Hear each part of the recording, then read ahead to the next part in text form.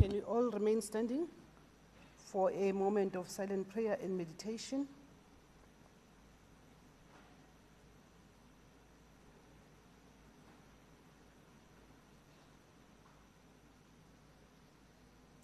Thank you very much. You may all be seated.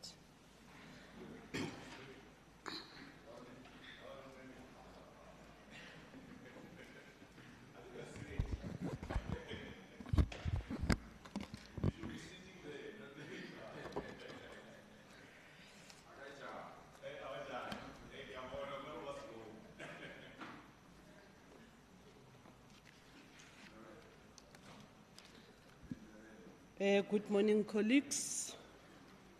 Let me take this opportunity to greet all members present in the House and those that are joining virtually. Greetings to our acting Premier, members of the Executive Council, leaders of political parties, ladies and gentlemen, members of the Provincial Legislature, the people of Gauteng. I'm informed that there's a councillor from Ekurhuleni that has attended our meeting today. You are also welcome, councillor. Thank you very much. We have received few apologies. The Honourable Premier, Honourable Premier Makura, MEC Musupia, MEC Hlophe, MEC Tau, Member Dilange, Honourable Atkinson, Honourable Randall, Honourable Mabala, and Honourable Duplessis. Some of these members, although they have submitted an apology, but others will be joining us virtually. But we'll just note all the apologies. In terms of my announcement, I wish to take this opportunity for all members who are not well, a speedy recovery. To all members who have lost loved ones, our deepest sympathy on behalf of the Gauteng Provincial Legislature. I know that Honourable Dilange will be burying her mum today. In fact, I know that few members wanted to attend, but unfortunately due to the sitting, we can't actually be part of the funeral. But I've sent the message to her, and we wish the family all the best during their bereavement. Honourable members were also informed that many members who are supposed to be travelling, the committee coordinators will call you so that we can make arrangements for visa application. Some of you don't turn up. Remember, we don't control the embassies. And on the 11th hour, you call the office of the Speaker and want us to put pressure. Please refrain from doing that. Because if coordinators are inviting you to come, those structures need to be respected, like you want your institution to be respected as well. So unfortunately, we can't put pressure on the embassies. So if by end of the week, those matters have not been resolved, know that you are going to be left behind. It's beyond our control, please. So don't put unnecessary pressure. But also today marks an International Day for Democracy. As the institution that promotes democracy, we want to actually wish all of you all the best, but also encourage all members, and including the institution itself, to continue promoting human rights, continue to promote peace in our country and in our province in particular, but also ensure that as we do our work, especially regarding decision-making processes, let's ensure that we actually involve all our citizens or our stakeholders. And I also know that this day coincides with what was done by the International Parliamentary Union in terms of adopting the Universal Declaration of Democracy. So this is a very important day in the calendar of parliaments as well. Thank you very much. I want to check, is there a member who wants to do an announcement? Speaker. Announcement. Okay. Honorable Diaga. Thank you, Speaker. I just want to take this opportunity to congratulate the DA with its sterling victory in the Central Karoo District municipality, where they took control of Prince Albert yesterday. It's a wonderful day for democracy and a victory for democracy in our country. Thank you. Now we are piggybacking on my announcement, no, but that's fine. Thank you. Honorable Ntsege. Thank you, Speaker. I'd like to send condolences to the police station of Tembisa South with the brutal killing of Warrant Officer Ranotu, who was shot and killed at the Sasol garage. Thank you. Our condolences as well. Thank you. If there's no other announcement, let's continue. The next item is the MEC statement in terms of Rule 79, subsection 1. We have not received any request for that. In terms of Rule 81, subsection 1, member statement, starting with Honorable Mnisi.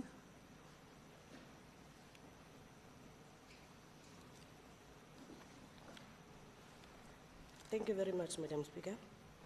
Speaker, we as the EFF in Gauteng wish to acknowledge that a successful implementation of the Gauteng Third People's Assembly held between the 9th to the 11th September 2022 at the Beachwood Hotel in Boksburg.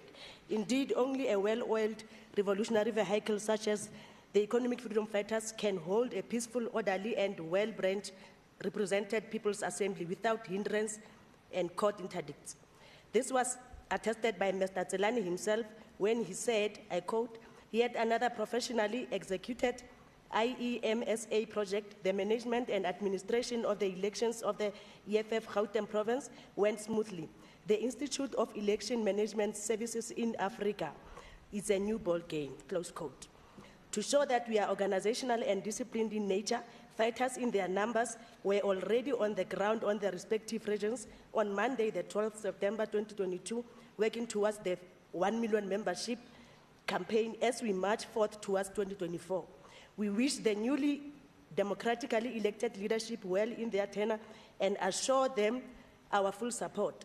Anything that EFF touches is bound to be a success. Thank you, Westland, Sidibeng, Tshwane, Ekurhuleni, and Johannesburg region for great leadership collective.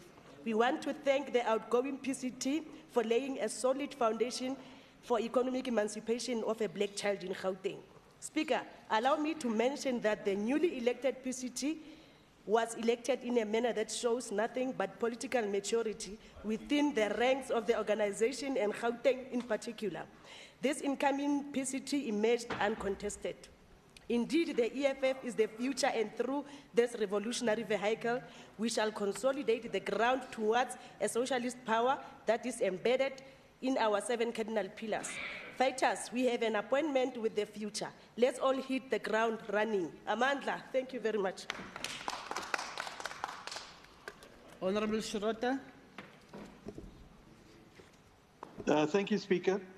The residents of Beckersdale informal settlement continue to be exposed to inhumane and terrible living conditions while the Borowa housing project remains incomplete. I conducted an oversight inspection at the Beckersdale informal settlement and Borowa housing project last week, and it is disappointing that our people are struggling and in dire need of dignified housing, while there are over 100 incomplete and abandoned houses in the Borowa Urban Renewal project. It has been 15 years since the Beckersdale informal settlements residents were promised to be allocated houses by this current government. These residents have lost hope as the project that was meant to deliver them homes is still incomplete and has been abandoned.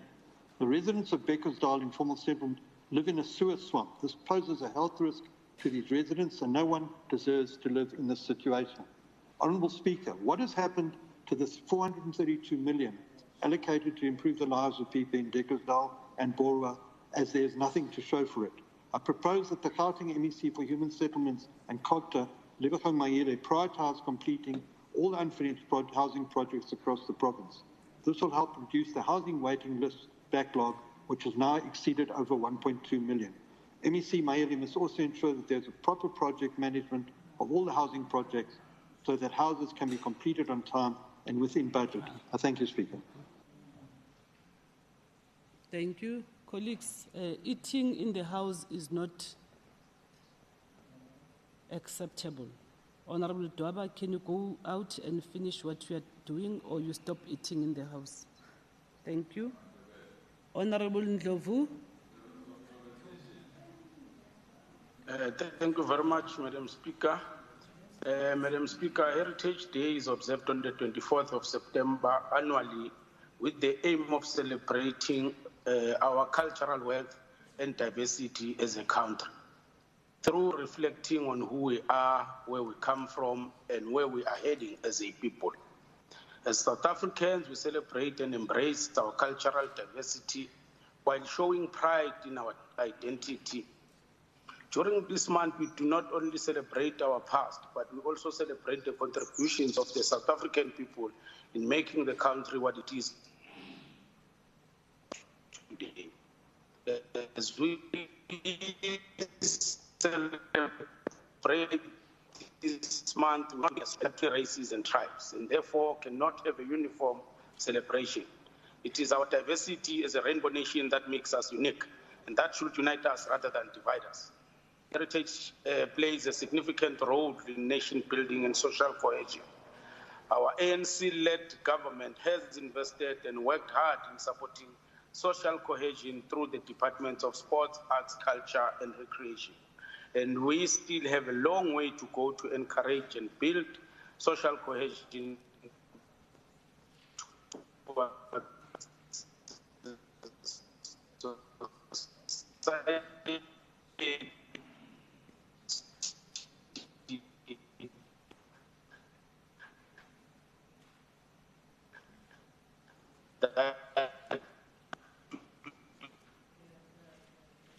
Honorable Ndlovu, you are cutting. Where we could not hear you, we'll just circulate the member statement to all members.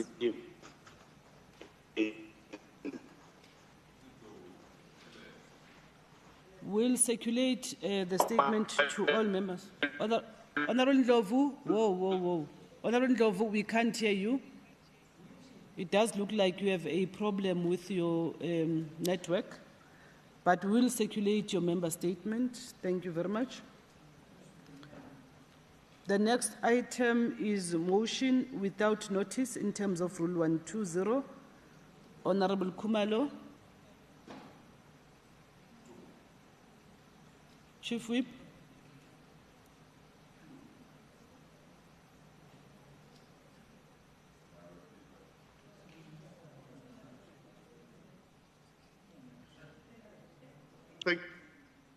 Thank you very much, Madam Speaker.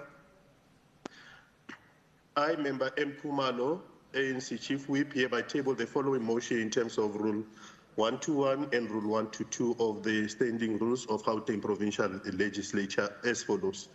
Noting that 1, the Committee for Scrutiny of Subordinate Legislation's first quarterly performance report for the year 2022-23 financial year is ready but was not scheduled for today's House sitting.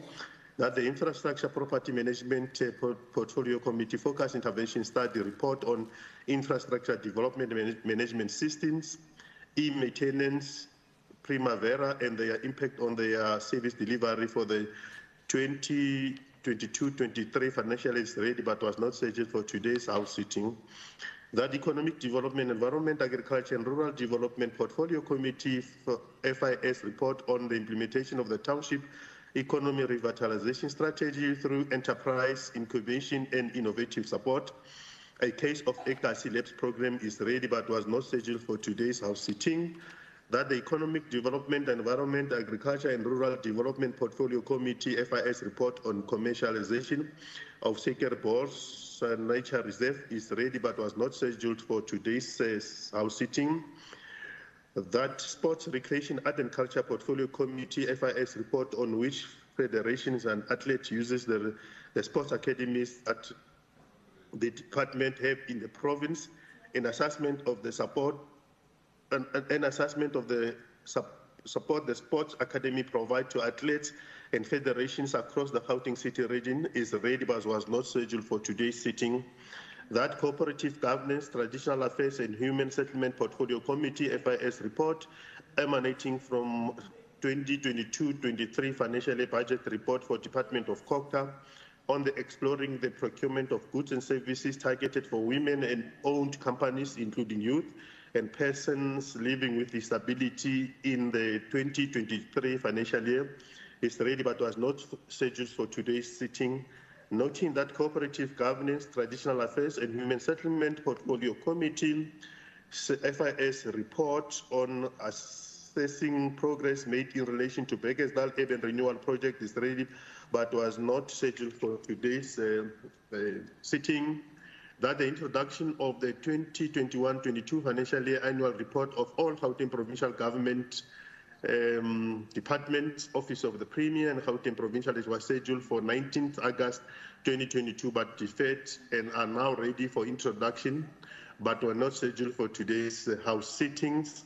Therefore, request that the House resolve to add the following reports to today's House sitting. Roman figure 1, the Committee of Scrutiny of Subordinate Legislation First Quarterly Performance Report 2022-2023 financial year. Infrastructure Property Management Portfolio Committee Focus Intervention Study report on infrastructure development management system, e-maintenance, Primavera, and the impact on service delivery for 2022-2023 financial year. Economic Development, Environment, Agriculture and Rural Development Portfolio Committee Affairs report the implementation of Township Economy Revitalization Strategy through the Enterprise Incubation and Innovative Support, a case of ECAC Labs Program. Economic Development, Environment, Agriculture and Rural Development Portfolio Committee FIS report on commercialization of Saker Post Rent Nature Reserve. Sports, Recreation, Arts and Culture Portfolio Committees FIS report on which federations and athletes use the sports academy that the department has in the province. An assessment of support the sports academies provide to athletes and federations across the Gauteng City region. The Cooperative Governance, Traditional Affairs and Human Settlement Portfolio Committee FIS report emanating from 22-23 financial year report for the Department of Cooperative of the exploring the procurement of goods and services targeted for women-owned companies, including youth and persons living with disability for the financial year 22-23. Cooperative Governance, Traditional Affairs and Human Settlement Portfolio Committee report, FIS report on assessing progress made in relation to Bekkersdal Urban Renewal Project and the introduction of 2021-22 financial year annual report of all GPG Department, Office of the Premier and Gauteng Provincial Legislature. I so move, Madam Speaker. Thank you very much. Thank you very much. Before I call on a seconder, because I can hear the acting premier and the MEC for finance, they are responding to what the chief whip was presenting. Remember, the annual reports were supposed to have been presented in the House in August. It is not the responsibility of the legislature to account for MECs. That's why we're saying they must be tabled. Remember, last week we had to cancel a sitting because those reports were not ready. So any report that is not ready, it's outside of our boundaries, because in terms of the laws, those should have been presented. So the MEC concern, we've engaged with those MECs. They will stand up in the House and tell us that the report is not ready. We know the challenges. It's not true that the team didn't do their work. So please bear with us. Just to because I could see that when the chief whip was presenting, people were not so happy. But then let me therefore say, it's not the MECs as well. Those reports are still with the Auditor General's office. It's not the MECs as well. Thank you. Can we get a seconder for the motion? I second, Madam Speaker, Honorable Malema. Thank you. Thank you very much. I now put the question. All those in favor say yes. Yes. Yes. All not in favor say no. Yes. The ayes have it. The motion is adopted by the House. Is there a member who wants to give notice of a motion in terms of Rule 121? There's none. Thank you very much. Let me therefore call upon the Secretary to read the first order. Thank you, Honourable Speaker. Committee on the Office of the Premier and the Legislature Oversight Report on the first quarterly performance report of the Gauteng Provincial Legislature for the 2022-2023 financial year. Thank you. Honourable Dlamini.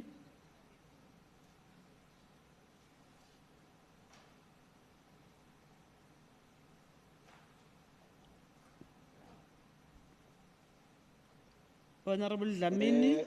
Yes, good morning, Honourable Speaker and other presiding officers, the acting Premier and members of the Executive, and the Honourable members and the residents of Gauteng.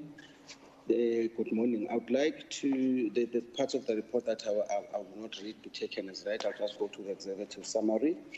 The committee notes that the financial performance of the GPL reflects an expenditure of 227.8 million, which is 86% of the budget allocated, and there's underspending of about 36 million. Underspending was incurred in the quarter under review. The political parties accounted for 122.2 million of the quarter expenditure through support staff, remuneration, travel, consultants, and transfer.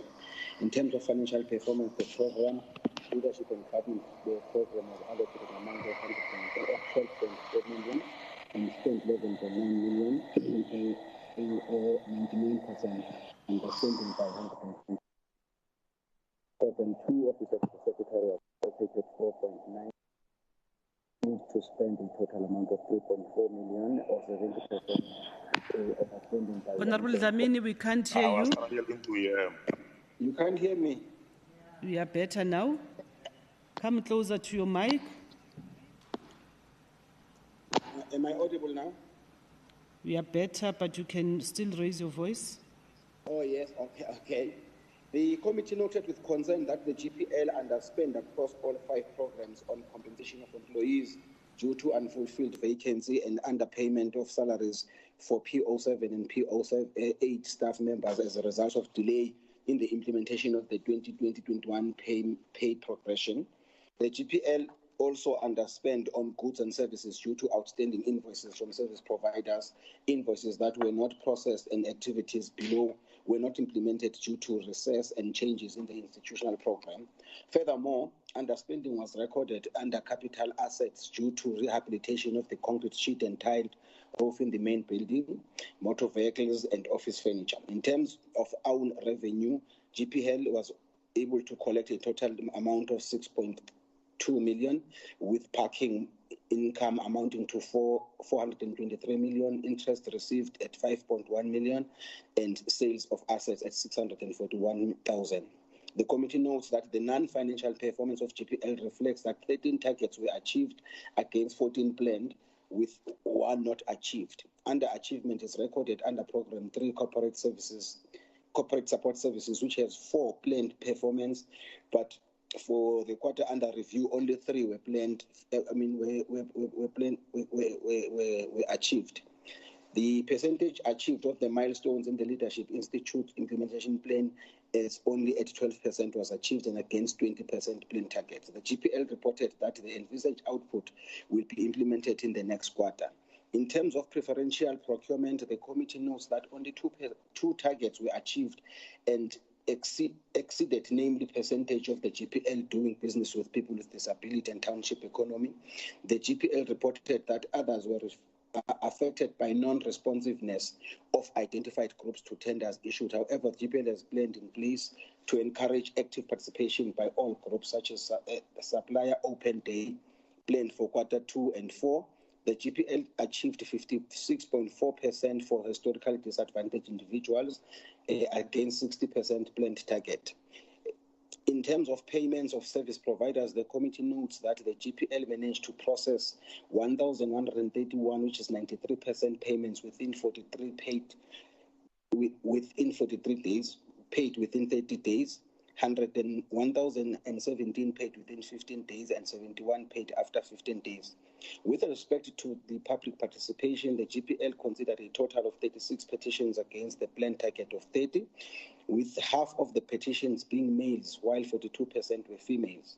The seat of Ekurhuleni dominated the petitions considered by the legislature, 21 of them, followed by the seat of Johannesburg at 17% and the seat of Tshwane and Sedibeng region respectively. The program held had 7 workshops against a target of 6 in the area of civil education for Africa's Day Prayer, the Interfaith Youth Sector, Parliament, Skills Development Expo, and for schools as well as the civic society organizations across 5 regions of the Gauteng province in the quarter under review. The committee noted with concern that 19 individuals were shortlisted to participate in the Triple P work, but the process is still awaiting HR to finalize The committee should be provided with timeframes of finalizing this process. The committee also notes with concern the delays in the implementation of the hybrid in committee rooms and auditorium, which was expected to be completed in the second quarter. The reason provided that delays were due to shortage of equipment in the country is unacceptable, as when appointing the contractor, there were specifications for the project. The concerns, findings, and recommendations of the committee, the following should be provided to the committee by the 31st of October 2022. The GPL should provide a detailed report on mechanisms to avoid underspending on compensation of employees and capital assets. The GPL should provide a detailed breakdown of vacant posts and the impact they have on the operations and the challenges experienced in filling these posts. The GPL should provide the committee with explanation for the delay of HR not finalizing the appointment of the 19 individuals that were shortlisted to capacitate the Triple P work. The GPL should provide an intervention on the implementation of hybrid in committee rooms and auditorium, which were scheduled for Q2 but should not be completed. The reasons provided for the delays is not accepted, as this affects the convening of physical committee meetings.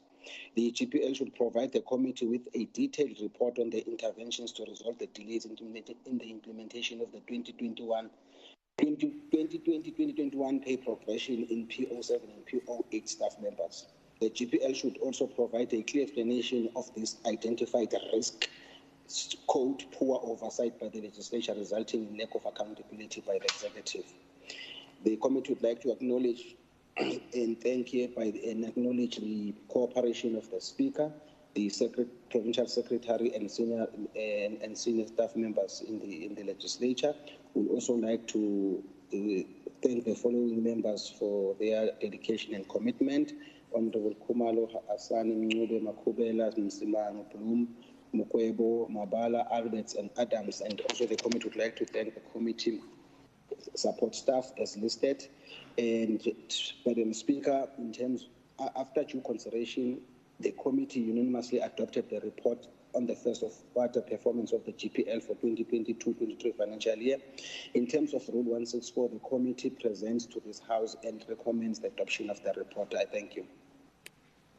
Thank you. Any seconder to the report? I rise to second the report, Madam Speaker. Member Msimang. Honorable Msimang seconding. Thank you. I now put a question. All those in favor say yes. Yes. All not in favor say no. The ayes have it. The report is adopted by the House. Can we get the next order? Thank you, Honourable Speaker. Oversight report of the Office of the Premier and the Legislature Oversight report on the first quarterly performance report of the Office of the Premier for the 2022-2023 financial year. Thank you. Honourable Dlamini. Thank you, Honourable Speaker. I would like that the other parts of the report that I will not be taken as read. I will only go to the executive summary. The committee review of the Office of the Premier's first quarterly performance report highlights the achievements made as well as areas that requires improvement in order to realize the intended goals as well as meeting the basic needs of Gauteng citizens. The committee notes that the Office of the Premier's positive start of the financial year with 81% record on the non-financial performance, reflecting the achievements of 22 out of 27 planned targets and the non-achievement of 5 targets. In terms of targets achieved per program 1, administration achieved 4 of the 7 planned targets. Program 2, institutional development, achieved 7 as opposed to 8 plan targets, and Program 3 Policy and Governance achieved 11 out of the 12 plan targets. The committee is concerned about the Office's continuous mention of expenditure that is in line with the set targets, but most of the time the target's expenditure does not match the achieved targets. The Office of the Premier should indicate to the committee the system that is in place to ensure that expenditure is in line with the target outputs. Furthermore, the Office of the Premier should highlight mechanisms implemented to assess the impact of the budget spent in transforming the livelihoods of the people on the ground. Going forward, the Office of the Premier in its reporting should provide budget expenditure that is streamlined to targets output, as it would reflect transparency in the achievement of goals envisaged. The office highlighted that the GPG is moving away from TSEPO 1 million to TSEPO Youth due to youth unemployment, which has exceeded 1 million and has reached about 2.2 million in the quarter under review.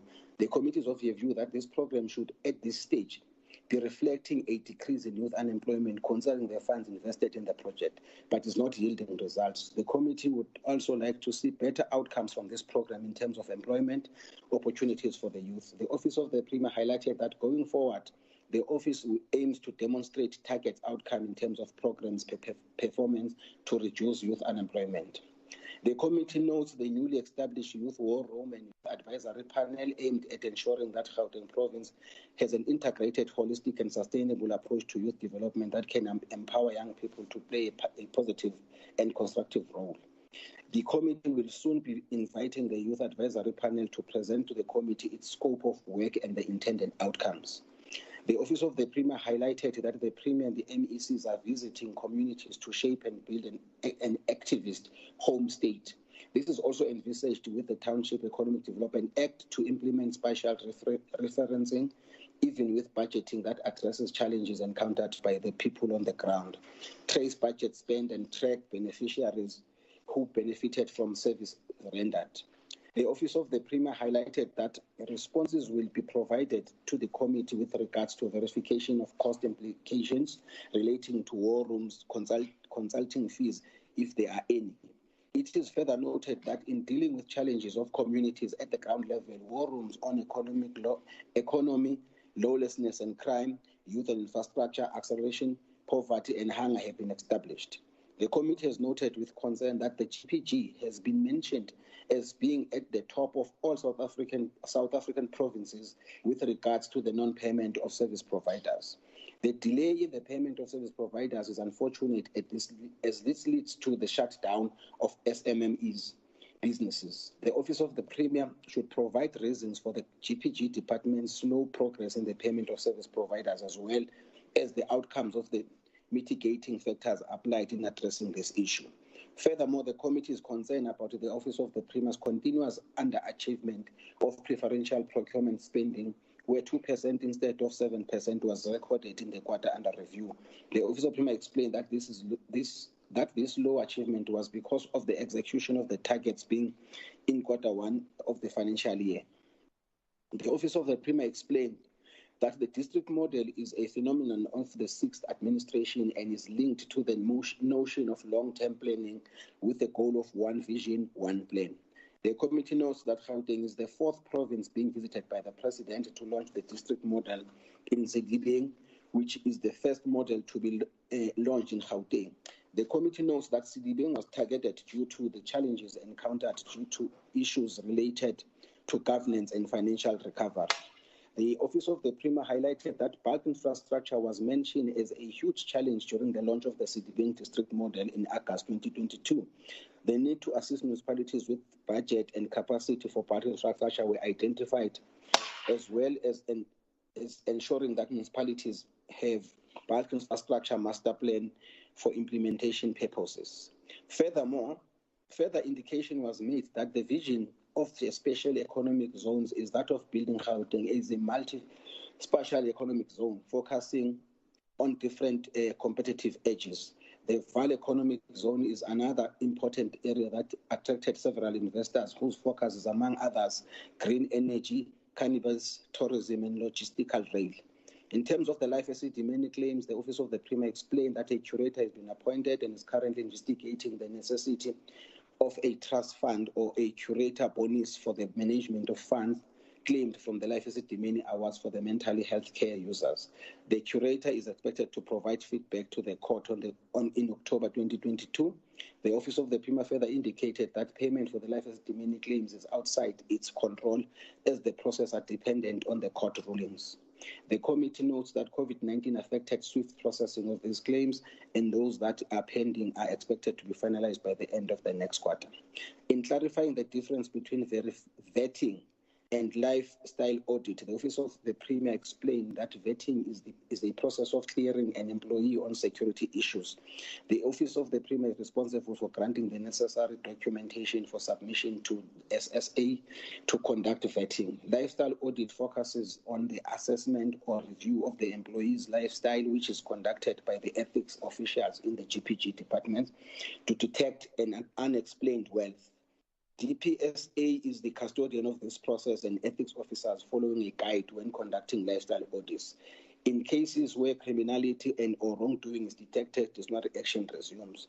The committee urges the Office of the Premier to conduct lifestyle audit to all hospital CEOs. The committee is of the view that the impact of the implementation of the GGT 2030 projects are not felt on the ground. There is a high level of enthusiasm in reporting progress performance as opposed to the despair, hopelessness of service delivery on the ground level. Engagement with Canada, China, and Italy in terms of economic diplomacy are noted and welcome. However, there is a need for the GPG to venture into African markets. The Office of the Premier reported that the Gauteng Ethics Advisory Council report has been released and an arrangement will be made for the report to be presented to the committee. The committee findings and recommendations. The committee is concerned about the preferential procurement spending on black-owned enterprises recorded at 66%, an achievement of 2% preferential procurement spending on PWD-owned businesses instead of 7%. The committee is concerned about the office's continuous mention of the expenditure that is in line with the set targets, but most of the time, the budget expenditure does not match the achieved targets. That the GPG being mentioned as the top of all South African provinces with regard to the non-payment of service providers, the delay in the payments of service providers is unfortunate, and this leads to the shutdown of most of the SMMEs. The committee recommendation based on the information set there above, as well as the committee's concern, the committee therefore recommends as follows: that by the 30th of October 2022, the Office of the Premier provide an explanation to the committee on how the office aims to empower companies owned by black people to address the challenge encountered on preferential procurement spending for black-owned enterprises, indicate new mechanism that the office aims to apply in creating awareness to disabled people who own businesses to register on the central system database, indicate to the committee the systems that is in place to ensure that expenditure is in line with targeted outputs. Furthermore, the report should highlight mechanism implemented to assess the impact of the budget spent in transforming the livelihoods of the people on the ground. Indicate the names of the GPG departments being implicated in the non-payments of service providers, the reasons for the non-payment and slow progress in the payment of service providers, as well as the outcomes on the mitigating factors applied in addressing the issue. The committee would like to acknowledge and thank the cooperation of the Honourable Premier and the Acting DG and Senior Management in the Office of the Premier, and also wish to thank members of the committee as listed in the previous report, and also thank the support staff for their support and dedication in this process. In accordance with Rule 164, the standing rules of the GPG, the committee hereby present the report to the House for adoption. And thank you, Madam Speaker. Thank you. Any seconder to the report? Honorable Hassan. All right, to second. Thank you. All right, to second. Thank you, Madam Speaker. I move to second the report. Honorable Hassan seconding the report. I now put a question. All those in favor say yes. Yes. All not in favor say no. Yes. The ayes have it. The report is adopted by the House. Can we have the next order? Thank you, Honourable Speaker. Economic Development, Environment, Agriculture and Rural Development Portfolio Committee Oversight Report on the first quarterly performance report of Department of Agriculture and Rural Development for the 2022-23 financial year. Thank you. Honorable Hassan. Thank you very much, Madam Speaker. I kindly ask that the parts of the report that have not been read be taken as such. I'll therefore only cover the summary concerns and recommendations. The committee noted that the department's focus is on harnessing and maximising the economic potential of the province's agricultural sector and ensuring food security for all. Moreover, agriculture has been identified as one of the province's 11 key economic sectors. The department committed to ensure that the sector is involved with all interventions to radically transform, modernise and reindustrialise Gauteng. Apart from the alignment of its programs and its policies to the Gauteng Provincial Government's Transformation, Modernisation and Reindustrialisation Plan, the department also ensures alignment to the NDP. The department planned for and reported on a total of 48 indicators at the end of the first quarter. Overall, the department achieved 85%, that's 41 of its first quarter targets, and 15%, that's 7 of its targets, were not achieved for the first quarter. This can be attributed to non-achievement in Programme 1, Administration, that's 4 targets, Programme 2, Agriculture, 1 target, and Programme 3, the Environment, 2 targets were not achieved. The committee noted that the department spent an equivalent of 20.49% of its budget for the quarter. The administration programme spent 108.1% of its quarterly budget. The Agriculture and Rural Development Programme spent 74.8%, and the Environmental Affairs Programme spent 104.04%. The year-to-date effect of budget utilisation means that it is only the Agriculture and Rural Development Programme that has failed to utilise its budget to levels commensurate with this stage in the budget cycle, and that is plus minus 3% of the quarter budget. The department has achieved 85% of its APP targets in the quarter and still battles in terms of delivering on targets related to the delivery of infrastructure projects as a result of problems related to the supply chain management. In terms of committee findings and concerns, with respect to consequence management, a lack of consequential management and accountability on targets that have not been achieved. With respect to programme performance, specifically Programme 2 and 3, the committee has noted with major concern the failure to align its budget to its planned targets, as under-expenditure is continuously observed in the Agriculture and Rural Development as well as the Environmental Affairs Programme. With respect to project management, the committee is concerned with the lack of completing capital-funded projects and spending in the goods and services due to tender processes that are being implemented through the open tender system. With respect also to project management, the committee is concerned with the infrastructure delivery management system, that's the IDMS, that has related challenges that has impacted on procurement and tender processes. In terms of recommendations, number 1, provide the committee with a detailed report with punitive processes implemented for the non-achievement of targets. Madam Speaker, all of these are to be reported on the 30th of November 2022. The department to provide monitoring and evaluation quarterly reports on the progress of how planned targets are achieved and how the budget is spent on those planned projects. Number 3, for the department to provide feedback or report back on how the DBSA will implement capital-funded projects and completion dates. And number 4, the department is to provide a feedback and report plan on the intervention processes that will address the IDMS challenges. Moreover, if there's alternative methods that can be assisted in terms of the IDMS processes. In terms of acknowledgements, we wish to thank the MEC and his team, as well as all the portfolio committee members and the support staff. Given the time and the order paper today, I'm not going to mention everyone's names, but they are duly acknowledged. In terms of Rule 1172C, read together with Rule 164, the Economic Development, Agriculture and Rural Development Portfolio Committee presents the Oversight report on the first quarterly performance of the same department for the 2022-2023 financial year and therefore recommends its adoption. Thank you. Thank you. Any seconder to the report? Madam Speaker, I rise to second. I second. Oh, Honourable Celia seconding. I now put a question. All those in favour say yes. Yes. All not in favour say no. Yes. Yes. The yes have it. The report is adopted by the House. Can we have the next order? Thank you, Honourable Speaker. Economic Development, Environment, Agriculture and Rural Development Portfolio Committee Oversight Report on the first quarterly performance report of the Department of Economic Development and its entities for the 2022-2023 financial year. Thank you. Honourable Hassan, colleagues, please. Please, no noise, please. Honourable Hassan. Thank you very much, Madam Speaker. In the same manner, I'll take the rest of the report as read. The department realised 55%, that's 11 of 20 targets, set against the APP, whilst entities, apologies, I've pressed a button, of course. Apologies, Speaker. I just lost that. Right. Whilst entities attained 45 out of the 63 planned targets, thus translating into a 71% achievement.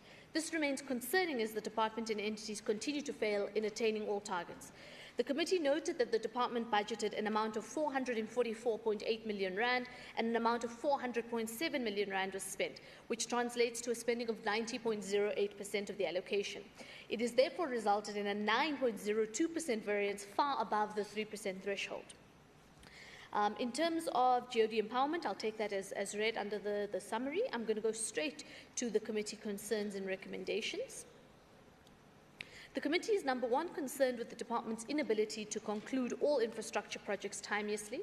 Number two, we are concerned with the underspending of the Tshwane SEZ in terms of its internal bulk services. Number three, we're concerned with the unattained target relating to the percentage procurement spend on small enterprises owned specifically by women. And lastly, the lack of accountability of funds allocated to the Township Economic Partnership Fund in support of township businesses, and the slow pace in appointing the CEO and CFO of the GGB to promote stability in the entity. In terms of recommendations, all of these are to be reported back on the 30th of November 2022, with the exception of the second. The department should implement all departmental infrastructure projects, in particular those that have been delayed. A report on this progress must be made in terms of the implementation of these projects and to be submitted, like I said, by the 30th of November. In addition to this, the department should ensure the funds allocated to these infrastructure projects are utilized for the timeliest completion of such. The department should ensure that the transfers and allocation made to the Tshwane Automotive Special Economic Zone is spent accordingly. Underspending by this entity is not condoned by the committee, and it is in this regard that the TASES should report to the committee monthly on its expenditure, including progress made in the SEZ, until the project is finalized. Over and above this monthly report, TASES should still continue to report to the committee on a quarterly basis on its financial and non-financial performance. We've added in that added element of the monthly. The department should ensure that women-owned enterprises are supported, and that JEP should adhere to its commitment to remedy the challenge by awarding a total amount of about 600,000 rand to women service providers by the end of July 2022, and going forward provide measures that will continuously support women-owned enterprises. The department should lastly appraise the committee on the budget allocated for the Township Economic Partnership Fund in supporting township businesses, and a detailed report should also be submitted on the same date to bring about accountability on the management of these funds for the implementation going forward. And the department should also, by the 30th of November, appoint the CEO and CFO of the Gauteng Gambling Board, noting that the recruitment process has been at an advanced stage, and we're expecting a report on the same date. Appreciation is expressed to all members of the committee, the MEC and his team. Like I said earlier, I won't mention names, but everyone is duly noted and acknowledged. After due consideration, the Portfolio Committee unanimously adopted the Committee Oversight Report for the Gauteng Department of Economic Development first quarterly performance. And in terms of Rule 1172C, read together with Rule 164, the committee presents to this House and recommends the adoption of said report for the 2022-2023 financial year first quarterly. Thank you. Thank you. Any seconder to the report? Madam Speaker, I rise to second. Honourable Silia seconding. Thank you very much. I now put a question. All those in favour say yes. All not in favour say no. The yes have it. The report is adopted by the House. Can we have the next order? Thank you, Honourable Speaker. Infrastructure Development Portfolio Committee Oversight Report on the first quarterly performance report of the Department of Infrastructure Development for the 2022-2023 financial year. Thank you. Honourable Modise.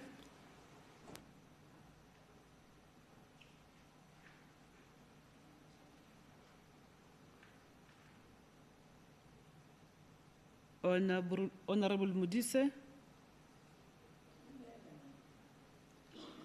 I know that she's supposed to be attending a class, but she was going to present the report. Can we pass that for now? Then we'll come back just to verify.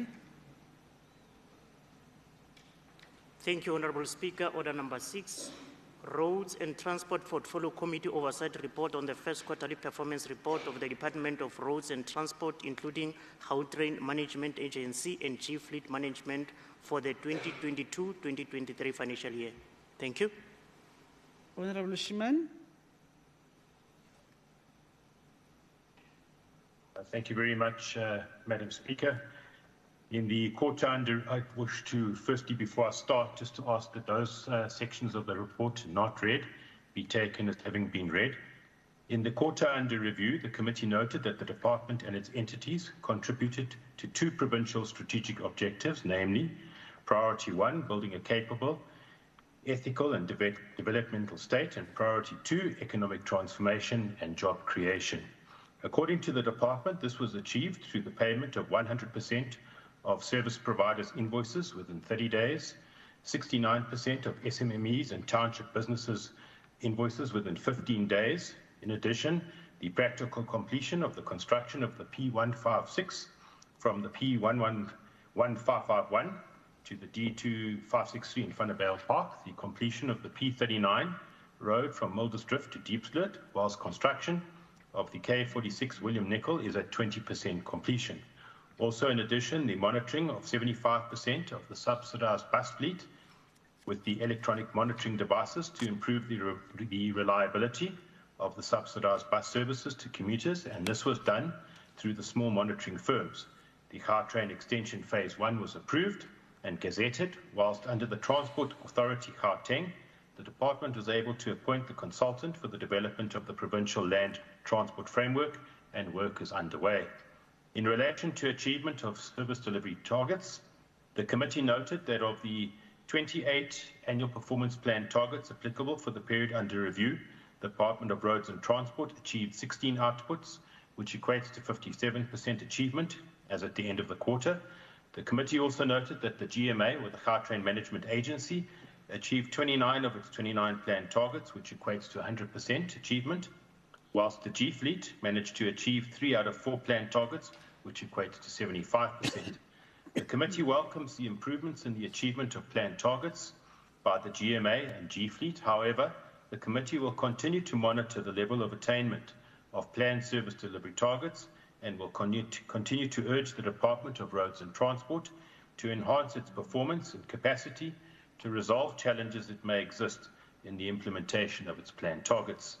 In relation to the expenditure in the quarter under review, the committee noted that the Department of Roads and Transport managed to spend an amount of 1.4 billion, or 17% of its budget for the quarter under review across all programs, whilst G Fleet managed to spend 190 million rand, or 24%. The committee noted that most of the department's programs, except for the Gautrain, recorded slow expenditure during the period under review, particularly due to delays in the implementation of planned service delivery targets as a result of delays in infrastructure projects. On non-financial performance per program, the committee noted that the department and its entities continued to face challenges with the implementation of planned targets. These include the non-achievement of procurement targets relating to youth, women, and persons with disabilities, the implementation of infrastructure projects, the revision of the contract period for the installation of electronic monitoring units within subsidized bus contracts, collection of revenue from motor vehicle licensing services, and collection of revenue from client departments by G Fleet due to changes in provincial bank accounts and CSD amendments. The committee is concerned about the above challenges and would encourage the department and its entities to prioritize the resolving of these challenges to ensure improvements in the achievement of planned service delivery targets. On the implementation of infrastructure projects, the committee is concerned over the continued delays in the construction of the K54 and K69 roads and other infrastructure projects due to delays in the relocation of residents along the road reserves as well as court interdicts. The committee would encourage the department to implement the proposed interventions as reported under the Transport Infrastructure Programme to ensure that planned infrastructure projects are achieved within reasonable and planned timelines. The committee is of the view that this will in turn ensure value for money and build confidence amongst the intended beneficiaries of these projects, namely the people of Gauteng. I now move on to the committee's concerns. With respect to expenditure allocated for youth, women and persons with disabilities, the committee is concerned about the continued failure of the department to achieve its targets and the impact on its performance towards the planned targets for the entire financial year. With respect to infrastructure projects, the committee is concerned that the department continues to face similar challenges on the implementation of infrastructure projects and roads under construction, for example, the K54 and K69 roads. With respect to the installation of electronic monitoring units, the committee is concerned of the delays in the installation of electronic monitoring units on all subsidized bus fleets due to the revision of the contract period. With respect to the collection of revenue from licensing centres, the committee is concerned over the delays in the surrender of default payments by municipalities, in fact by 3 municipalities. With respect to G-Fleet management, the committee is concerned about the delays experienced with payments by client departments and changes related to the Provincial Bank details and CSD amendments. And with respect to the filling of vacant posts, the committee is concerned over the increase in both acting and vacant positions. I now move to committee recommendations. The department should provide the committee with a detailed report on the implementation of the intervention measures in place to achieve planned targets for youth, women and persons with disabilities in line with the new supply chain management policy. My apologies for that. The department should provide the committee with a detailed report on the construction of the roads K148, K54 and K69. The report should include the intervention measures in place and progress thereof. That the department should also provide the committee with a detailed report on the process of the revision of the contract period for service providers for the installation of electronic monitoring units in all subsidized bus fleets. The department should provide the committee with a detailed report on the surrender of default revenue by the City of Johannesburg, City of Tshwane and West Rand municipalities for the quarter under review. And the department should provide the committee with a detailed report of changing banking details and CSD amendments. The report should also include the progress report on the delayed payments by client departments as a result of the above amendments. And the department should provide these reports to the committee by the 28th of October 2022. I want to quickly move to acknowledgements. The committee wishes to express its appreciation to the MEC Mambabolo, and the HOD and their teams, as well as to the committee support team for their support and assistance during this process under review. I would also like to express appreciation to all members for their support during this process. In terms of Rule 1172C, read together with Rule 164, the committee presents to this House and recommends the adoption of the committee's oversight report to the Gauteng Department of Roads and Transport, Gautrain Management Agency, and G-Fleet Management first quarterly performance report for 2022-2023. I thank you very much, Speaker. Thank you. Any seconder to the report? I second, Madam Speaker, Petros Mabunda.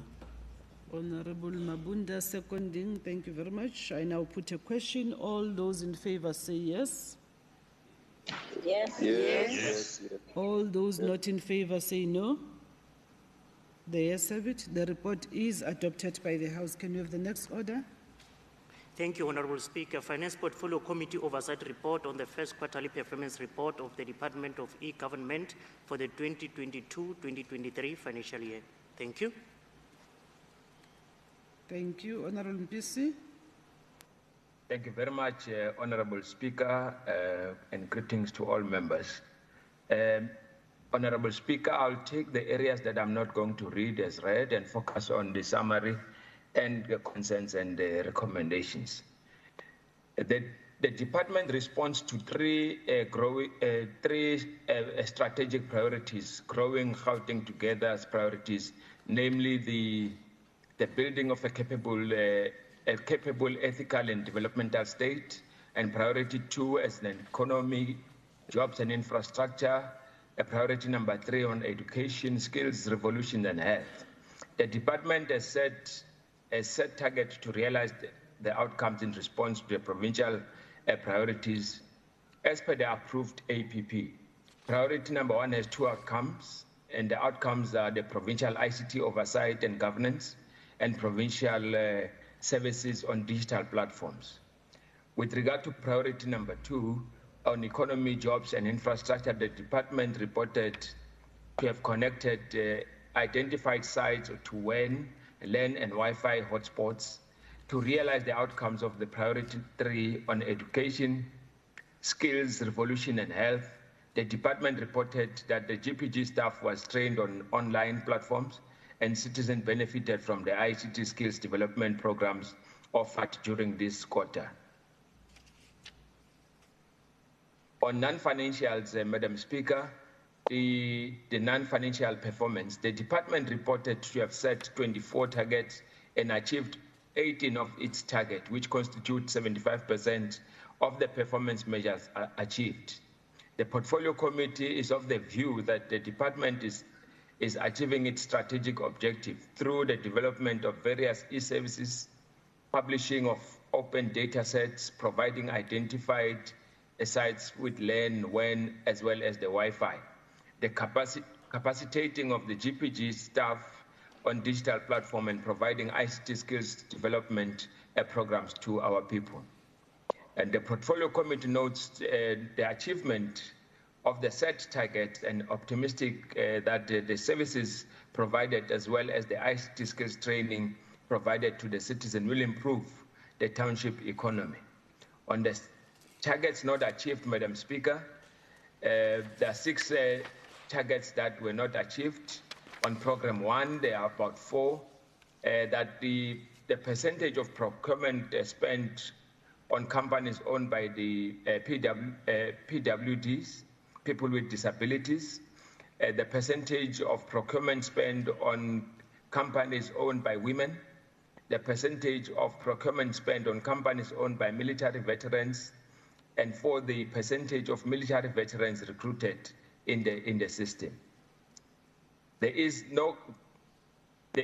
currently no systems in place to identify the military veterans, and there are currently no military veterans personnel in the department as identified.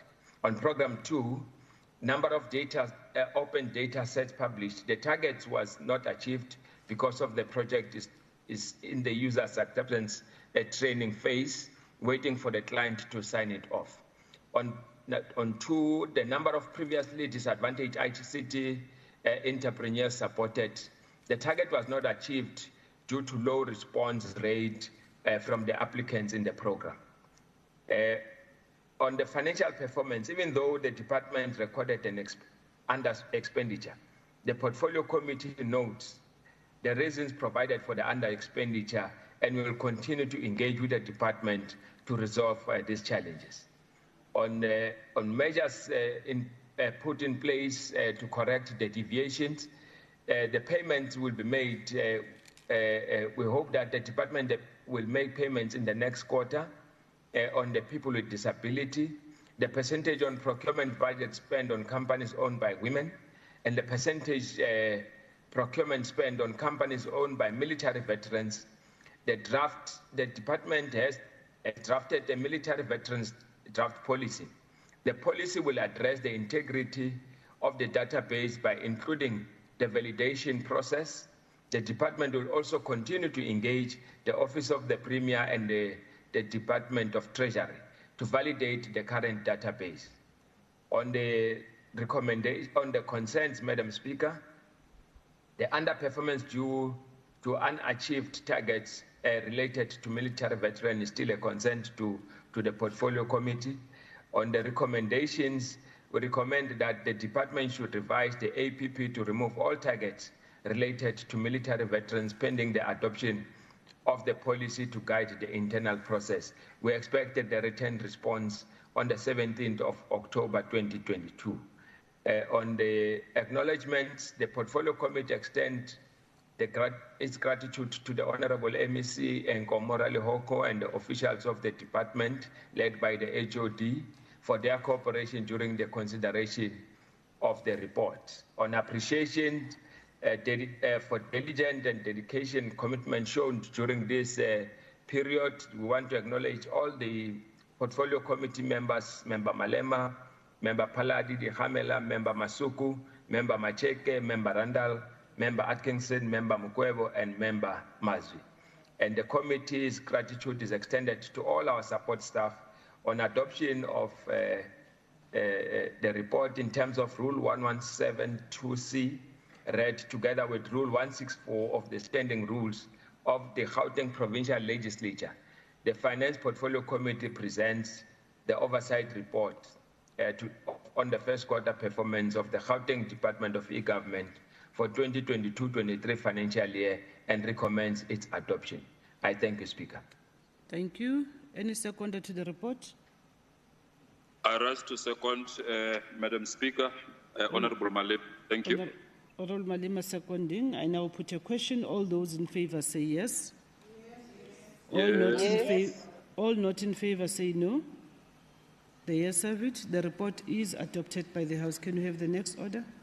Thank you, Honourable Speaker. Finance Portfolio Committee Oversight Report on the first quarterly performance report of the Gauteng Provincial Treasury for the 2022-2023 financial year. Thank you. Honourable Mpisi. Thank you very much, Madam Speaker. I'll focus on the summary, executive summary, and the concerns and the recommendations. And I take the other areas that are not read as read. The purpose of the first quarter report is to provide a summary programs undertaken by the GPT from April to June 2022. The department's quarterly report provides progress report that specifies achievements against the key performance target for the period under review. The evaluation of the GPT's first quarter performance report on 2022-23 financial year depicts the satisfactory state of affairs, with 23 of the 24 performance targets achieved and 21% of the total appropriation budget being spent.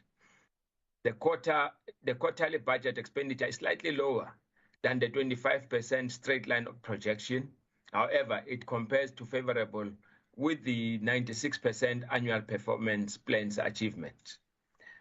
Of the 5 performance targets planned under the Sustainable Fiscal Resource Management Program, all performance targets were achieved. The performance target concerns gazetting and tabling of the main appropriation, consolidating and submitting three in-year monitoring reports for the departments to the National Treasury, consolidating and submitting 10 in-year monitoring reports for the entities of the to the National Treasury, assessment of 100% reports of the submitted planning documents completed and submitted to the department before the prescribed legislated time, and ensuring that the cash requisition did not exceed the provincial liquid assets.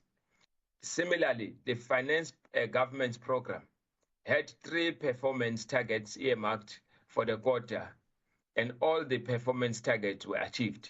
The performance targets associated with ensuring 100% annual financial statements submissions by the department, and the 100% annual financial statement submissions by the entities, producing the department's 30-day suppliers payment compliance report, and producing a report on suppliers' invoices submitted electronically. This program spent 74% of the allocated budget for the first quarter and 18% progressively. In the same vein, Madam Speaker, the Municipal Finance Governance Program achieved all 4 planned performance targets for the period under review without deviation. The performance target referred to conducting the 4 IGR engagement with stakeholders, conducting compliance assessment of the MFMA on 8 delegated municipalities, conducting assessment on the draft budget for 8 delegated municipalities, and publishing the provincial grant allocated to the Gauteng municipalities published. This program expended 53% of the funds allocated for this quarter and 13% main appropriation, marking the least expenditure of all programs. The only performance target planned under the Gauteng Audit Services Program was achieved, Madam Speaker. The performance target is about ensuring internal audit recommendations are tracked and implemented at the departments and trading entities. The expenditure of the program stood at 76% of the quarter and 19% for the year to date.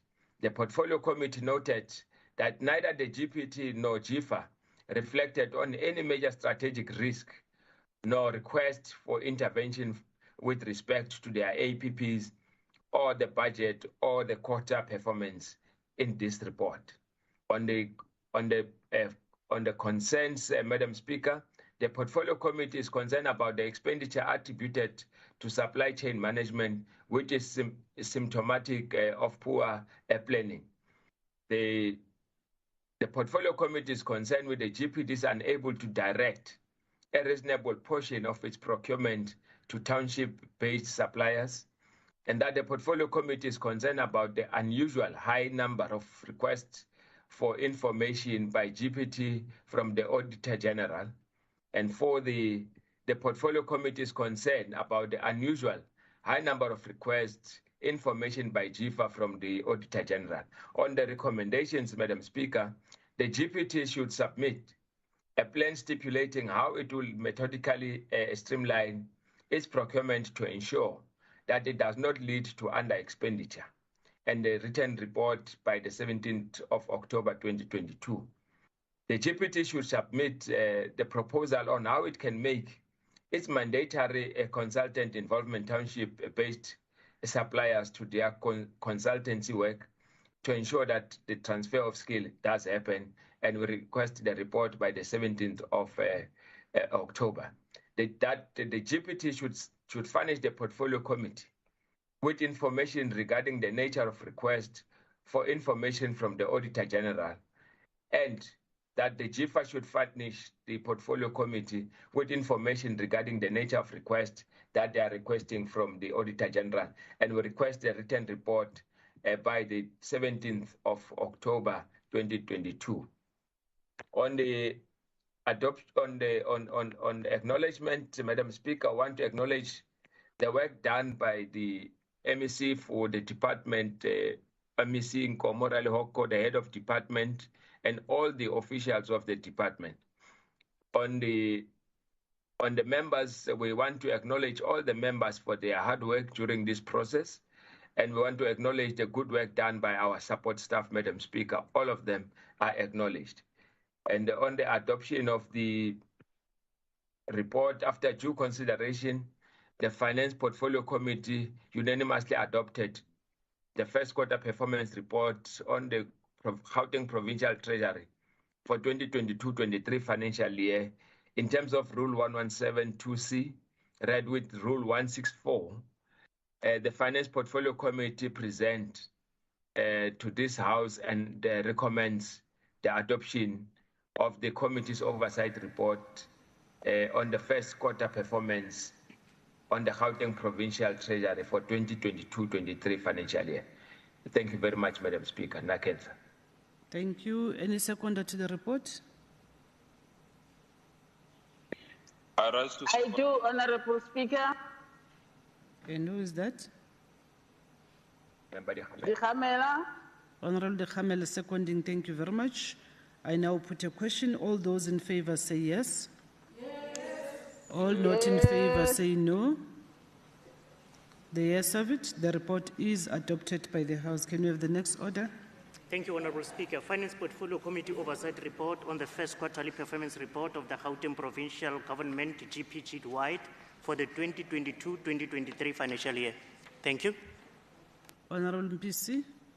Thank you, Madam Speaker. Once again, I will take the areas that I'm not going to read as read and focus on the executive summary and the concerns and the recommendations. The GPG received 37.6 billion, which comprised of 30 billion from the equitable share, 6.31 billion on conditional grants, and 1.3 billion was provincial owned revenue. The total amount appropriating during the quarter under review equated to 23.5% of the total budget allocation, or 35.9 billion.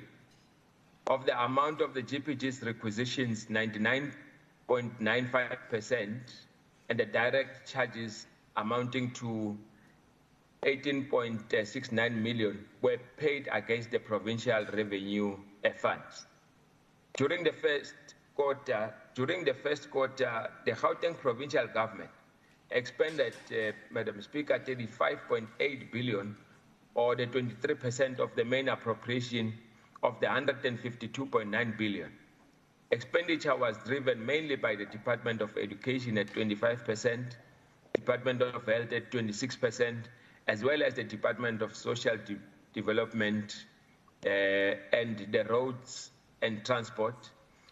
Most departments spend equal and greater than 20% of their appropriation. Below average expenditure was recorded in the Department of Human Settlement, Sports, Arts, Culture and Recreation, Office of the Premier, as well as the Department of Roads and Transport and e-government. The provincial revenue amounting to 1.3 billion of the main appropriation was collected at the end of the first quarter.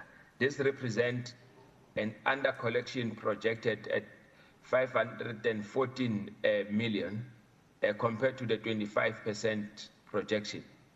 The major revenue generating departments are economic development, roads and transport, which individually collected 23.3% and 11% of their main appropriation, while the Department of Health and the Gauteng Provincial Treasury individually collected 20.4% and 27% on their main appropriation. The remaining departments collected 37.3% of their combined target. With regards to the conditional grants, the overall performance as of the end of the first quarter amount to 3.7 billion of the main appropriation of 26.5 billion. Although not aligned with this 25% straight line projection, spending was driven by the Department of Health, Department of Human Settlement, and Department of Roads and Transport, as well as the Department of Education. The 2022-23 fiscal year allocation for infrastructure delivery stood at 12.3 billion and the expenditure of 1.3 billion was incurred during the period under review.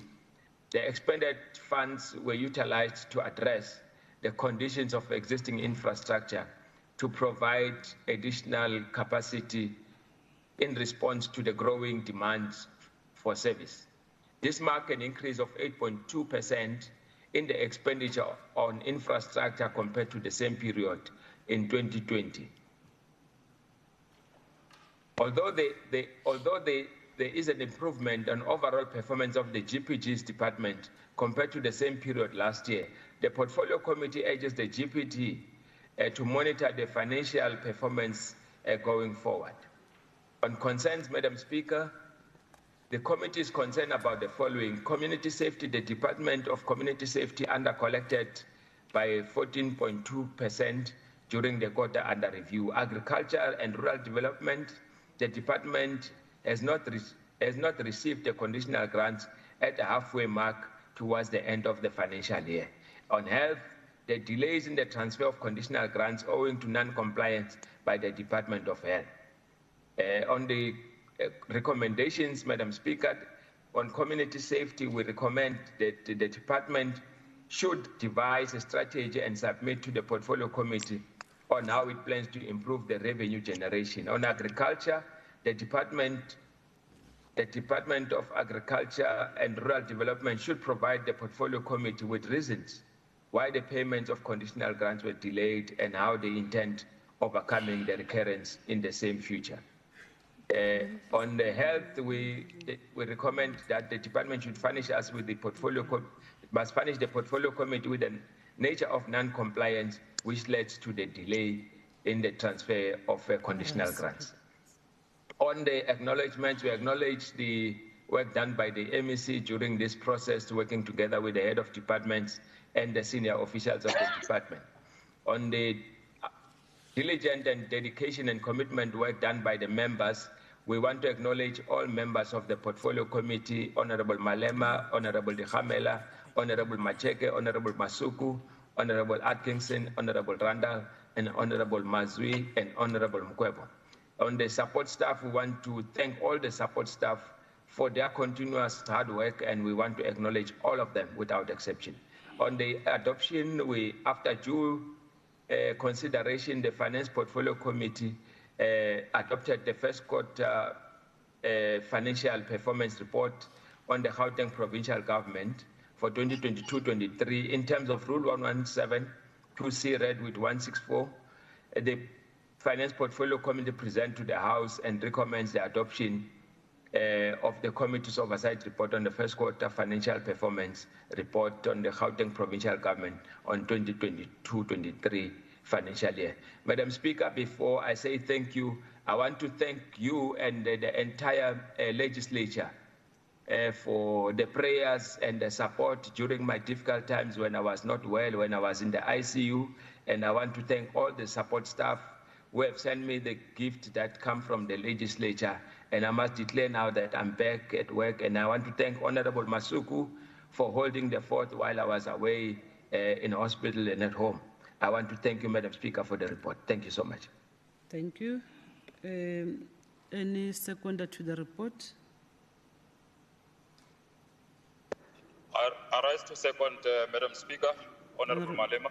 Honorable Malema seconding. I now put a question. All those in favor say yes. Yes. All not in favor say no. The yes have it. The report is adopted by the House. Can we have the next order?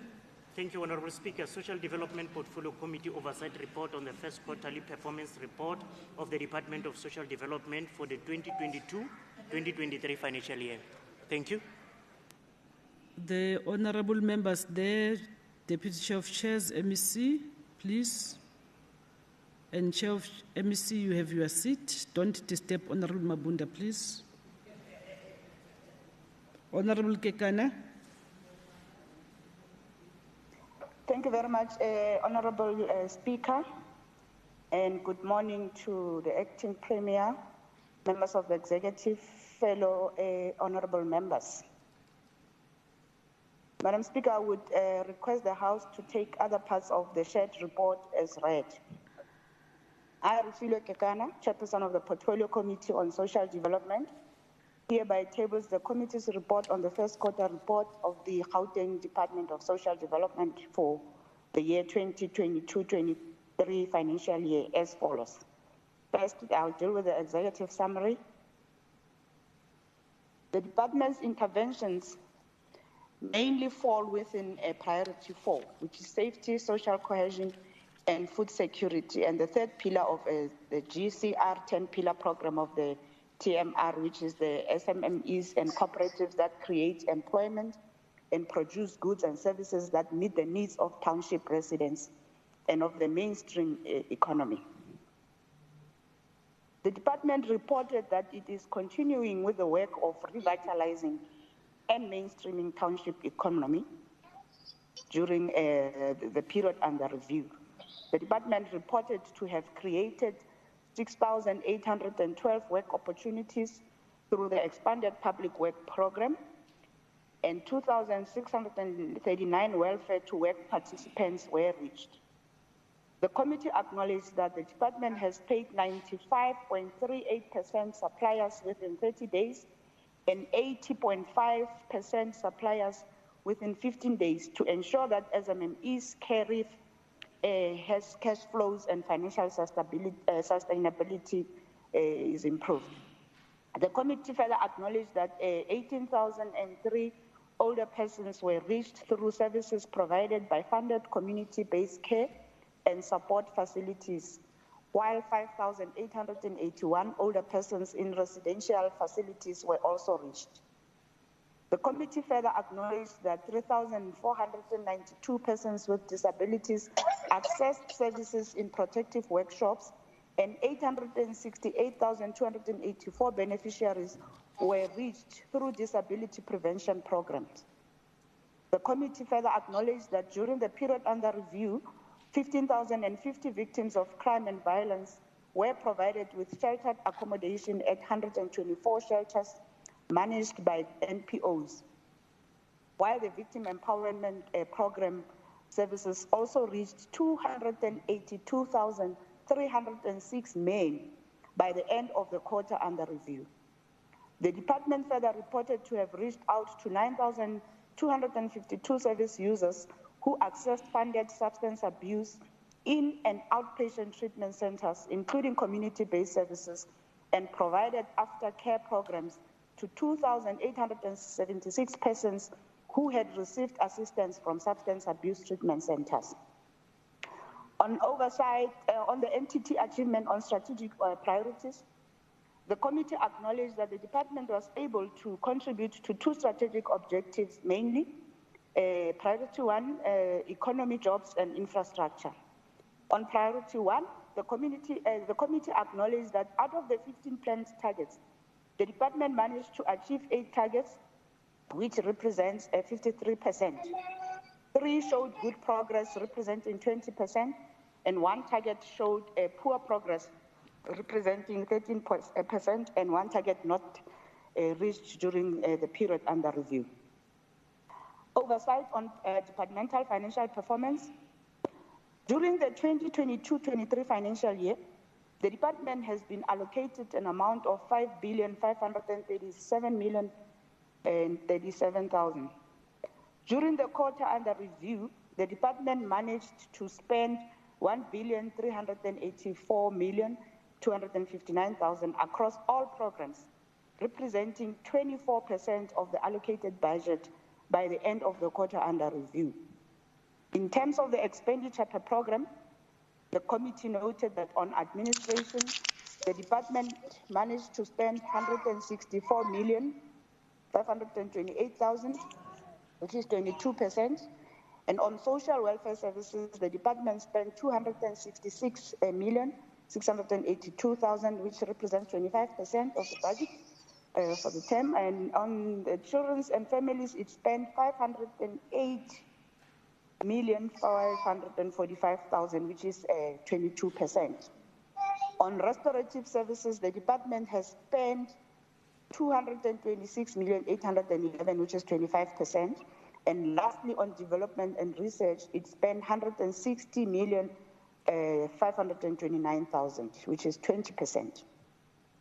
On township economy, the department reported to have spent 39.9%, with a total of 224 purchase orders issued to youth-owned companies through preferential procurement.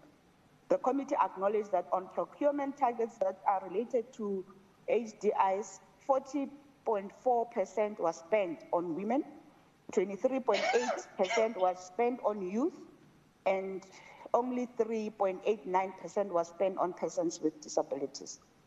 In relation to conditional grants, the committee noted with concern that the department is underspending on the EPWP incentive grant. The department reported that the under-expenditure is as a result of the delays in the signing of the SLAs with some of the NPOs. On the committee concerns and findings, noting the Constitutional Court judgment on the invalidity of the 2017 preferential procurement regulations, the committee is concerned that during each quarter, there seems to be continuous challenges in relation to the provision of food relief, dignity packs, and school uniforms due to limited distribution aligned to the court order. And on committee recommendations, the committee recommends that the department should engage with Treasury and consider requesting exemption to deviate from the provision of the Preferential Procurement Regulation 2017, so that beneficiaries of dignity packs and school uniforms can receive what is due to them. The department must also provide the committee with a detailed report on the matter, and a written response in this regard is expected by the 30th of September 2022.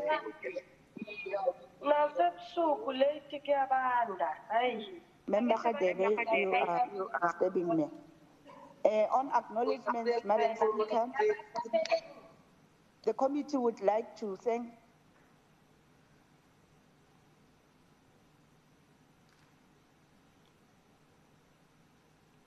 We are muted, Honorable Kekana.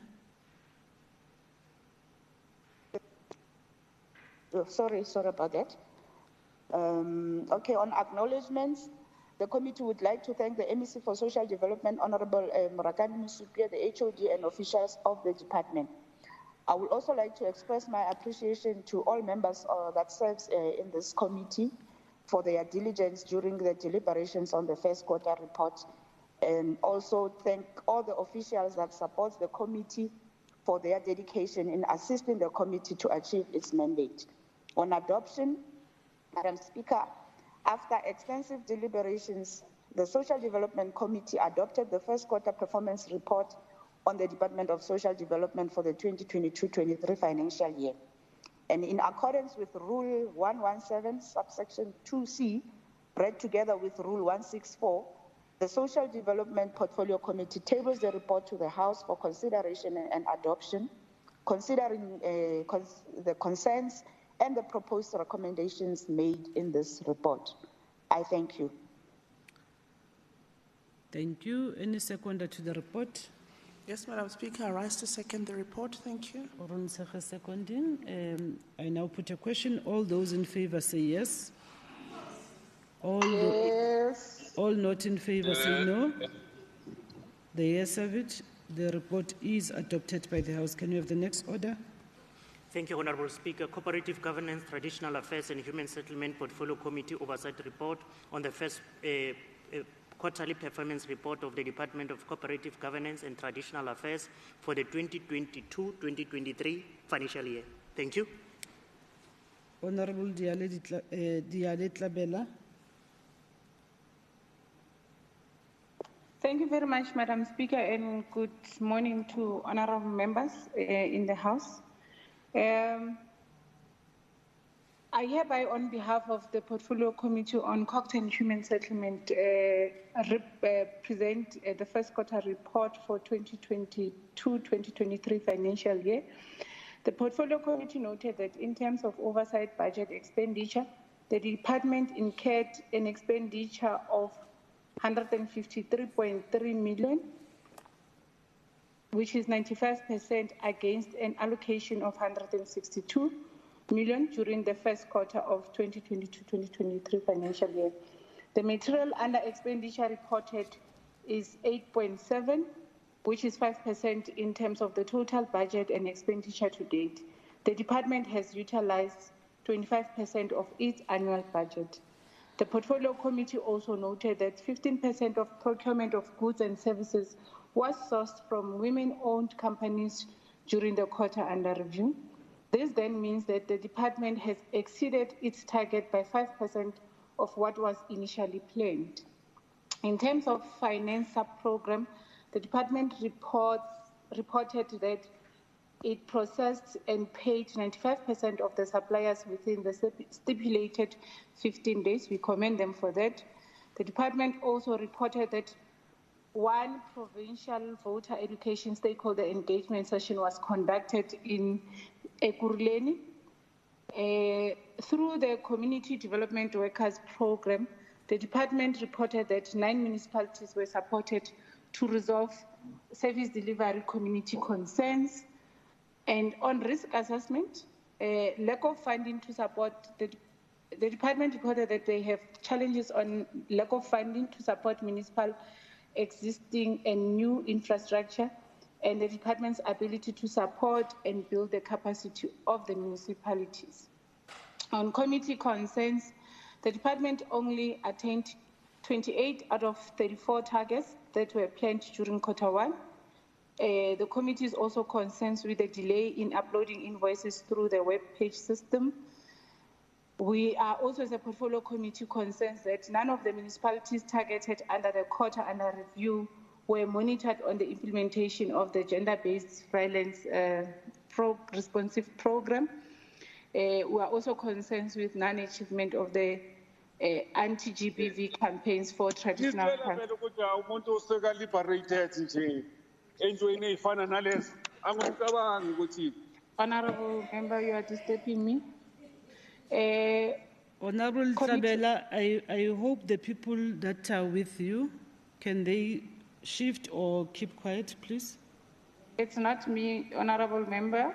I think the mic of Honorable Schneeman is on, Honorable Speaker. He's the one who should pull into order.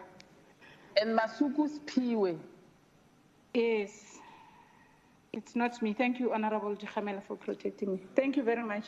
On recommendations, the Portfolio Committee recommends the following. As much as the Portfolio Committee is pleased with the performance of the department, the committee further encourages the department to achieve all its planned targets in each quarter. We are also expecting a written response by the 31st October 2022. We are also recommending that the department should ensure that all systems are efficient and effective so that payment of invoices is achieved within the stipulated time of 15 days.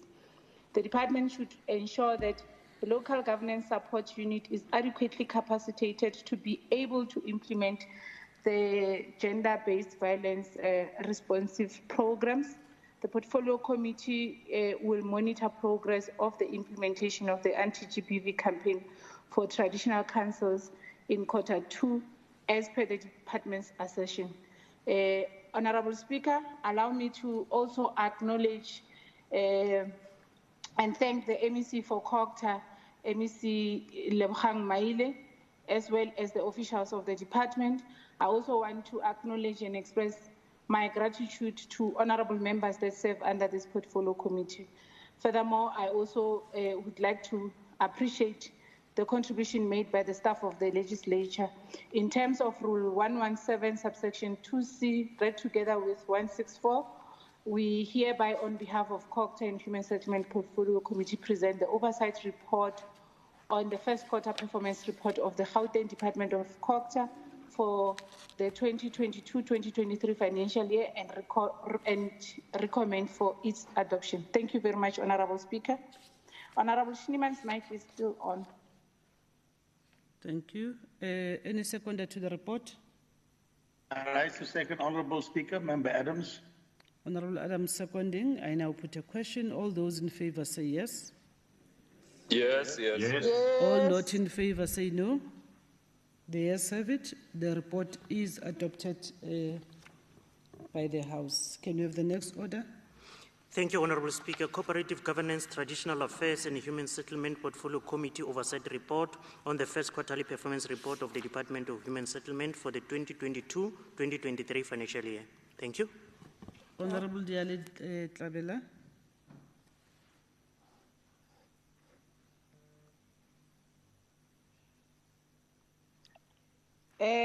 Thank you very much, Madam Speaker. I'm sorry, I opened a wrong document by mistake. My apologies.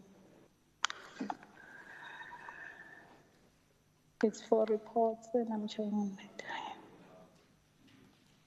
Okay, yeah, it is. Thank you very much, Madam Speaker. The committee noted that for the annual appropriation, the department received 6.3 billion and has spent 434.8, which is 32% of its allocation for the quarter under review. During this quarter, the department allocated a total of 1.3 million to the first quarter, and as the end of the quarter, they managed to spend 434, which translates to an overall expenditure of 7%, which is a bad performance, marking an under expenditure of 18%. The department was supposed to spend 100% by the end of quarter, which shows that the spending is not in line with Treasury regulations. The Portfolio Committee noted that the department partially achieved its target on procurement budget that targets township-based businesses as at 0.69% was achieved against a planned target of 80%. Out of a budget of 172.7, paid 1.1 was spent on township-based businesses. In relation to the percentage of procurement budget that targets businesses owned by women, the department did not achieve its target of 40% and managed to achieve only 13.2% out of 172 that was paid. 22.9 thousand was paid to businesses owned by women. With regards to the 20% of procurement budget that targets businesses owned by youth, only 2.05% was paid to these business entities. On the percentage of procurement budget that targets businesses owned by people living with disability, only 1.3% was achieved against a planned target of 5%. Furthermore, the department reported that the number of beneficiaries confirmed as legitimate in registered townships in respect of the pre- and post-1994 title deeds backlog, the planned target was 12,000 and 2.242 was achieved. The department states that a total of 149 pre-1994 title deeds were registered against a 515 planned quarterly target. This shows that the department experienced delays in appointment of a long-term conveyancing panel and that delayed signing of draft deeds at municipalities. In addition, a total of 1.548 post-2014 title deeds were registered against a planned target of 1.260. The overachievement was because of the application request for transfers that was made in the last quarter of the previous financial year. Furthermore, the portfolio committee noted that the department achieved its targets on percentage of invoices paid within 30 days of receipt. They reported that 100% of the invoices received were paid within 30 days of receipt. Out of the 362 invoices received, 362 were paid. Moreover, the department global risk register and corresponding global risk response action plan have been updated. The following are the committee concerns. We are concerned as a portfolio committee of the recurring of underspending on all programs during the quarter under review. The unplanned activity, we are concerned also about the unplanned activities that are executed without planned targets, making it difficult for the committee to measure performance of the department. We also concerned that it's taking long for the department to appoint a long-term conveyancing panel, which causes delay in signing of draft deeds in municipalities. The committee recommendations are as follows, and we request written response by the department to the Gauteng Provincial Legislature by the 31st October 2022. That the department should provide the portfolio committee with a detailed plan on control measures to cap underspending. The department should also ensure as execution of planned targets are achieved and that service delivery of housing is not compromised. Lastly, the department should provide reasons for the delays in appointing a long-term conveyancing panel, which delays signing of title deeds in municipalities. Madam Speaker, let me appreciate and acknowledge the department as led by Honorable Maile, and I also want to express my gratitude to honorable members that serve in this portfolio committee. We also express our appreciation and contribution by the support staff of the Gauteng Legislature. In terms of Rule 117, subsection 2C, read together with 164, the Cooperative and Human Settlement Portfolio Committee hereby present the oversight report of the first quarterly performance report of the Gauteng Department of Human Settlements for the 2022-2023 financial year and hereby recommends its adoption. Thank you very much. Thank you. Any seconder to the report? I rise to second, Madam Speaker. Honorable Malema. Seconding, I now put a question. All those in favor say yes. Yes. Yes. All not in favor say no. The ayes have it. The report is adopted by the House. Can you have the next order? Thank you, Honourable Speaker. Health Portfolio Committee Oversight Report on the first quarterly performance report of the Department of Health for the 2022-2023 financial year. Thank you. Honorable Dikhamela. Thank you very much, Honorable Speaker. Greetings to the acting Premier and the rest of the members in the House. The total appropriation adjusted budget for the Department of Health for the 2022-2023 financial year is 59,426,398,000. By the end of the first quarter, the department spent 15,319,214,000, which amounts to 25.8% of its overall appropriation budget. The department is underperforming and overspending across its programs in the quarter under review. The committee is noting with concern the pattern of overspending under the administration, under which the department spent 130.2% in the allocated budget for the quarter under review. The department reported that this is due to payment of medical legal claims against the state under households and payments of accruals under machinery and equipment. The committee encourages the department to explore the mediation plan that has been put in place to explore other avenues to decrease medical legal claims that are straining the budget of the Department of Health in Gauteng. Moreover, the first quarter report referred by the department was incomplete.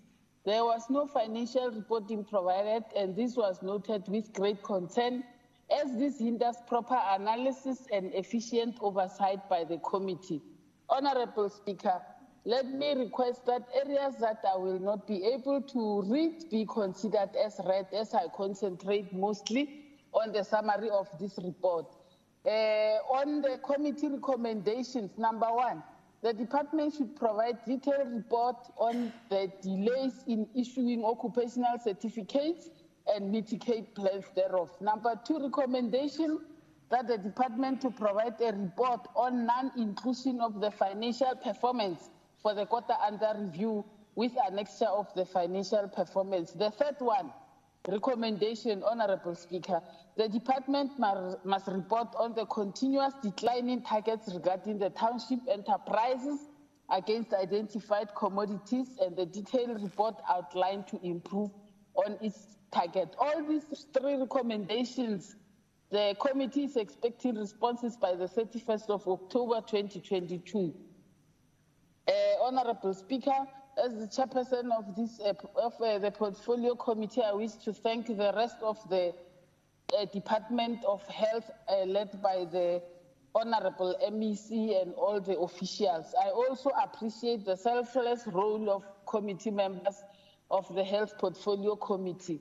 I also want to acknowledge the support staff, all of them, for the work, diligent work they are doing for this committee. On adoption, in accordance with Rule 117, Section 2, subsection C, read together with Rule 164, the Health Portfolio Committee hereby recommends that the report on the Gauteng Department of Health first quarter report for the 2022-2023 financial year be adopted by the House, considering the committee's concerns and recommendations that are made in this report. I thank you very much, Honourable Speaker.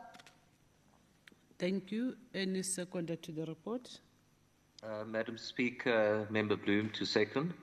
Honourable Bloom seconding. I now put a question. All those in favour say yes. Yes. All not in favour say no. The ayes have it. The report is adopted by the House. Can you have the next order?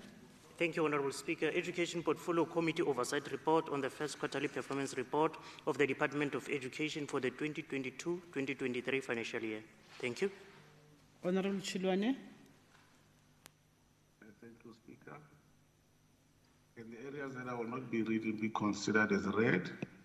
The Education Portfolio Committee considered the Gauteng Department of Education first quarterly report and its commitment towards the implementation of the 2020-23 financial year goal. Key highlights of the quarter under review include the unveiling of a new block of classrooms at the Randburg Clinic School to mark Autism Awareness Day.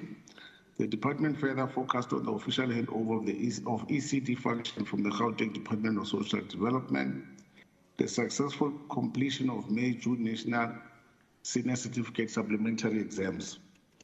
Under Program 1, Administration, in the quarter under review, monthly reasonable accommodation consultative meetings for all regions were conducted, wherein employees with disabilities were consulted and some were visited at their homes.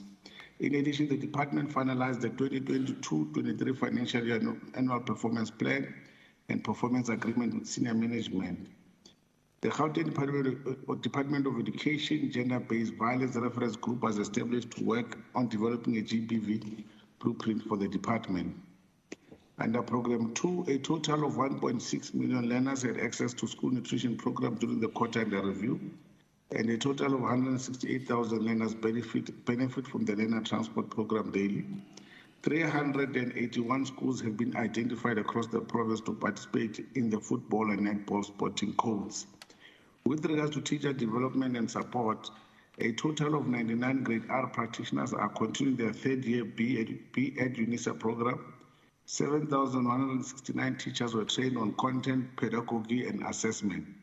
And 70 female school management team members registered with the University of Pretoria for the Advanced Diploma in Leadership and Management.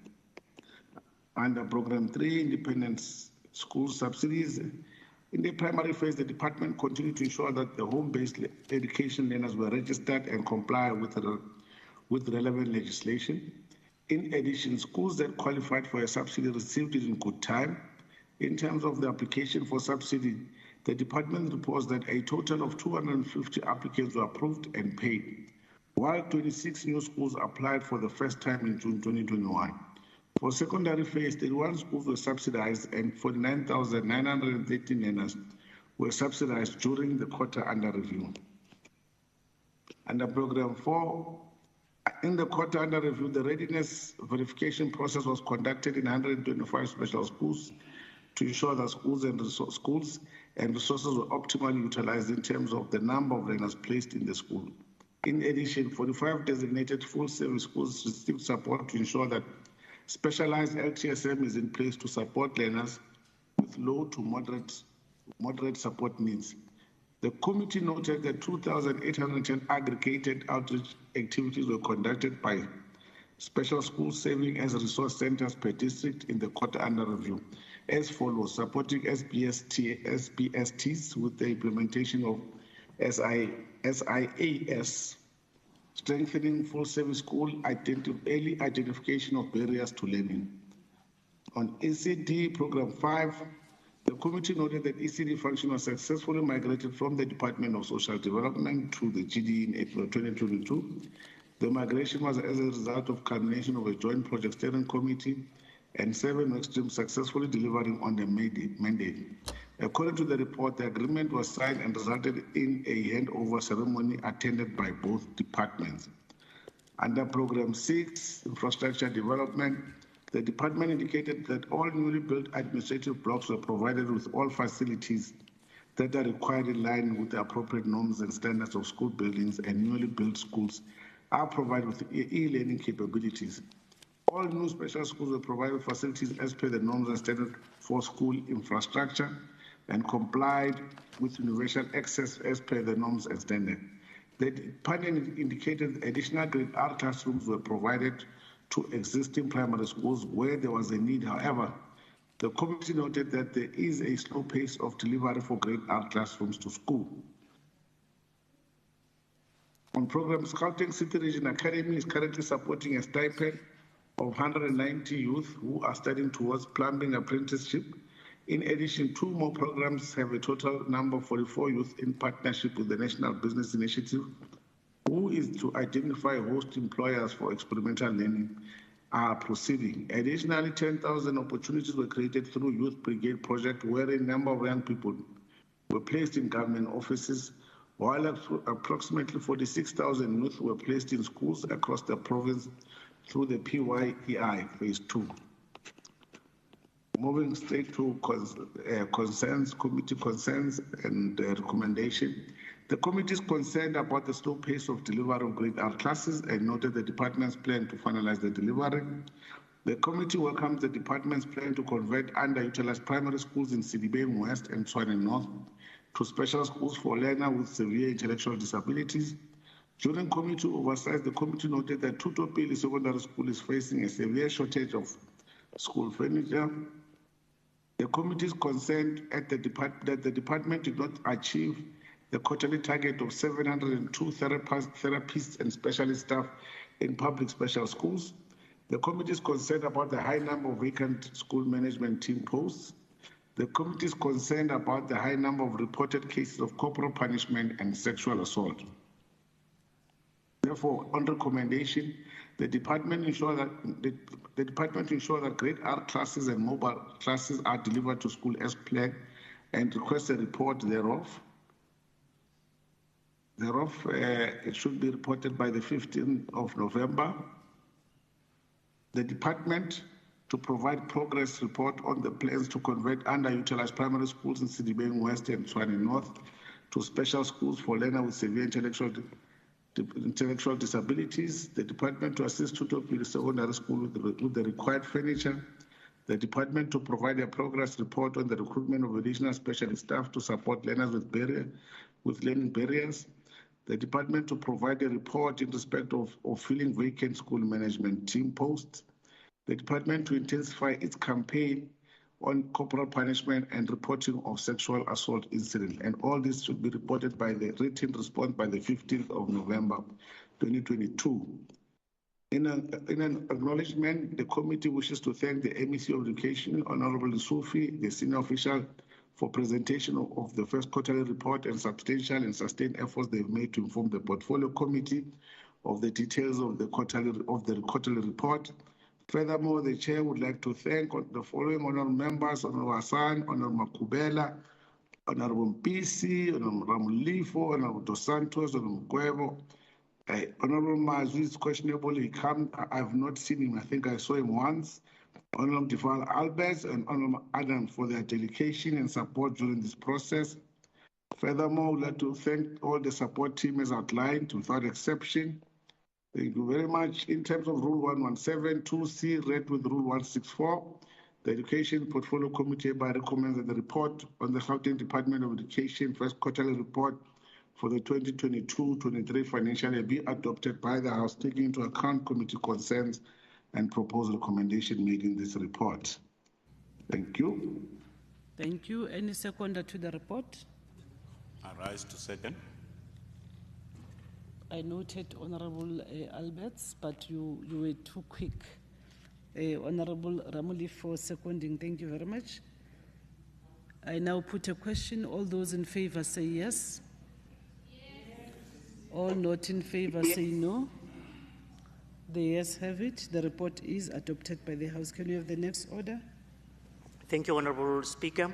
Sports, Recreation, Arts, Culture Portfolio Committee Oversight Report on the first quarterly performance report of the Department of Sports, Arts, Culture and Recreation, including its entity, for the 2022-2023 financial year. Thank you. Honorable Matseke. Thank you very much, Committee Speaker, and thanks for the opportunity. I will be tabling the first quarterly report for 2022-2023 financial year for the Gauteng Department of Sports, Arts and Culture and Recreation. Madam Speaker, may I request the part of the report that I will not read to be considered as read. I will focus on the executive summary, on committee concerns, on recommendation, acknowledgement, as well as the adoption. In terms of the executive summary, for the quarter under review, the department budgeted a total amount of 160,052,000 and spent 106,300,000, which represent 66.42%, and underspending by 33.58%. Under Program 1, administration received a quarterly budget allocation of 44,894,000, and they managed to spend 34,101,000, which is 76% spending. The department attributed this to the high vacancy rate and the delays in the procurement of laptops for the managers. They reported that the purchase order and the delivery is expected to take place in the second quarter. Under Program 2, Cultural Affairs received a quarterly allocation of 45,513,000, and they managed to spend 29,898,000, reflecting 63.5% expenditure. The underspending is attributed to the invalidity of the Preferential Procurement Regulations 2017. They reported that with the lifting of the over 30,000 procurement, they will be able to implement their programs in the second quarter of the year under review. On Program 3, Library and Archival Services received a quarterly budget allocation of 23,092,000, and they managed to spend 7,073,000, which reflects 30.6% of expenditure. Just like in the previous financial years, the department attributes this to vacant posts in the community library grants, which have not yet been filled. They also attributed the under expenditure to outstanding infrastructure works in the Gauteng Provincial Archives, which is delaying the operationalization of the facility. On Program 4, Sports and Recreation was allocated a quarterly budget of 46,553,000, and they managed to spend 36,228,000, which reflects an expenditure of 77.8%. The above performance is ascribed to the delays in the conditional grant transfers from the National Department of Sports, Arts and Culture, and the invalidity of the PPR 2017 as per the Constitutional Court ruling. On the Gauteng Film Commission, which is the agency of the department, it was allocated an amount of 8,039,000 for the quarter under review, and they managed to spend 6,935,000, reflecting 86% expenditure and under spending by about 14%. It is worth noting, Madam Speaker, that we also want to congratulate the department as well as the Gauteng Film Commission on appointing the CEO of the Gauteng Film Commission on permanent basis. On committee findings, the committee is concerned with the following. The committee is concerned with the slow progress in the finalization of the bidding and hosting processes, thus impacting on the business of sports and cultural affairs in the province. The committee is concerned that Gauteng Film Commission, though they have finalized the appointment of the board, but did not make provision on compensation of the board, hence the increase on expenditure as identified in legal and governance program on quarter 1. Therefore, the committee recommends the following: that the department should provide a progress report in finalizing the bidding and hosting report processes, and they should submit a progress report by the 30th of November 2022.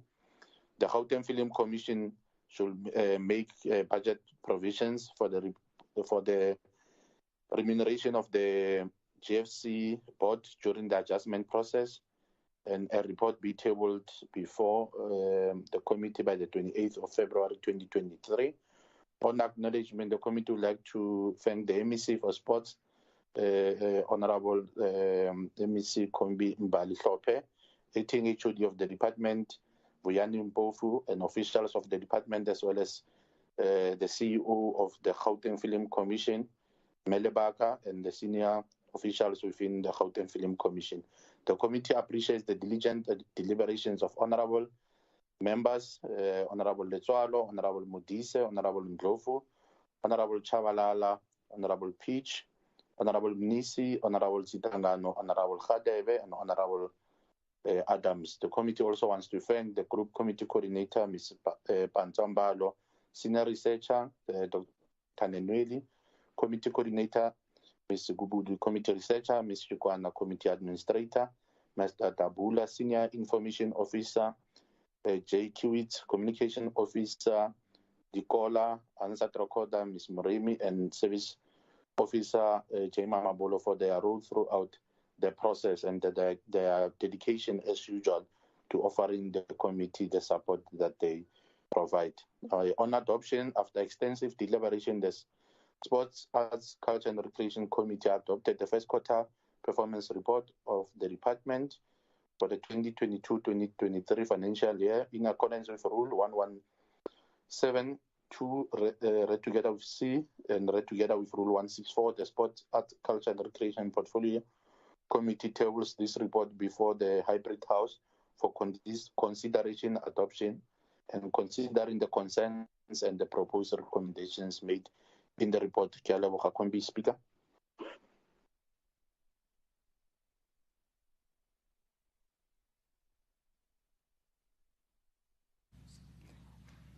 Thank you very much. Is there a seconder to the report? Honorable Papa. I rise to second. Thank you very much. I now put the question. All those in favor say yes. Yes. All those not in favor say no. The yes have it. Secretary, please read the next order. Thank you, Honorable Chair. Chairs, Community Safety Portfolio Committee Oversight Report on the first quarterly performance report of the Department of Community Safety for the 2022-2023 financial year. Thank you. Thank you very much. Honorable Ndlovana, please present the committee's report. Thank you, Chair of Chairs. I'll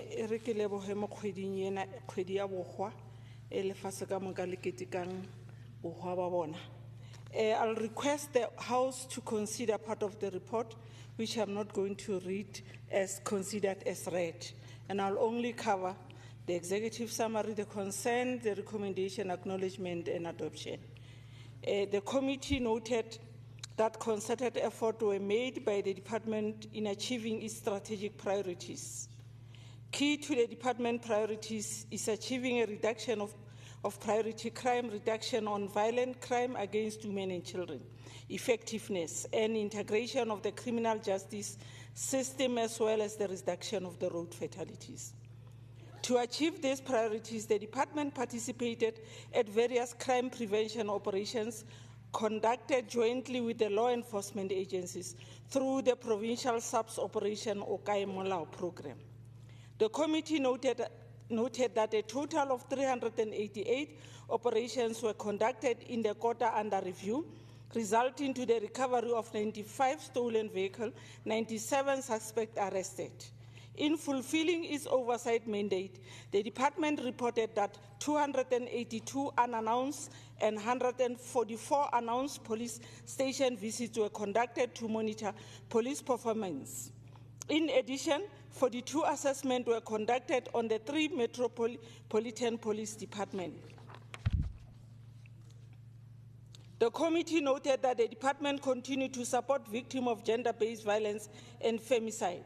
1,667 gender-based violence victims were supported, exceeding the quota targeted of 750 victims by 917 victims. The department further conducted 36 assessments on victim empowerment centers and rolled out 9 green doors houses intended to enhance support to victims of gender-based violence and femicide. To improve the integration and effectiveness of the crime justice system, the department reported that it had analyzed 450 crime dockets, tracked 250 cases within the criminal justice system, and monitored court-watching briefs. Furthermore, the committee noted that efforts were made in fighting the scourge of crime through various intervention programs, which include 138 social crime prevention programs and 115 school safety programs.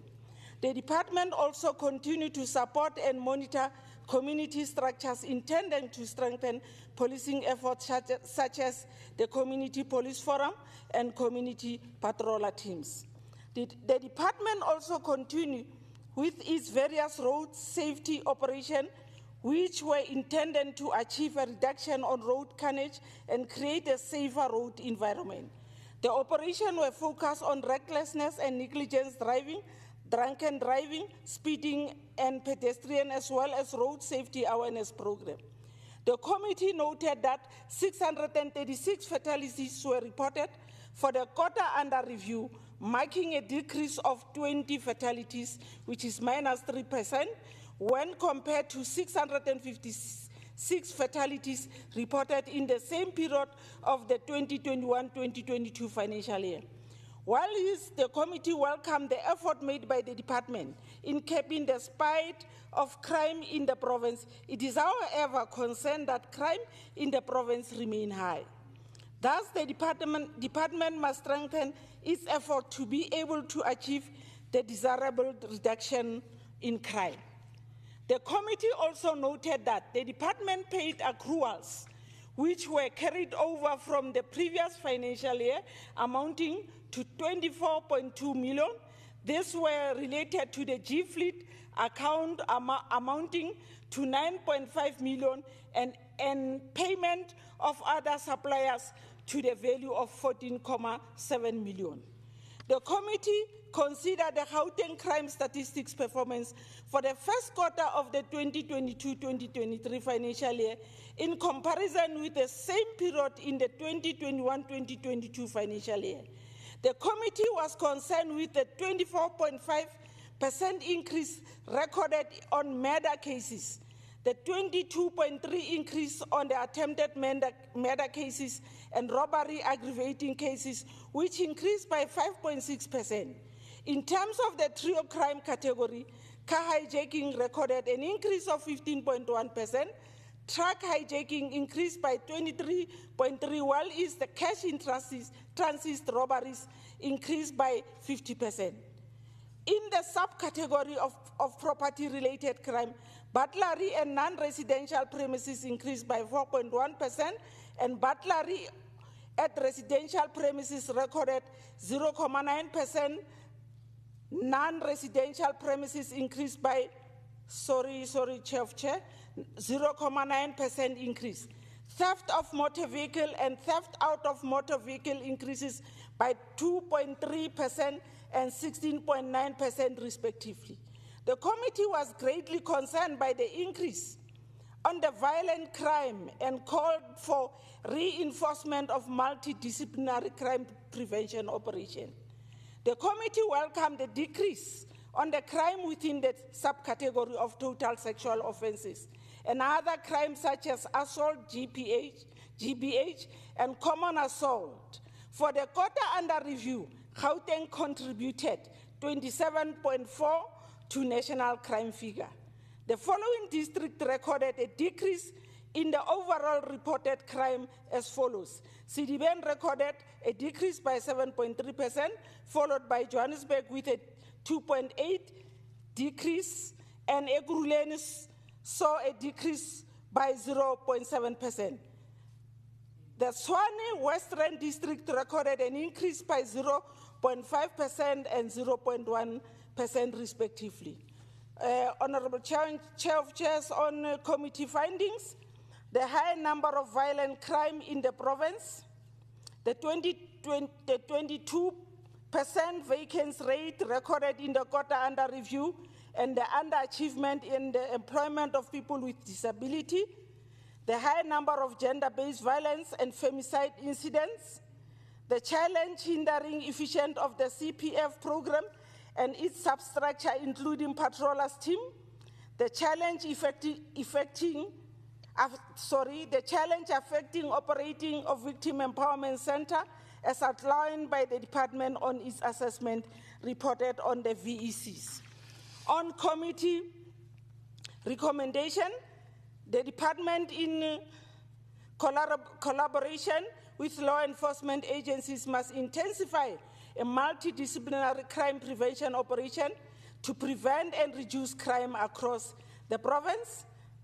The second one, the department must provide a progress report on field vacancies, including the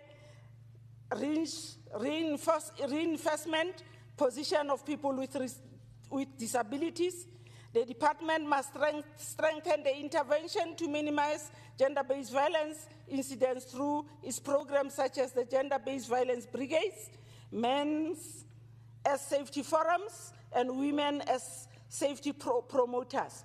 Moreover, provide a progress report on its implementation on the gender-based violence strategic plan. The fourth one, the department must strengthen its support and ensure an adequate capacitation of the CPF program and its substructure, inclusive of patrollers team, to ensure their optimum functionality. Number 5, the department must report on a progress made on the implementation of the recommendation intended to improve the functionality of the VECs. In addition, the committee requests a report on police stations which had implemented the floor management program. Also advise if the program will be implemented at all police stations. All this, Honorable Chair of Chairs, should be submitted by the 31st of October 2022. And on acknowledgement, I'd like to thank the Honorable MEC Mazibugo, HOD, Nonsikelelo Sisulu, and their teams for their cooperation during the committee assessment of the department first quarterly report for 2022-2023 financial year. I further wish to thank members of the committee, Member Honorable Nkosi Malobani, Honorable S. Kanyile, Honorable C. Bosch, Honorable Robinson, Honorable Dijaher, Honorable Khadebe, and Honorable Hoffman for their due diligence in the assessment of this quarterly report on the Department of Community Safety for 2022-2023 financial year. Moreover, thank you to the following support staff of the legislature: Group Committee Coordinator Zozio Pansombalo, Senior Researcher Sakino Noneli, Committee Coordinator Tabile Malumani, Committee Researcher Pabalo Malisibanda, Committee Administrator Tabise Mufukeng, Committee Communication Officer Tebe Kumalo, Hansat Recorder Sylvester Baloy, Services Officer Vesegeroyo, Information Officer Ms. Azin Dwini, and all support staff for the assistance given to the consideration of the report. Yes, I'm moving on adoption. In terms of Rule 1172C, read together with the Rule 164 of the Standing Rule of the Gauteng Provincial Legislature, the committee hereby present this report to the House for adoption. Thank you very much, Honorable Chair. Is there a seconder to the report, to adoption of the report? Yes. Thank you. Okay, thank you very much. I now put the question. All those in favor say yes. Yes. All those not in favor say no. The yes have it. Secretary, please read the next order. Thank you, Honorable Chair of Chairs. Committee for the Scrutiny of Subordinate Legislatures First Quarterly Performance Report for the 2022-2023 financial year. Thank you. Thank you very much. Honorable Adams, please present the committee's report. Thank you, Honorable Acting Chair, Chair of Chairs, Acting Speaker, Chair of Chairs. As the chairperson of the Committee on Scrutiny of Subordinate Legislation, herein referred to as CSSL, I, Honorable D.K. Adams, tabled the CSSL's first quarterly performance report for 2022-2023 financial year as follows. May I please ask the House to accept the parts of the report that I'm not going to read as read.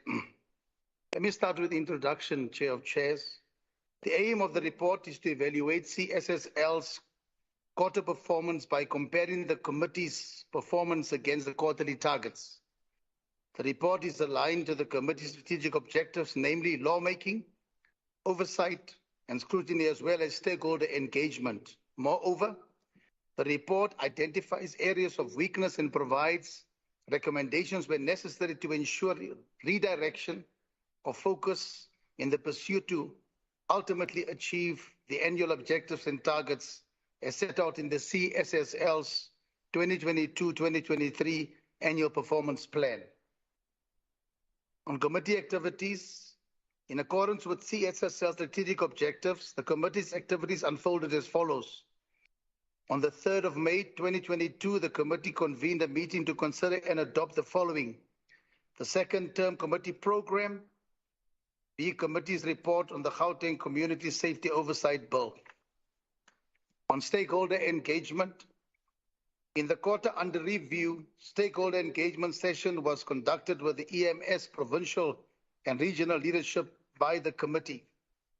On the overall performance of the committee, the CSSL has managed to achieve the quarterly objectives, namely lawmaking oversight and scrutiny and stakeholder engagement, as set out in the APP for 2022-2023 financial year.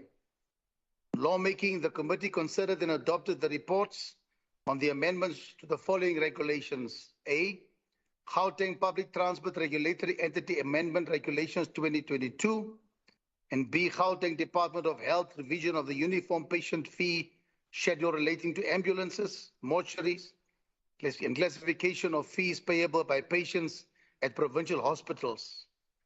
Oversight and scrutiny, the committee considered and adopted the reports on the post-legislative scrutiny, which was conducted on the Gauteng Provincial Road Traffic Amendment Regulations 2020 and the Gauteng UPFS Regulations 2021. On stakeholder engagement, the committee had engagement sessions with EMS, provincial and regional leadership in the quarter under review. Honorable Chair of Chairs, the activity of the CSSL was supported and attended by all members and support staff. Moreover, the members of the committee showed commitment and contributed positively to the deliberations of the committee. Conclusion, the plans which were set out on the first quarter of 2022-2023 financial year with regards to the implementation of the committee's strategic objectives have been achieved. Moving on to acknowledgements. Special thanks are due to the following honorable members: M.H. Shirota, R. Robinson, K.C. Mazwi, T. Magagula, D.P. Malema, S.M. Okhale Letsi, Ayun Lovana, and R. Mnisi.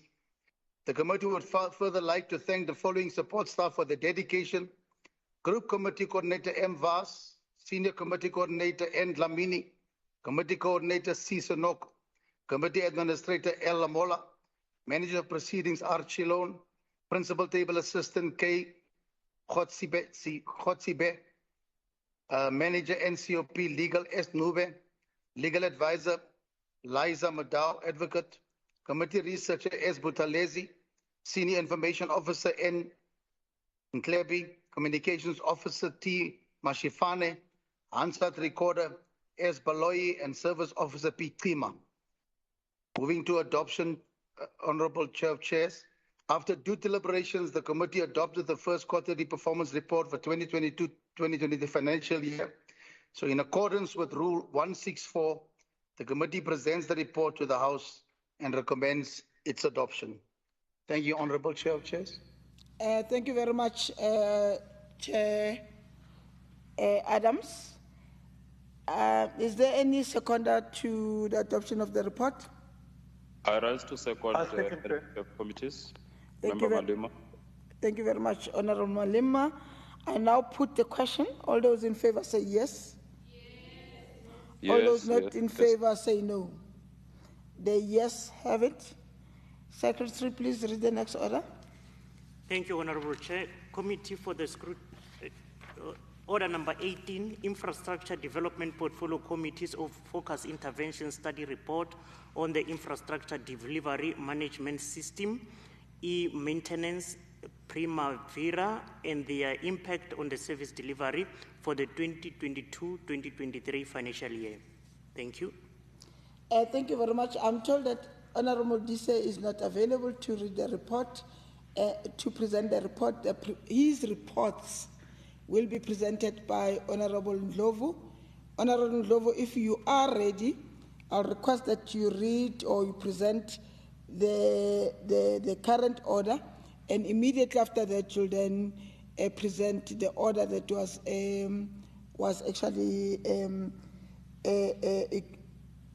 was actually passed when Honorable Modise didn't respond earlier. Can you then please present the report? as requested by, as announced by the Secretary. Thank you very much, Chair of Chairs. On behalf of Honorable Modise, I'll be presenting the Infrastructure Development and Property Management Portfolio Report on FIS on the Infrastructure Delivery Management Systems, e-maintenance, Primavera, and their impact on the service delivery on 2022-23 financial year. Chair of Chairs, may the parts that I'll not read be regarded as read by the House. I'll move to the executive summary. This focus intervention study emanated from the budget vote report process of the 2022-23 financial year in line with the prescripts of the sector oversight model.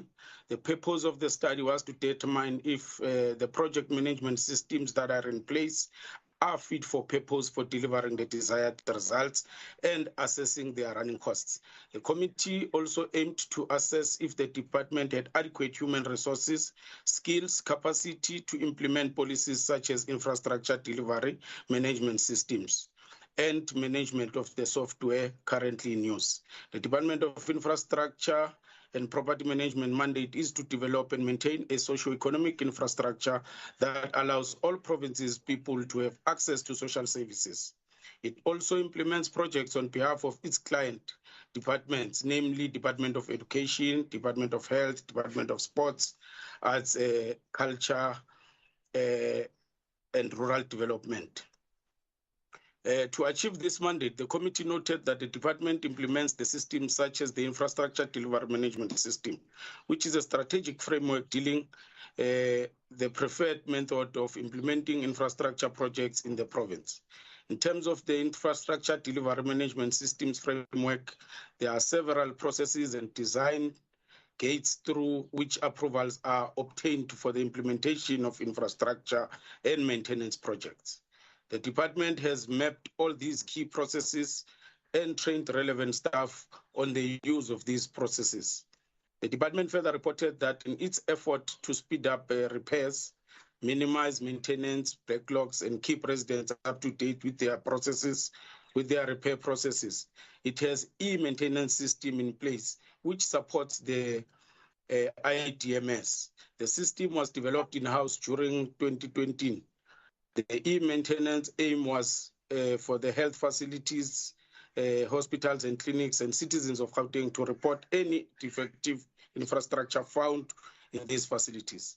Concerning to the committee was that in hospitals such as Jubilee and Hitlerberg visited by the committee, it was reported that the e-maintenance systems was not functioning as required, as it was reported that the department does not respond speedily to maintenance breakdowns. The committee noted that the department was in the process of upgrading the infrastructure delivery management system, which will also cover all other systems such as e-maintenance, Primavera, and Archibus.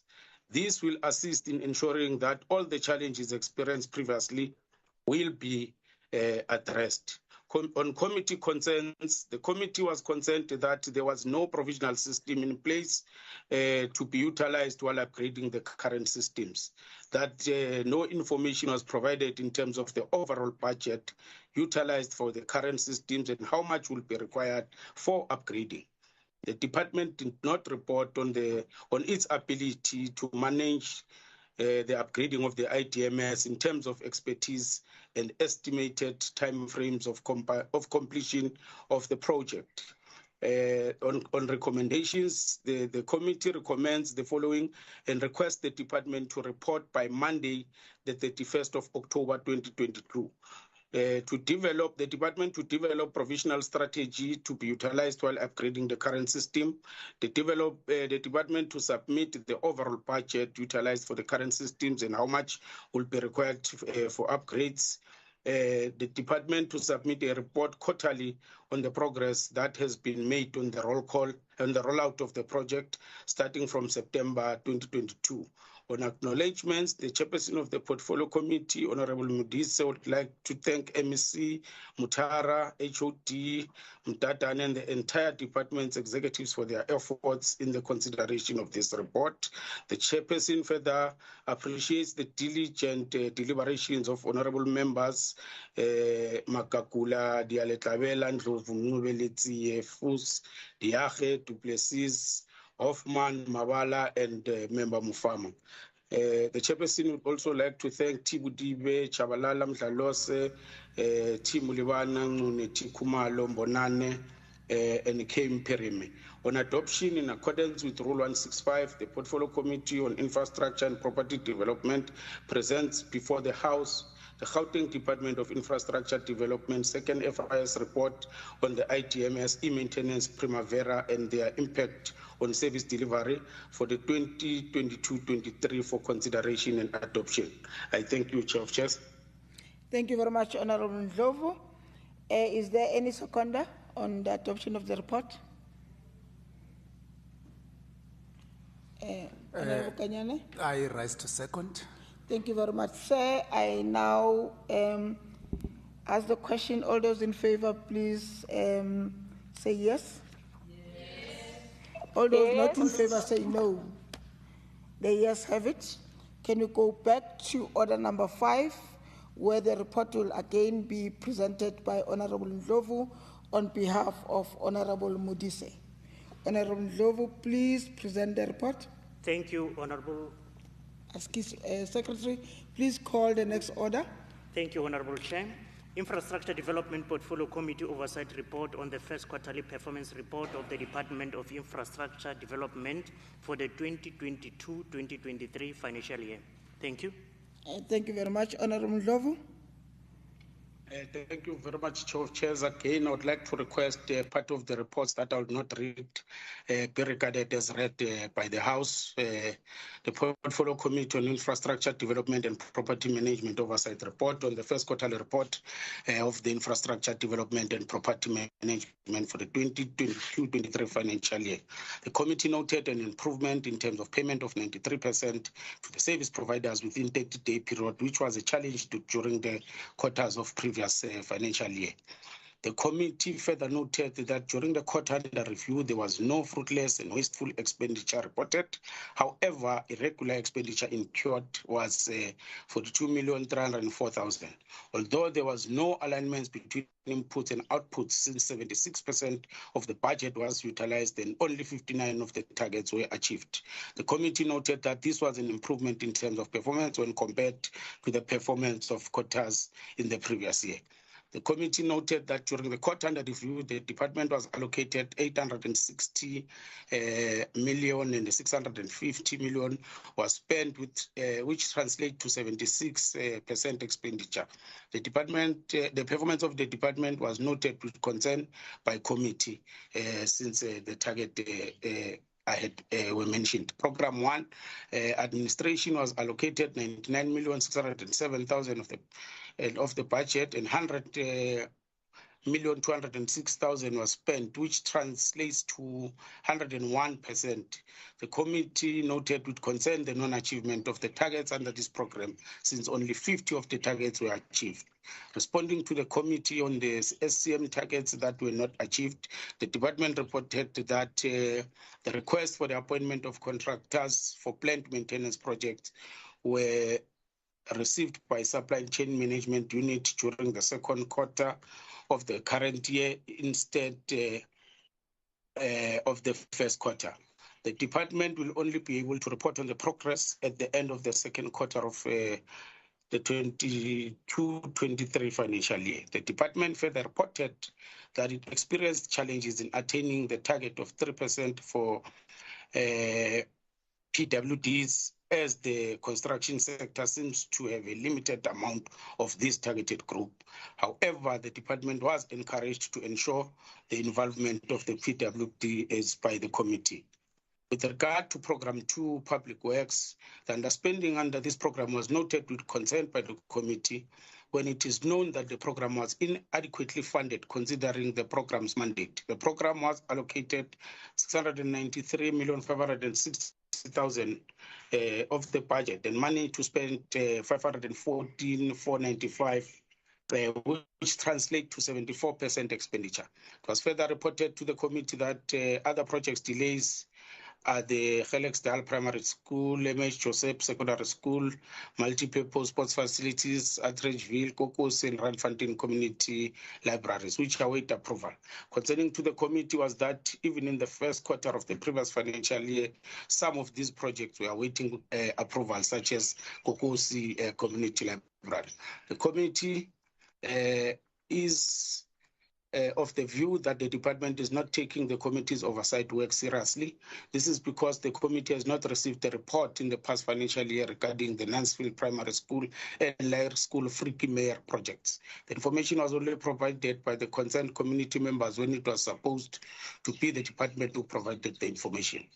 In this regard, the department is requested to provide all the information to the committee and to be honest when reporting. It was also concerning that there is no progress in the new MyWay Clinic project. The project started during the 2019-20 financial year, and it was reported that the contract was terminated with the contractor. It was further noted with concern by the committee that both Department of Infrastructure Development and the Department of Health have no clear decision on what will happen to the project in terms of way forward. Although progress on the Kekana Start, Finetown, Mandisa, Chiteka, and Spooking Zone 17 clinics were reported to the committee, it was concerning that the project was still not complete, even in the current financial quarter. The department has reported on many measures it will implement in ensuring that these projects are completed. The committee is of the view that the department is not putting more effort in ensuring that these projects are completed. Furthermore, concerning is that the department did not provide the committee with progress on issuance of the permanent occupational certificate of the Nokutula and Northwest school, even if the target was not part of the first quarter report's target. The committee also noted that with concern that there was no progress provided by the department on Kopanong precinct. On Program 3, Expanded Public Works, the committee noted that of the 5 targets, 4 were achieved under this program. During the quarter under review, the program was allocated 66,908,000 and managed to spend 35,543,000, which translates to 53%. The target that was not achieved was related to the number of public works bodies reporting on EPWP in the province, since 17 of the 22 targets were achieved. The reason provided for the failure to achieve the target was that there were delays in data collection. On committee finding and concerns, with respect to Program 1, the committee is concerned that the budget was spent at 20% and yet 59% of the targets were achieved. With respect to Program 1, the committee is concerned that targets related to procurement of budget allocated to people with disability-owned companies were not achieved. Also in Program 1, the committee is concerned that targets related to procurement of budget allocated to military veterans-owned enterprises were not achieved. On Program 2, the committee is concerned that there is slow progress in completion of Finetown Clinic, progress on installation of water and care starts, Mandisa Chiteka Clinics, Bookings on 17 Clinic. Also on Program 2, the committee is concerned that projects implemented on behalf of Department of Sports, Recreation and Culture were not achieved. The committee is concerned that no information was provided by the department on the Kopanong precinct in terms of evaluation of the contracts that were to be given to contractors in terms of audit findings. On recommendations, the department to initiate measures that will ensure that there is alignment between the input and output. All this is requested a written response by the 31st of October. The department to submit a progress report specifying measures put in place in ensuring that targets related to procurement channeled towards PWDs companies achieved, to submit a report specifying measures put in place, ensuring that targets related to channel towards military veterans companies are achieved, to initiate more effort in ensuring that following projects are achieved: the Fine Town Clinic, the progress on installation of water in Kekanasta, the Mandisha Shitsega Clinic, and the Sibukeng Zone 17 Clinic project. The department to report on measures to be implemented to achieve the targets implemented on behalf of Department of Sports, Recreation, Arts and Culture. Department to report on measures it will implement in terms of audit findings on the Kopanong Precinct project. All responses by the 31st of October 2022. On acknowledgements, the Chair, Honorable Mudisa, would like to thank Ms. Mutara, HOD, and the entire department executives for their efforts in considering of this report. The chairperson further appreciates the diligent deliberation by honorable members. The committee chair also like to thank the support staff and team. And on adoption in terms of Rule 172C read together with Rule 164, the Portfolio Committee on Infrastructure Development and Property Management present before the House the oversight report on the Department of Infrastructure Development first quarterly report for the 2022-23 financial year for consideration and adoption. Thank you, Chair of Chairs. Thank you very much, Honorable Ndlovu. Is there any seconder to the adoption of the report? Yes, Chair. Member Fuchs. Thank you very much, Honorable Fuchs. I now pose the question. All those in favor say yes. All those not in favor say no. The yes have it. Secretary, please read the next report. Please call the next order. Thank you, Honorable Chair of Chairs. Economic Development, Environment, Agriculture and Rural Development Portfolio Committee of Focus Intervention Study Report on the implementation of the Township Economy Revitalization Strategy through enterprise, incubation and innovation support, a case of EKASI Lab program. Thank you. Thank you very much, sir. Honorable Hassan, please present the report. Thank you very much, Chair of Chairs. I'll take the parts of the report that I don't read has been read. The committee conducts oversight over the Department of Economic Development, herein referred to as the department and its entities. In conducting oversight, the committee utilizes a myriad of tools to achieve its objectives in ensuring that service delivery is rendered. In this instance, the committee undertook an FIS to assess the performance of the Innovation Hub program related to the EKASI labs. Several EKASI labs have been implemented dating back to the 5th administration or term of governance. In quantifying the numbers, 10 EKASI labs located in various townships, including Soweto, Sibokeng, Mamelodi, and Alexandra, amongst the others. The department indicated that there are no plans to expand the labs to other townships. However, budgetary constraints may hamper these prospects. Despite the challenges related to space, budget, a lack of commitment by some of the entrepreneurs, and a lack of municipal support as well, the TIH has recorded some successes on the EKASI Labs program, such as the 530 SMMEs and startups that have been incubated and the 120 innovations that have been taken to market. As part of this report, the committee undertook site visits to some of the EKASI labs for observation, verification, and drawing recommendations that would assist the program to perform at its peak. Challenges related to political buy-in and lack of infrastructure, branding and promoting the TIH, including its offerings, have been addressed with solutions proposed for implementation. In addition to this, the committee is also of the view that the program should have an intensive drive to get females to participate, as currently not too many women are taking part in the program. I'm just moving down straight to committee concerns and recommendations. The committee is concerned about the lack of visible branding and promotion of the Innovation Hub in areas where the EKASI Lab programs are located. Number two, a lack of sufficient budget to fund some of the companies mentored and incubated in the various EKASI labs. A lack of enhanced working relationship between the TIH and the Gauteng Department of Agriculture in promoting smart agriculture through innovation. Number four, the political dynamics related to coalition governments in various municipalities where the EKASI labs are situated. Number five, the potential misalignment between TIH and the Sidibeng Special Economic Zone in promoting innovation.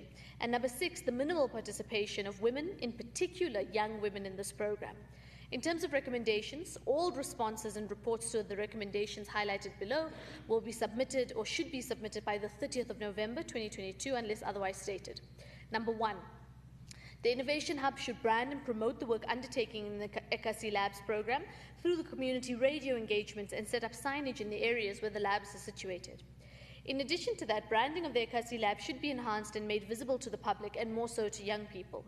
1.2, local leadership in the form of councillors should be kept abreast on all the offerings of the ECAC Lab, and they should also be used as a vehicle to make information accessible and promote the work undertaken in the labs within their communities. A report on these measures taken to implement these recommendations should be submitted by that date. Number 2, TIH should resuscitate the feasibility study of turning the entity into a 3D public entity from a 3C entity in order to solicit and source more funding, in order to fund and commercialize even more companies, thus creating more job opportunities, especially for young people. A report should be submitted by that date. The incubation and mentorship program within these hubs should encourage participants to build innovations that are linked to smart agriculture, including agro-processing, the utilization, for example, of drones to spray crops. And this should be done in conjunction with the Gauteng Department of Agriculture and Rural Development. A report on the feasibility of this should be submitted by the same date. Number 4, the department through the MEC should engage with all mayors, including councillors, in various municipalities across the province to strengthen intergovernmental relations in areas where the ECAC Labs are established. This would allow for the smooth implementation and function of the ECAC Labs. A report also to be submitted by the same date. Number 5, the TIH should ensure there is alignment between the Sidibeng Special Economic Zone and the ECAC Lab program there in that region to promote innovation and incubate potential businesses that could thrive and potentially resolve part of the unemployment crisis in Sidibeng. Number 6, the TIH should go on an extensive recruitment process of young women to participate in the ECAC Lab program for them to showcase their innovative ideas. In addition to that, as part of the drive to recruit young women, the TIH should outline the advantages that are aligned with having women-owned businesses in the program with the view of commercializing them. A report on this campaign should also be submitted. General recommendations. During the oversight visit to the Sebokeng ECAC Lab, the committee was also engaged with the Department of Trade and Industry during a pitching session attended by both the department and the IDC. Upon this interaction, the committee was informed that the DITC that is prepared to... let me repeat that. The DITC, during a pitching session, was met by the committee, who was informed that the same department was prepared to form a partnership with the TIH as well as the Industrial Development Corporation. In light of this, the committee recommends that the TIH should engage with DITC as well as the IDC with the view to formulate a partnership which will allow it to secure more funding and support for entrepreneurs in support of commercializing innovative ideas. A report on these engagements should also be submitted. On acknowledgements, we wish to thank all the members of the committee as well as the MEC and his team. I won't mention names, but everybody is duly acknowledged. After due consideration, the Economic Development Environment Portfolio Committee unanimously adopted the FIS report, themed the implementation of the township economy, the revitalization strategy through enterprise incubation and innovation support, a case of the ECAC Labs program. In terms of Rule 1172C, read together with Rule 165, the committee presents to this House and recommends the adoption of the committee's Oversight FIS report. Thank you. Thank you very much, Honourable Hassan. Is there any seconder to the adoption of the report?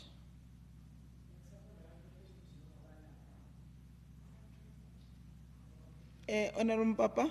Yeah, I rise to second. Thank you very much, sir. I now pose the question. All those in favor say yes. Yes. All those not in favor say no. The yes have it. Secretary, please read the next order. Thank you, Honourable Chair of Chairs. Economic Development, Environment, Agriculture and Rural Development Portfolio Committee Oversight, Focus Intervention Study Report on the commercialization of the Seikerbos Rand Nature Reserve. Thank you. Thank you very much, Honourable San. Please present the committee's report. Thank you, Chair. It's quite a mouthful today. As the Honourable Chairperson, Fizia Hassan, Chairperson of the Portfolio Committee, we tabled the Portfolio Committee Focused Intervention Study.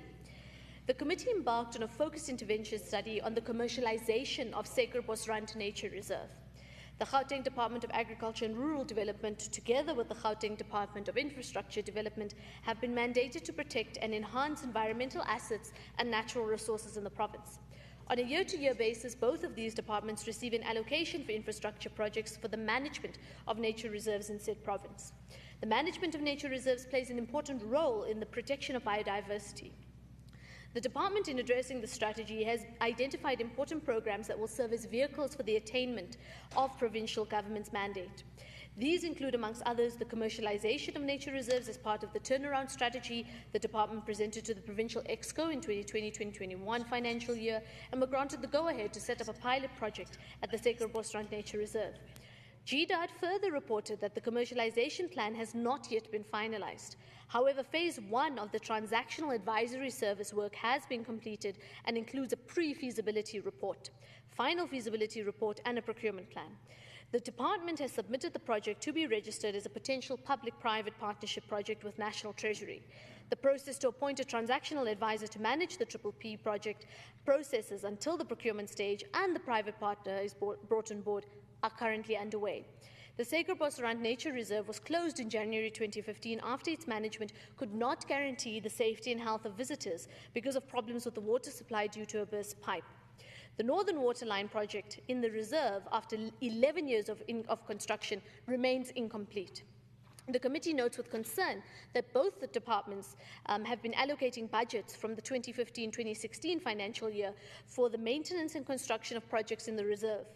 The project to upgrade the water supply at Sacred Bosrand commenced in 2008, and to date the problem persists. The project remains incomplete since it was commenced on the 17th of November 2008 and was supposed to be completed on the 20th of May 2009. Just to give context, I was still in high school when this project actually began. The Department of Infrastructure is therefore unsuccessful in its duty of overseeing the smooth running of this project, thus causing delays in the completion of said project. It has been so badly managed that the GDID does not even say how much has been spent on the project. The initial value of the pipeline was 8.6 million, but contracts have been terminated and new ones signed, making it difficult for the department to estimate the exact amount spent. I'm going to take the rest of the report as being read. In terms of committee findings, concerns and recommendations, just apologies, I closed the document. Right, the committee undertook those oversight visits, noting the reports and all other engagements with the department during the in-year monitoring process.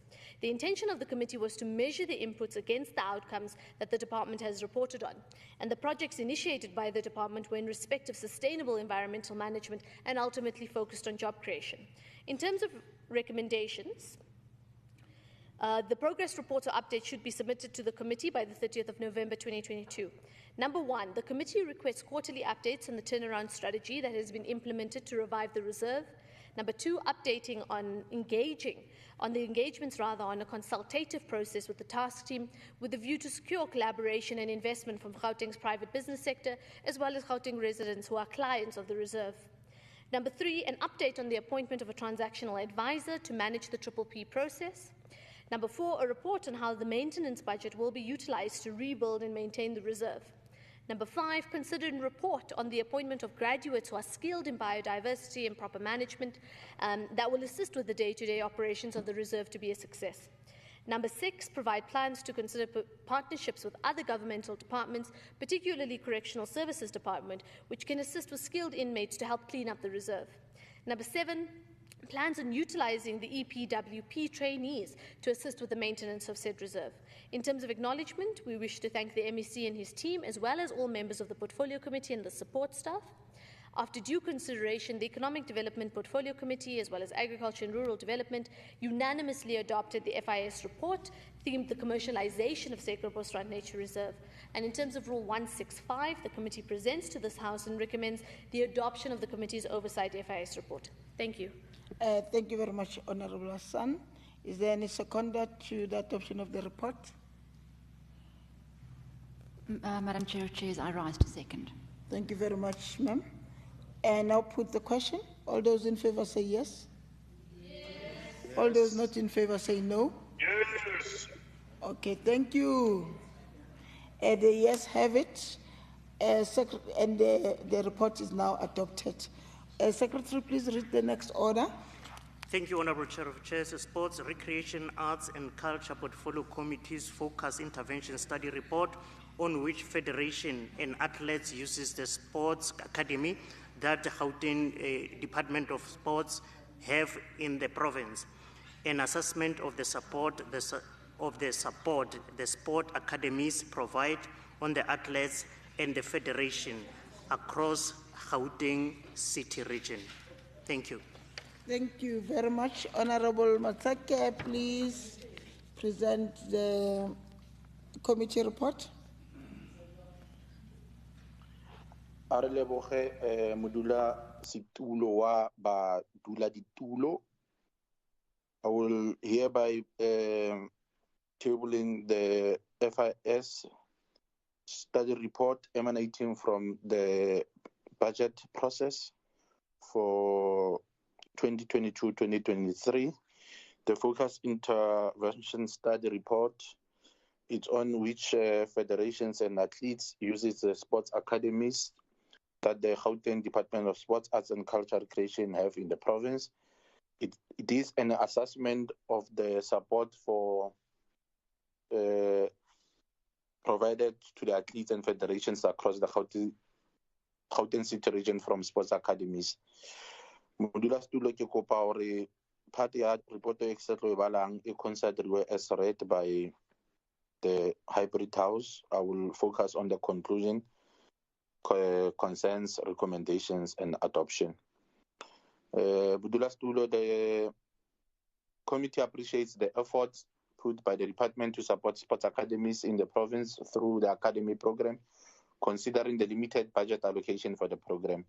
The issue of the sports scientists that are on contract basis is a concern to the committee, as this might impact on program stability and implementation sustainability, especially because this is a continuous program.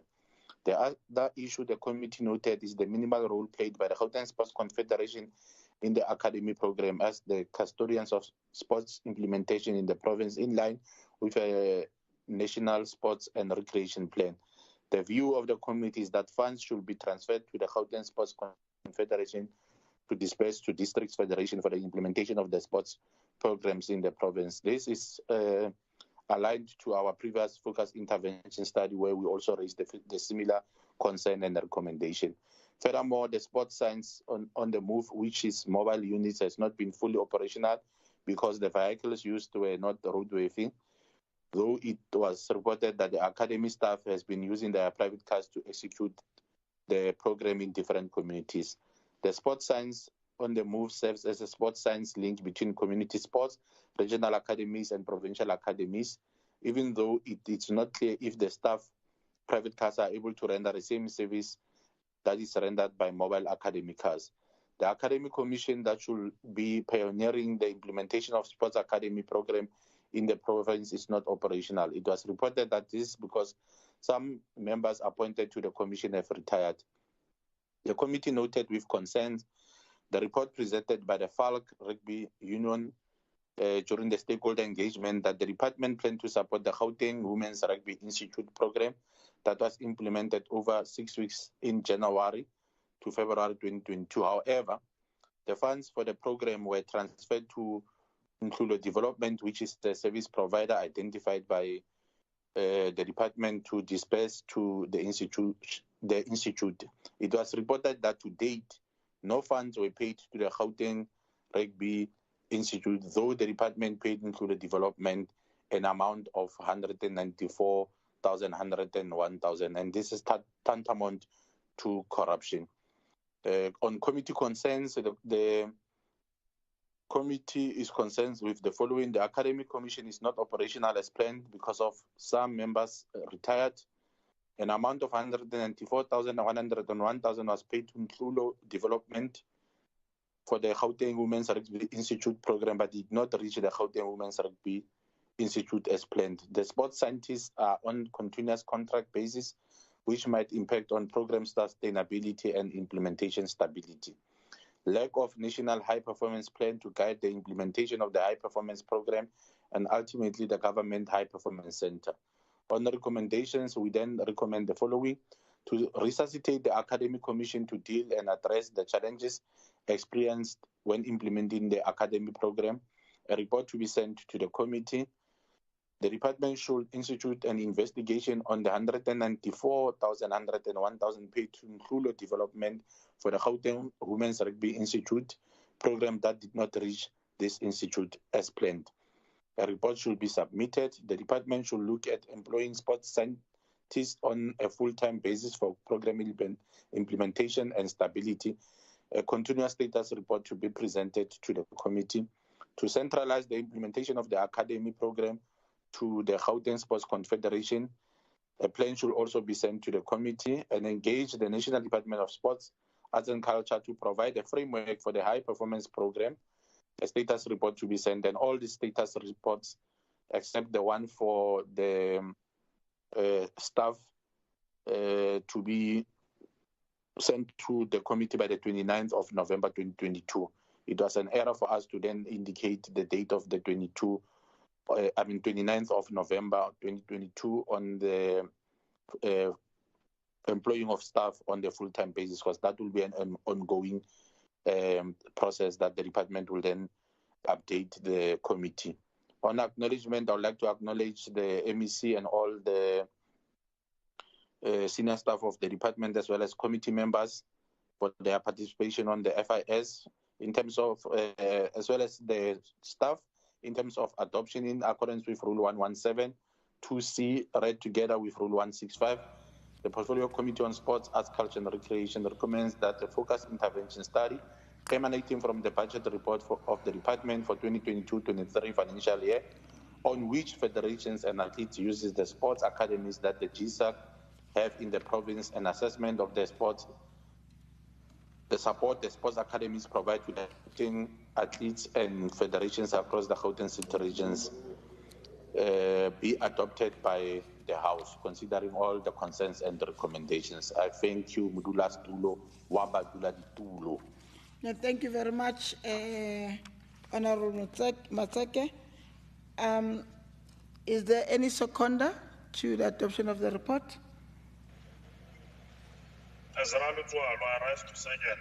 Thank you very much, sir. I now put the question. All those in favor say yes. All those not in favor say no. Yes. The yes have it, and the report is adopted. Secretary, please call the next order. Thank you, Honorable Chair of Chairs. Cooperative Governance, Traditional Affairs and Human Settlement Portfolio Committee's Focus Intervention Study Report emanating from the 2022-2023 budget report of the Department of Cooperative on the exploring the procurement of goods and services targeted for women-owned companies, including youth and persons living with disabilities in the 2022-2023 financial year. Thank you. Thank you very much. Honorable Dialeta Vela, please present the committee report. Thank you very much, and good afternoon to you, Chair of Chairs, and everyone in the House. I, Honorable Kidiboni Dialeta Vela, on behalf of the Portfolio Committee on Cooperative and Human Settlement, hereby tables the FIS report emanating from the annual report of the Department of Cooperative and Gauteng for 2022-2023 financial year. Our topic was exploring the procurement of goods and services targeted for women-owned companies, including youth and persons living with disabilities. Aims and objectives of this FIS study, Honorable Chair of Chairs, are as follows: to comprehend the government policy on the procurement of goods and services targeted for women-owned businesses, including youth and persons living with disabilities; to explore the role of Department of Cooperative on the procurement of goods and services targeted for women-owned businesses, including youth and persons living with disabilities, especially in municipalities; to recommend ways to enhance the role of women, youth and persons living with disabilities in economic participation. The following were the concerns by the committee: that there's insufficient budget allocation on goods and services in the department. There's lack of budget spending by the Department of Cooperative on the the vulnerable groups as outlined for the quarter under review, that the city of Joburg spends only 1% of its budget for youth empowerment initiatives. There are too many regulations one of the concerns we have is there are too many regulations that are tedious for SMMEs to register their businesses. There's not enough access to information for stakeholders to have knowledge on business opportunities that are available. Lack of recognition for self-taught business skills by youth entities or youth entrepreneurs, and the need to assess and formally recognize these skills. Part of the stakeholders were the City of Joburg, City of Ekurhuleni, City of Tshwane in absentia, Salga, as well as the Association of Banks in South Africa. And the following are the Portfolio Committee recommendations on the FIS report, which the department should respond in writing by the 31st of October 2022. The department should allocate sufficient budget on goods and services, as this will assist women, youth, people with disability who are pursuing business with the department. The department should ensure that budget is allocated to assist military veterans in the remaining quarters of the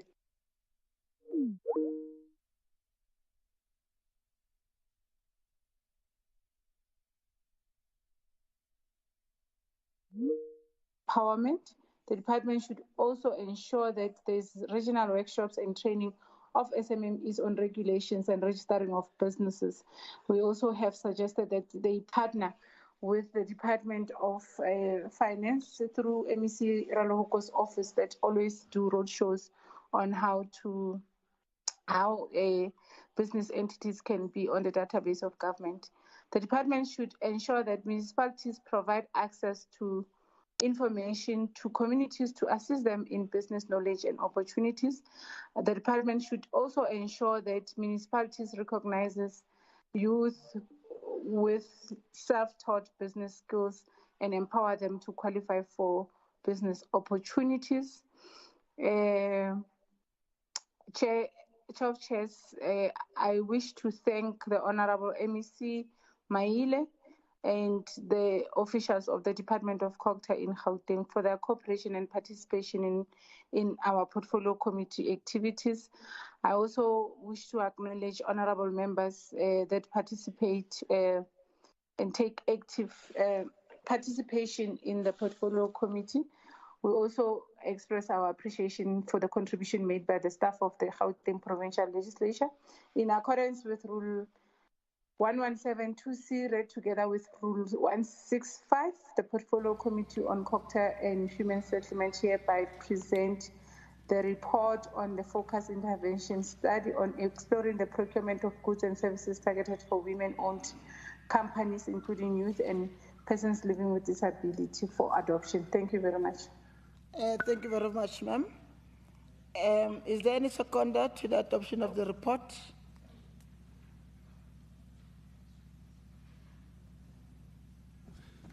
That's Mpapa. I rise to second. Okay, are you the only member of this committee? Okay, thank you very much, sir. I now put the question. All those in favor say yes. Yes. All those not in favor say yes. No. The yes have it. The report is adopted. Thank you. Secretary, please read the next order. Thank you, Honorable Chair of Chairs. Cooperative Governance, Traditional Affairs and Human Settlement Portfolio Committee's Focus Intervention Study Report on the assessing progress made in relation to Bekesdal Urban Renewal Project. Thank you. Thank you very much. I now call Honorable Diale Tlabela to please present the report of the committee.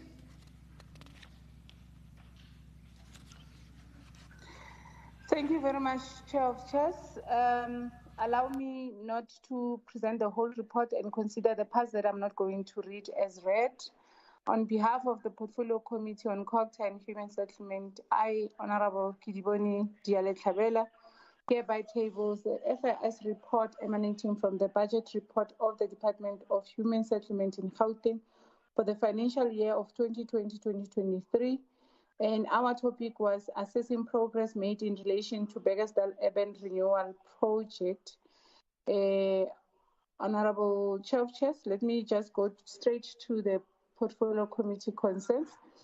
We noted with concerns that there is lack of reporting on allocated budget of 20 million towards Beggersdal Urban Renewal projects in 2019-2020 financial year, that the community of Beggersdal is still plagued with sewer spillages and dilapidated infrastructure. There's also lack of maintenance of stormwater channels in Beggersdal, lack of waste collection management program by the Rand West municipality, lack of maintenance of VIP toilets in informal settlements by the municipality there. And also we noted that there is no housing development plan in the area.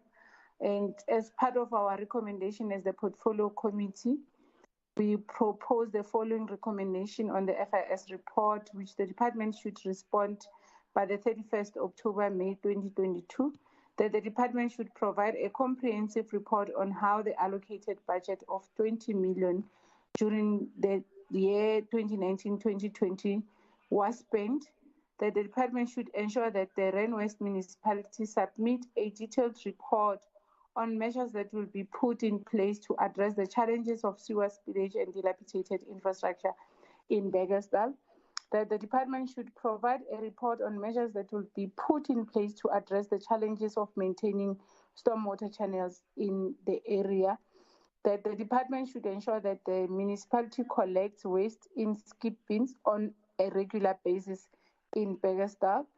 The department should also ensure that the municipality services the VIP toilets in informal settlements regularly to avoid health hazards in the Beggersdal area. We also are recommending that the department should provide reasons why there's no housing development programs in the Beggersdal area. On behalf of the Portfolio Committee, I wish to thank Honorable Maile and the department and their team for always participating in our activities as a Portfolio Committee, and also thank honorable members that serve in the Portfolio Committee. Bonake, Honorable Ncube, Honorable Schneeman, Honorable Malema, Honorable Sirota, Honorable Msimang, Honorable Dlamini, Honorable Tong, Honorable Ledwaba, Honorable Adams, Honorable Dilange, and Honorable Dos Santos as an alternate member. Furthermore, the Portfolio Committee would like to express appreciation for the contribution by the support staff of the Gauteng Provincial Legislature. In accordance with Rule 117, subsection 2C, read together with Rule 165, the Portfolio Committee on COGTA and Human Settlements present to this House the Focus Intervention Study report on assessing progress made in relation to Beggersdal Urban Renewal Project for adoption, taking into account the proposed committee recommendations made in this report. I thank you, Honorable Chairs. Okay. Thank you very much, Honorable Tlabela. Is there any seconder to the report?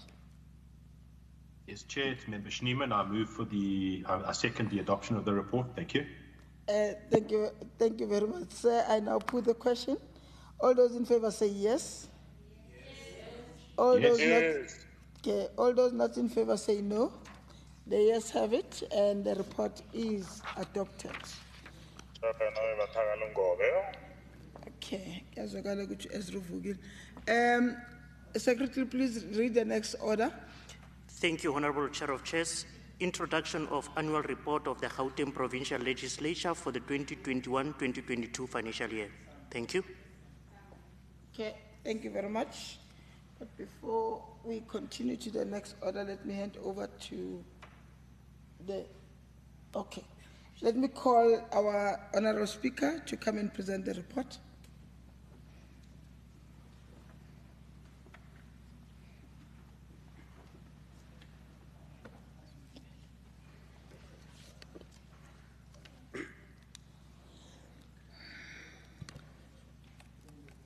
Thank you very much, Honorable Chair of Chairs. Let me take this opportunity to acknowledge our Deputy Speaker, our Acting Premier, Honorable Lesofi, Chairperson of Committees, the Deputy Chairperson of Committees, leaders of represented political parties, members of the Provincial Gauteng Legislature and Chairpersons of Committees, the team, GPL team led by the Secretary, ladies and gentlemen, and the people of Gauteng who may be following the proceedings of the sitting on various social media platforms. It is an honor and a privilege to stand in this August House as I table the 2021-22 financial year Gauteng Provincial Legislature Annual Report to the people of Gauteng. As this is the tabling, it will just provide a high-level snapshot of our performance across our constitutional mandates and strategic outcomes, which is oversight, lawmaking, public participation, cooperative governance and good governance and fiduciary compliance. Our performance in this regard, despite the debilitating challenges of the COVID-19 pandemic, is indeed noteworthy. The agility and sustained determination had resulted in the Gauteng Provincial Legislature having sustained an unqualified audit opinion with no findings, also referred to as a clean audit. We have fared well on the levels of assurance provided by the Executive Authority, oversight structures such as Audit and Risk Accounting Officer and Senior Management. Improved control measures such as the quality of submitted annual financial statements and performance information, including the financial health and supply chain management, had positively contributed to the sustenance of our clean audit outcomes. According to the Auditor General, first and second levels of assurance were provided adequately by the Executive Authority, Accounting Officer, Senior Management and Internal Audit Assurance needing strengthening. Risk areas such as the quality of submitted AFS and performance information, including the financial health and supply chain management, were rated good and positively contributed to the clean audit outcomes, whereas human resource management and ICT needs some strengthening. There is a need to strengthen ICT internal controls through the establishment of a comprehensive cybersecurity specific risk management program, which was not yet established at the Gauteng Provincial Legislature. The vacancies in senior management and within the finance division should be filled in order to strengthen the control environment and ensure that the legislature delivers on its mandate. And I need to indicate that I've been assured by senior management that this matter will receive their urgent attention. With regards to internal controls, leadership and governance have been the key pillars towards sustaining our clean audit, with financial and performance control measures needing more attention going forward.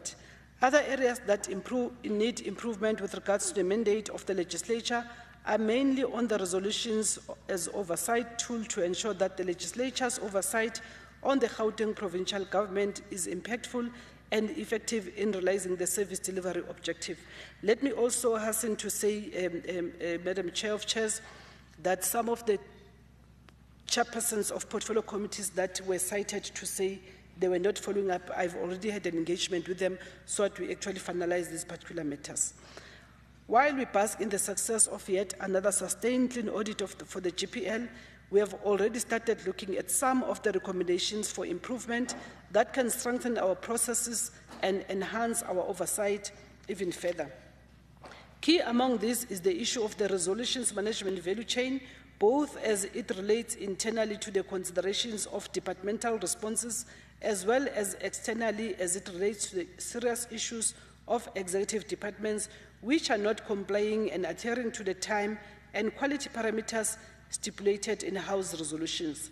This is something we'll be focusing on heavily to ensure that we, as the legislature, as well as the executive, are able to benefit the people of our province through the passing and responding to these House resolutions. The strengthening of the standing rules will also be considered to allow invocation and consequence management where there is evidence of suboptimal conduct from the executive departments, especially insofar as it relates to the responses to House resolutions. We'll also initiate mechanisms to allow the legislature to consider draft departmental APPs and budgets and make input into them before they are finalized. This will ensure that the final departmental APPs and the budgets will have infused the oversight and scrutiny from the legislature. Working with the Oversight Committee on the Premier's Office and the legislature, we'll also consider the role of the legislature in influencing the governance disciplines at provincial departments and entities to improve the quality of performance reports, consequence management, and service delivery. Furthermore, we commit to strengthening our ICT internal controls as well as in the human resources space, primarily insofar as it relates to the number of vacant funded positions in the institutions. Those that can be filled, I think we need to deal with them separately. Filling of vacancies in senior management will assist to strengthen the control environment and ensure that the legislature delivers on its constitutional mandates and strategic outcomes. In conclusion, let me stress that despite our remarkable achievements against the odds, the GPL still aims higher and will not rest in complacency. Through the House and the work of committees, the GPL will continue learning and improving on our successes because we are firmly committed to making a positive contribution to the improved quality of life of all the citizens of Gauteng. Finally, in tabling the annual report for 2021-22 financial year before this legislature, I sincerely appreciate the hard work and dedication by fellow presiding officers, members of the Gauteng legislature, the Legislature Services Board, OCPOL, the Secretary to the Legislature and Senior Management, and all staff, especially those that are working behind the scenes, for making our task of leading this fine institution so much easier. I thank you all, Madam Chair. Thank you. Okay. Thank you very much, Honourable Speaker.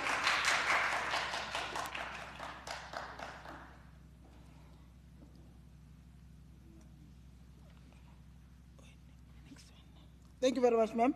Can we then move to the next order? Secretary, please call the next order. Thank you, Honourable Chair of Chairs. Introduction of the annual report of the Office of the Premier for the 2021-2022 financial year. Thank you. Okay, thank you very much. I now call the acting Premier, Honourable A. Lissufi, to present to actually introduce the annual report on behalf of the Premier. Honourable Lissufi.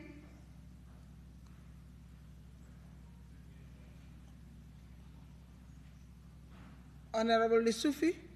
Okay. Whilst the officials from the Office of the Speaker are trying to locate the acting Premier, I'll request that we move to the next item on the agenda. Can you please call the next order, sir? Thank you, Honourable Chair of Chairs. Order number 26, introduction of the annual report of the Department of Agriculture and Rural Development for the 2021-2022 financial year. Thank you. Okay. Thank you very much. I now call upon the acting MEC, Honourable Nkomora Lehoko, to present the department annual report. Thank you, Madam Chairperson of Committees. The Department of Agriculture and Rural Development has continued its service delivery to the people of Gauteng despite the sluggish economic growth and very high levels of unemployment in the country. The COVID-19 crisis resulted in the reduction of economic activity in South Africa, with many people losing their jobs. Consumer purchasing power has also been put under pressure since the implementation of the national lockdown, with restrictions that have threatened investor confidence in most sectors of the economy, such as agriculture, mostly role players in the agro-processing sector. Even with the lifting of the state of the national disaster by President Ramaphosa, the situation was further worsened by the increasing fuel prices and cost of borrowings, amongst others. South Africa is food secure at a national level. However, the country is still food insecure at the household level, as not all households have access to adequate food. 3 million people in Gauteng experience hunger. This translates about 78 households. The food security programs are primarily aimed at 78,000 households. And the food security programs are primarily aimed at alleviating hunger and poverty in the province through agricultural initiatives, targeting the most vulnerable, which is women, children, unemployed youth, and people living with disabilities. To this end, the department is establishing urban farming as a commercial practice of growing and raising food within the boundaries of a city, of our towns and our municipalities, with larger scale farming, which is less feasible or desirable than in the rural areas. A total of 4,130 substance producers were supported with production inputs and on and off farm infrastructure. 63% of supported producers were women. The Nguni Breed Livestock Farmer Development Program is still continuing. A total of 12 participating farmers have selected and provided with 30 pregnant heifers and a bull. 2 of the farmers enrolled early in the program and have fulfilled their contractual obligations and have paid back their 30 pregnant heifers and a bull, which were then passed on the next batch of identified new farmers. The high market concentration, characterized by few large dominant agribusinesses and fragmented smallholder farmer base, remains a challenge in the sector. To address the challenge, the department is implementing the commercialization program, which is aimed at systematically leading the transformation of agro-food value chains so that the sector is more inclusive and sustainable. 70 producers and 50 farmers and 20 agro-processors are currently being supported by the department over the period of 5 years through the commercialization program. Under key achievements that we have done in the department is that 29 producers supported through the commercialization program in the 2021-22 financial year. The department will work with producers to ensure that all are able to produce audited financial statements and therefore counted as commercialization. Partnership with private sector have been secured. Pepsi Cola for development funding of farmers will supply crops for processing. ShopRite engaged the department to complement food security initiatives and provide access to market for farmers. Land Bank, Industrial Cooperation and Job Fund are going to assist farmers with access to production loans through a blended financial model. Under veterinary services, the department will continue with its plans of strengthening the pathogen reduction programs, which aims to reduce the burden of diseases in livestock population, as well as improving the levels of herd and flock immunity and productivity. Good biosecurity practices will ensure the reduction of disease burden at farm level as well as provincial level towards market access. There are still 4 open outbreaks in the province in the Boschkop area, where the beef core food lot is situated. Foot and mouth diseases surveillance activities were undertaken in the 10-kilometer radius of the feed lot, and it was during this exercise that the diseases was detected on one of the farms. Beef feed lot is now fully vaccinated, and the process of lottering out will commence in the near future. The balance of the farms, which are commercial breeder or stud farms, have been vaccinated and are yet to undergo a second round of vaccination, since these animals will be retained for breeding. Under agro-processing and cannabis industry development, Gauteng is positioning itself to be an agro-processing and agro-food trade hub for the country and in Africa. GDART is therefore unlocking opportunities in various agro-food value chains, which includes partnerships and support to enterprises in grains, horticulture, cannabis, and all meat value chains. This will include enhancing trade in raw materials, strengthening export capabilities of finished products through local and integrated regional value chains, as well as continental value chains, Trade opportunities further includes capital equipment and machinery, as well as human development opportunities for capacity and skills development, including quality assurance standards that are utilized in the sector for enhancing trade. Our key achievements in this area is that through the implementation of agro-logistic chain program, which is aimed at assisting producers of meat market access requirement and agro-processing activities were supported across the 5 priority value chains of beef, grains, poultry, vegetables, and piggery.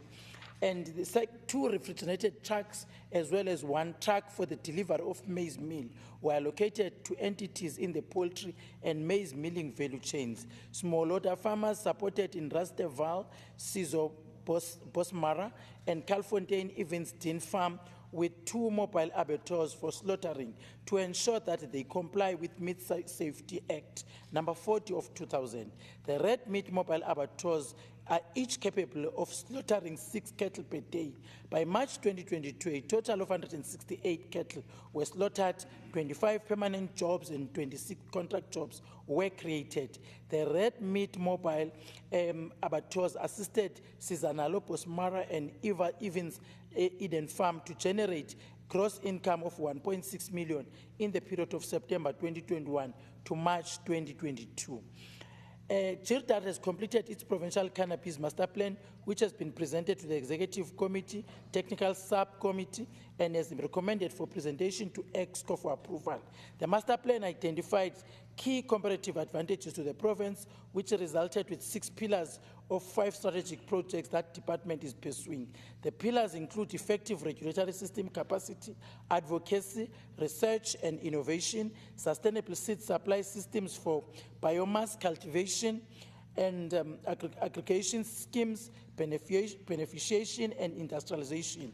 Finance is part of those investment, and SMME development and SME development too, and the market development and trade enhancement. Under climate change, it continues to bring about unprecedented weather patterns that have experienced across the country. Gauteng overall outcome, according to the projections, confirm that South Africa's long-term adaptation scenarios and the SA's 3rd National Communication and SA Weather Service Climate Change Atlas indicates that Gauteng is likely to be a hotter climate with higher temperatures and long dry spells dominating the weather patterns. Intense rainfall events has been projected and will lead to increasing runoff rather than infiltration. These also increase the risk for flash floods and erosion, placing pressure on stormwater infrastructure and affecting agricultural practices. At the same time, due to this industrial nature, Gauteng's heavy dependence on carbon-intensive energy is immensely contributing to national greenhouse gas emission profile. The impact of climate change has a negative impact on the already struggling economy of the country. To this effect, the department continues to implement the Gauteng climate change response strategy, which is guided by principles which include securing global net zero carbon by mid-century and ensuring the attainment of global 1.5 degrees Celsius temperature rise cape, and the implementation of adaptation and resilience programs to protect communities and natural habitats, as well as mobilizing climate change finances through building strategic partnership to accelerate implementation. Achievements here in this area, it's 104 climate change related projects in the climate change implementation plan. Project register that have been recorded, 64% of the projects are mitigation-based projects, 21 are adaptation-based, and 15% are cross-cutting projects.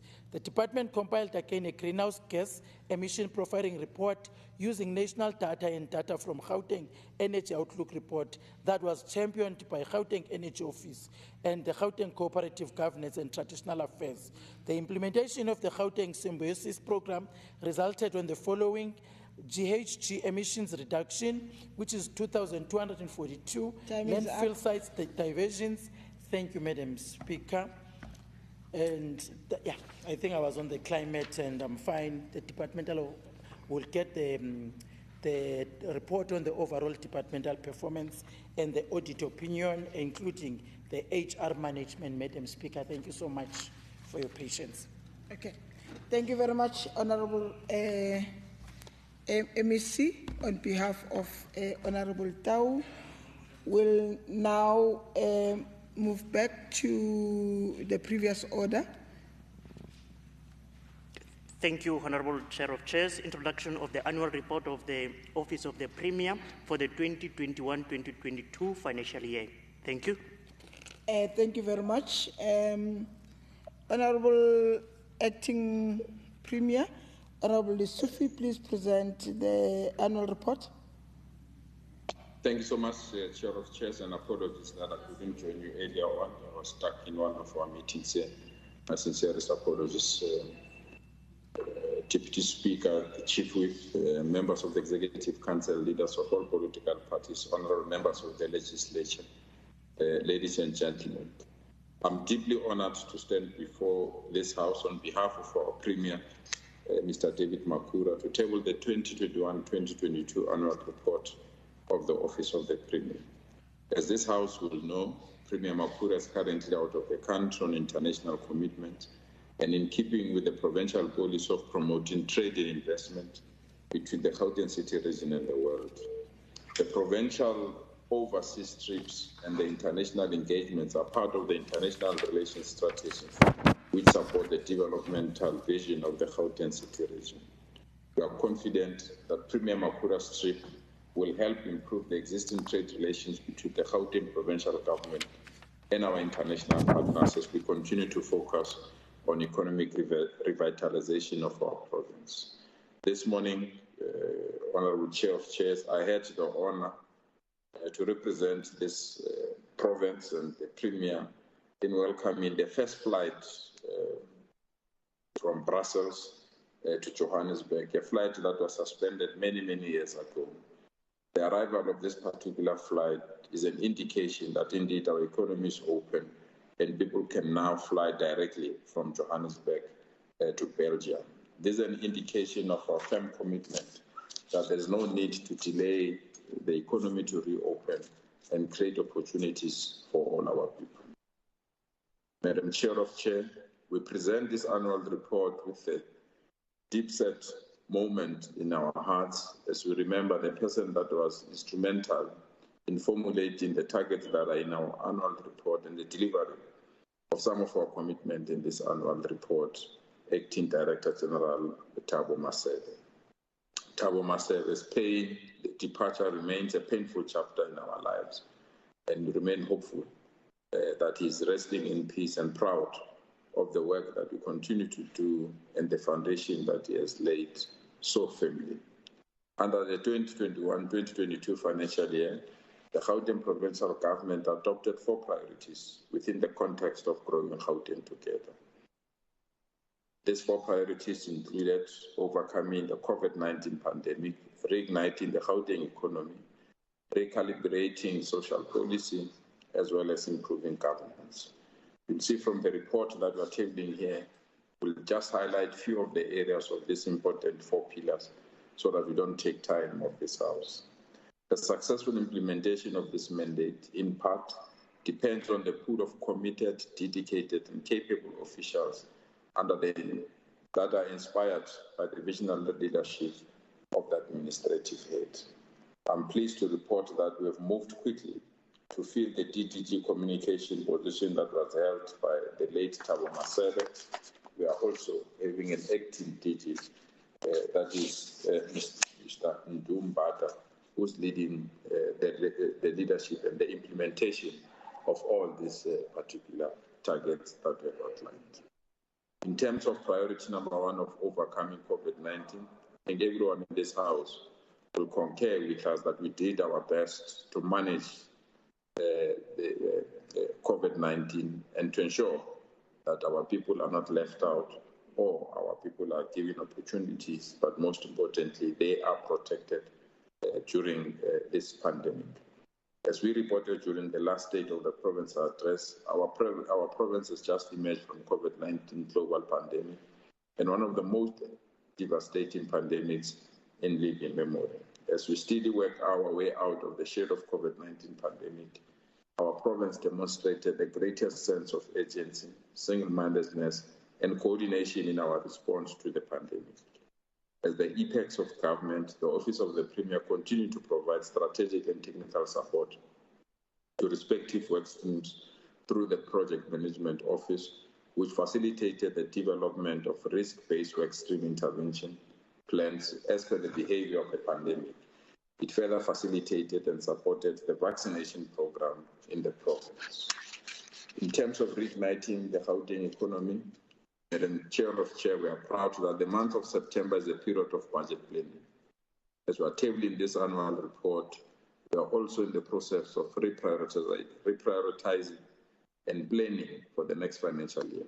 One of the things we are going to do is to focus on the implementation of our commitment to grow Gauteng together.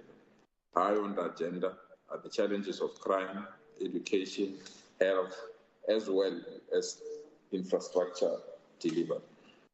We are well aware of the challenge of continuing to reboot the economy. We have, with a view of reigniting the economy of Gauteng, established a provincial war room in which government and industry leaders have joined forces to drive economic recovery, unlock growth in every sector, and create sustainable jobs, as well as the support for SMME development. Moreover, in partnership with the Private-Public Growth Initiative, we will work with business, organized labor, SOEs, and relevant national government departments to revitalize the economy of our province. We've also introduced a great deal of innovation in the economy as the center which we will need to uphold so that we can build Gauteng into a multi-tier special economic zone. In terms of recalibrating social policy, honorable members, although we are in the 28 years into our system of constitutional democracy, South Africa is still bedeviled by toxic social identities, which often lead to social fragmentation. The inherited fault lines of race, class, space, and gender are negative attributes that continue to define our society. This is a reality that makes promoting social cohesion and enhancing nation building a necessity.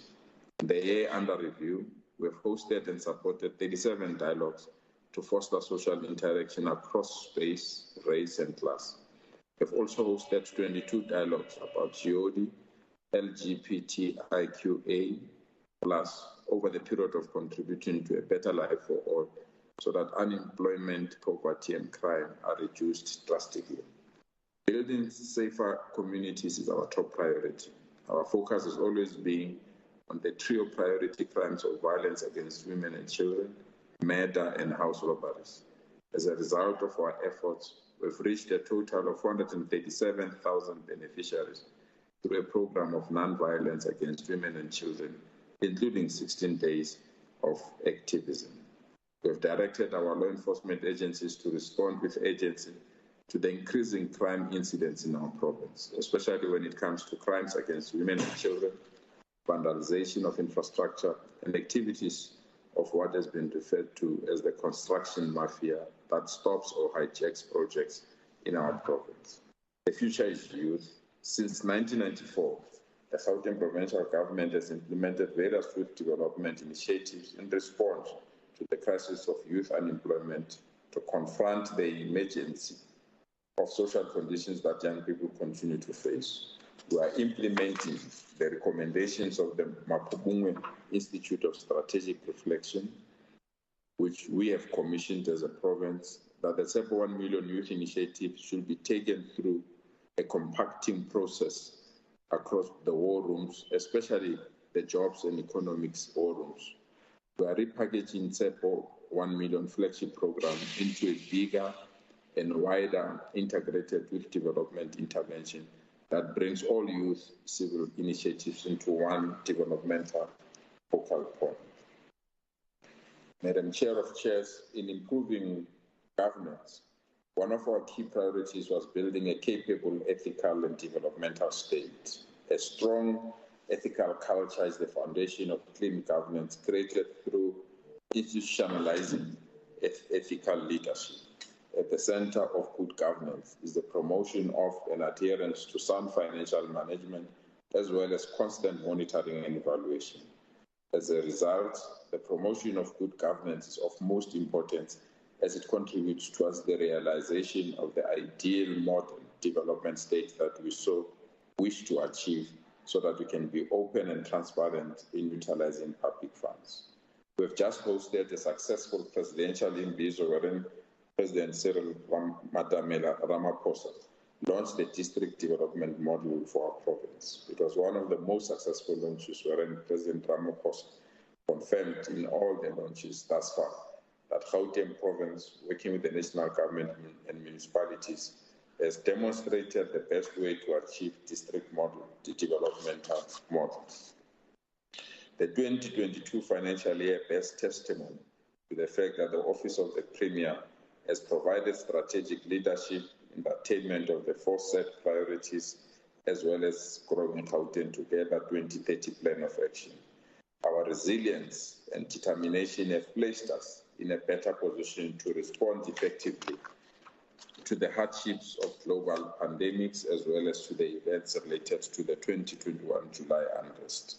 Let me conclude by taking this opportunity to thank our acting DG, Mr. Mdu Mbada, and all the previous acting DGs that have held the fort while we were busy with the process of appointing the new DG. On behalf of the Premier of Gauteng, Mr. David Makuda, let me also thank all members of the Executive Council, the heads of departments, the Premier's advisors, senior management and staff in the Office of the Premier for their hard work, which ensured that the Office of the Premier remains the political and administrative net center of Gauteng City Region. Really, thank you so much. Thanks, Chair. Okay, thank you very much. And Tateli Sophie, the acting Premier. We can now move to the next item. Secretary, please call the next order. Thank you, Honorable Chair of Chairs. Introduction of the annual report of the Department of Economic Development, including its entities for the 2021-2022 financial year as follows.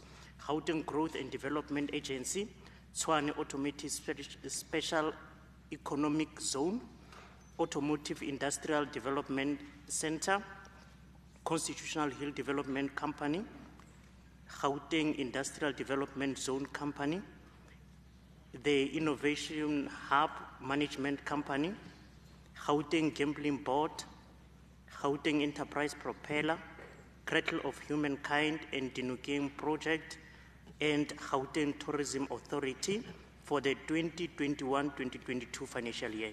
Thank you.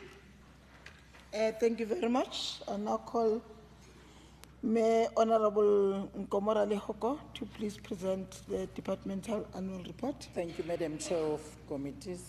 We are all aware of the economic crisis coupled with COVID-19 and July unrest that created instability in the planning, in the budgeting, and the implementation of the department's programs. Notwithstanding these challenges, the department, like any other institution, had to pause and reset and restart in order to deal with its current reality. This reality dealt with the realignment of the department's program to the GGT 2030 and Economic Recovery Plan. This meant that the entire family had to focus on the following: Township Economic Program, SMME Support Program, Infrastructure Program, and Investment Attraction. The GPG, through the GGT 2030, adopted 10 high-growth sectors with all gear the economy of the Gauteng and ensure inclusion of the most vulnerable and disadvantaged population of Gauteng. The complex environment that we find ourselves in implied that we had to put in place an ambitious annual performance plan which talks to the hearts and minds of the people of Gauteng.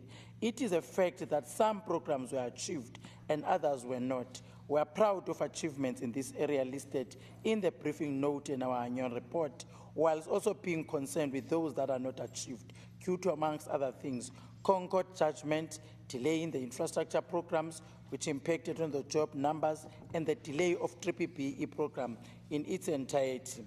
The department has adopted an out-based approach, which will result in the achievement of the following GGT 2030 priorities and MTSF priorities. Whilst we are on the outcome-based path, we are witnessing results that have a potential to change the shape and form of Gauteng economy. In the light of the above, the department and its entities have performed well in achieving the set target for 2021-22 financial year. As evidenced in the annual reports, the DET group had a total of 215 targets that were planned and reported for the year under review, and out of this total, 149 were achieved, while 66 were not achieved, which translates to an overall performance of 69% of 31% not achieved. The Department of Economic Development had a total of 52 targets that were planned and reported on, and on this total, 33 were achieved and 19 not achieved, and that translates to 63% achievement and overall performance. The entities had a combined total of 163 targets that were planned and reported on this total, 116 were achieved and 47 not achieved, which translates to 71% achievement and overall performance. Madam Chair of Committees, in the financial year under review, we reported 100% achievement in terms of paying supplier invoices within 15 days within 15 working days, with 52% of our procurement spent towards women-owned businesses. Honourable members, the annual reports further detail the strides that we have made with regards to sector and industry development, highlighting the high participation of previous disadvantaged individuals, which is youth and women-owned SMMEs, in the 10 high-growth sectors of our economy. Key to our achievements is also the passing of our Township Economic Development Bill into an act where we have now started creating a new economic geography across Gauteng Township, with 5,000 stores approved and 1,500 jobs created through the Township Retail Program, amongst others.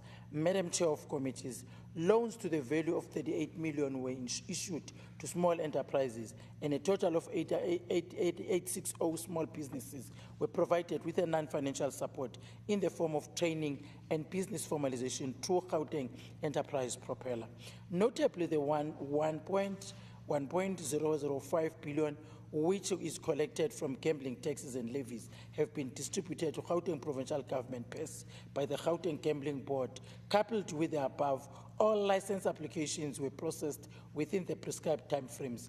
Madam Chair of Committees, we have premised the year 2022 as a year of implementation through the eye of the GGT 2030. Through the GGTA, we have facilitated 13 investment projects to the value of 19.4 billion, FDI of 9.3 billion, and domestic direct investment of 10.1 billion, creating an overall 8,700 jobs for the province. Then audit outcomes, under audit outcomes, the department has received an unqualified audit outcome compared to clean audit outcome of 2020-2021 financial year, and we have plans already to address this issue. Under entities, 3 entities have maintained clean audit outcomes from 2020-2021 financial year, and those are GGTA, GGP, and TASAs. GGTA and Cradle of Womankind and Tinukeng projects have unqualified audit outcomes compared to the clean audit outcomes of 2020-2021 financial year, and GEP has maintained the unqualified audit outcome from the previous financial year. From here, Madam Chair of Committees, post the 2021 audit outcomes, the department will be reviewing the 2023-24 APP technical indicator description to ensure that they are detailed enough in responding to the processing and collecting of processing of data, and equally conduct follow-up audit on the Auditor General's findings through an internal audit. Thank you, Madam Chair of Committees. Thank you very much, Honorable MEC Ralohoko, for presenting the report. We'll now move to the next order. Secretary, please call the next order. Introduction of the annual report of the Department of Infrastructure Development for the 2021-2022 financial year. Thank you. I now call Honorable Mutala to please introduce the department annual report.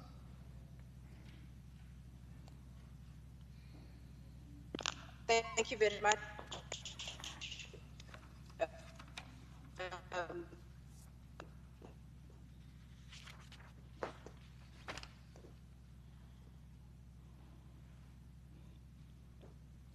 Honorable Mutala. May I then request that you try and sort out your connectivity problem? I'll move to the next order. Then I'll immediately come back to you after Honorable Mababula has finished. Secretary, please call the next order. Madam Chair of Chairs, Yes, ma'am. I'm presenting my remarks. I'm not sure if you've stopped me. Okay, now that you are audible, I will allow you to talk. You can actually present your report, ma'am. Thank you so much. Okay, I'll start again. Thank you so much, Honorable Speaker, Honorable Premier of Gauteng, colleagues in the Executive Council, honorable members of the Provincial Legislature, distinguished guests, members of the media, ladies and gentlemen, all protocol observed. In this year of the important marking and celebration of the 28th anniversary of democratic rule in an environment of openness and transparency, and the midterm review milestone of the performance of state organs under the 6th democratic dispensation, it is an honor for me as MEC for Infrastructure Development and Property Management to present to the Legislature the 2021-2022 annual report of the department. Honorable Chair of Chairs, we acknowledge the strong foundation laid by those who came before us in building our democracy and the wisdom to establish this department as custodian of all government-owned immovable property in Gauteng province. Also, to develop we work in bucket of social services to our community. Enable the department to really for the use of resources in addressing community needs. So our democracy in Gauteng. For opportunity, but the knowledge of the performance of officials for the images in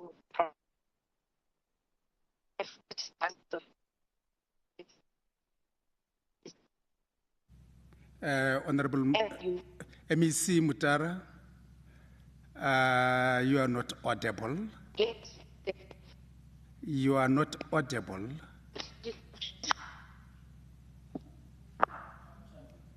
Let's get to MEC. Let's get to the next order, and then we'll see how we deal with the report, because surely you are not really audible. Thanks for that attempt. Can we read the next order? The next order is introduction of the annual report of the Department of Roads and Transport, including Gautrain Management Agency and G Fleet Management for the 2021-2022 financial year. Honorable MEC Mamabolo.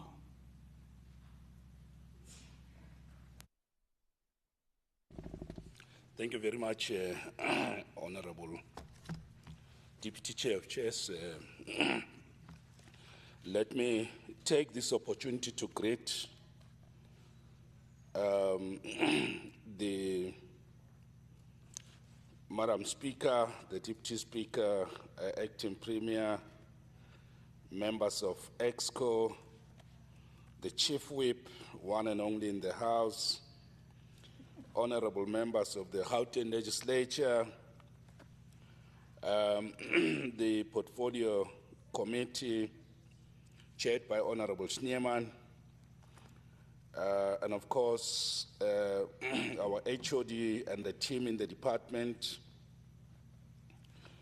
Honorable members, let me dedicate this tabling of the annual report to the militant memory of Comrade Ruth First, a communist to the end, whose life we celebrated in the August month, Women's Month. And in a writing, closing and concluding an excellent piece she wrote known as 117 Days, she said, open quote, "When they left me in my own house at last, I was convinced that it was not the end, that they would come back again." Close quote. Although they did come back again, brutally murdering Comrade Ruth First through a letter bomb, her ideas, her writings, and revolutionary legacy continue to live on. And may her soul rest in eternal peace. Honorable members, I'm deeply honored once more to present the 2021-2022 annual report to the people of the province. And it provides us with a very rare opportunity to reflect on the strides made by the department in supporting the provincial government's vision to grow Gauteng Together 2030. The financial year 2021 was to prove very important for us in our efforts to reimagine our operations, especially in the aftermath of the global COVID-19 hard lockdowns and their effects on life as we know it. In simple terms, the financial year under review was the year of business unusual, as a year of economic recovery, as aptly put by Honorable Premier David Makura in his State of the Province address of that year.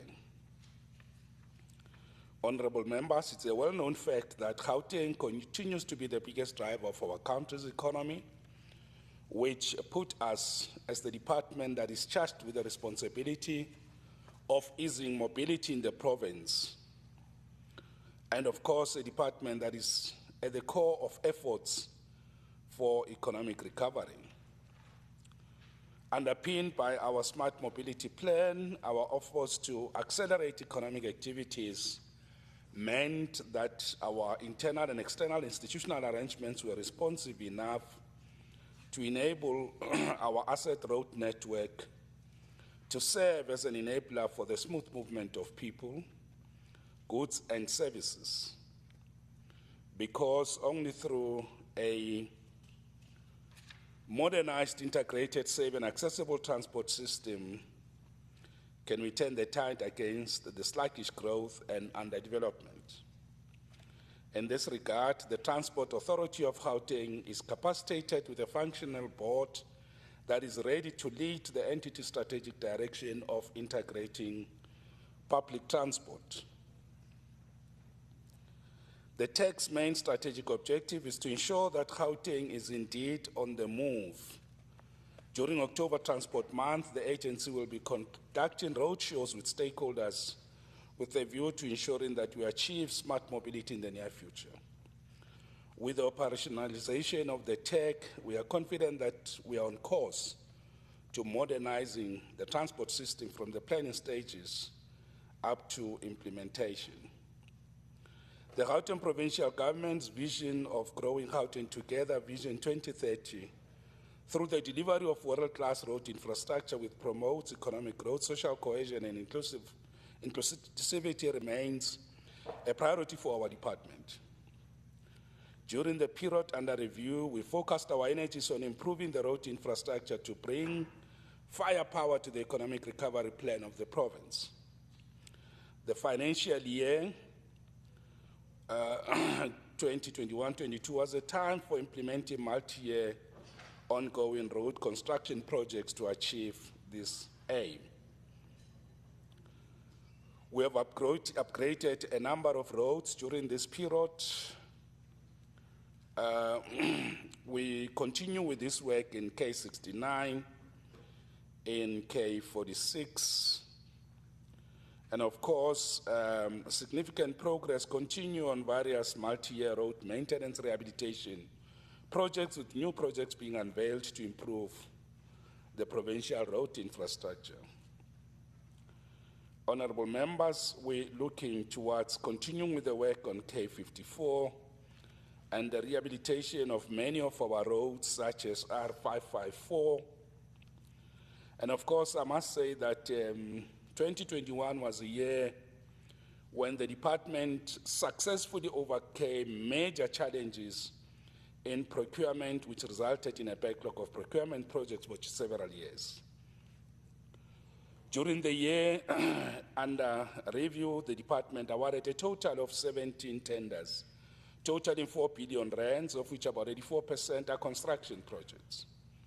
It is the first time after several years that the department achieved such an incredible milestone.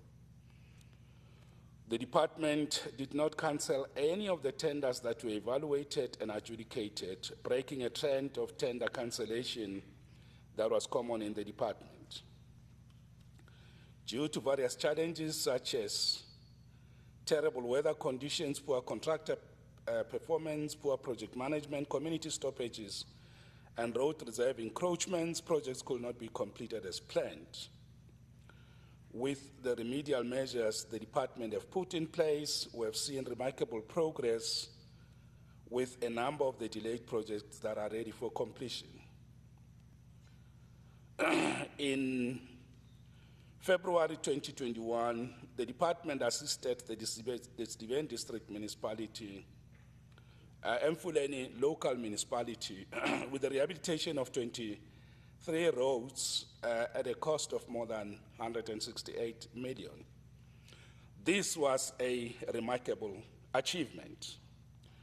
These projects were carried out in 3 rivers, in Vereeniging, Vanabale Park, and Bopilong, Sharpeville, Wipatong, and Tsepiso, and Sebokeng, and they've all been handed over to the municipality with the hope that it will improve the quality of the road network.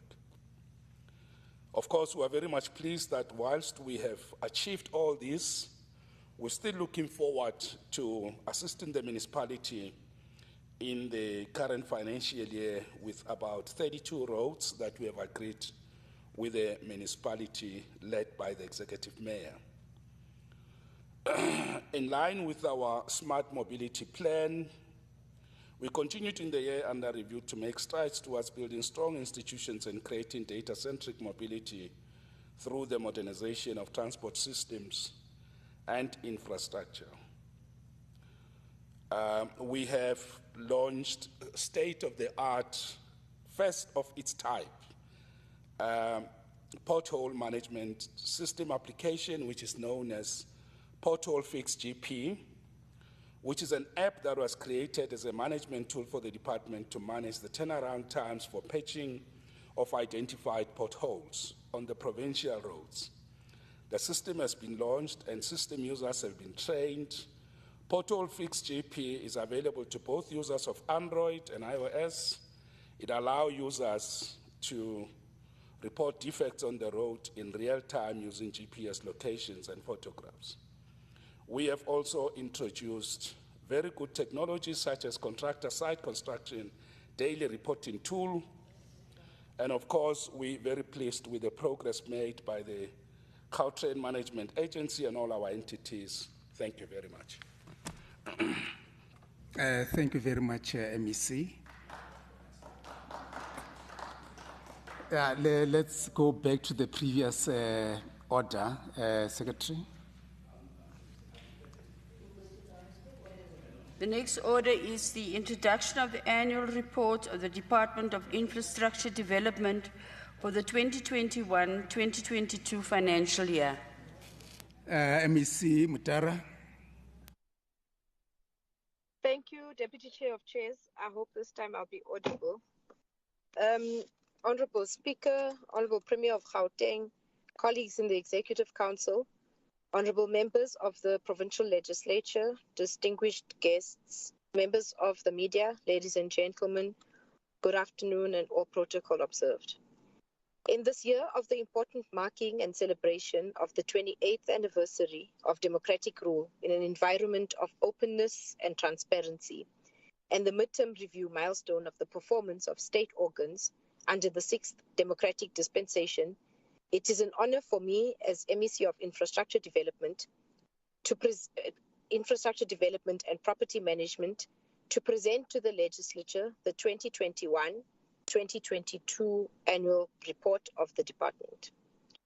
Honorable Deputy Chair of Chairs, we acknowledge the strong foundation laid by those who came before us in building our democracy and the wisdom to establish this department as not only the custodian of all government-owned immovable property in Gauteng province, but also a critical arm of infrastructure development whose work enables government to render the entire basket of social services to our communities. The presentation of the annual report to the Legislature enables our department to duly account for the use of public resources in addressing community needs in line with the legislative requirements of our democracy against the rapidly growing demand for public infrastructure in our province and the competing land use needs in Gauteng.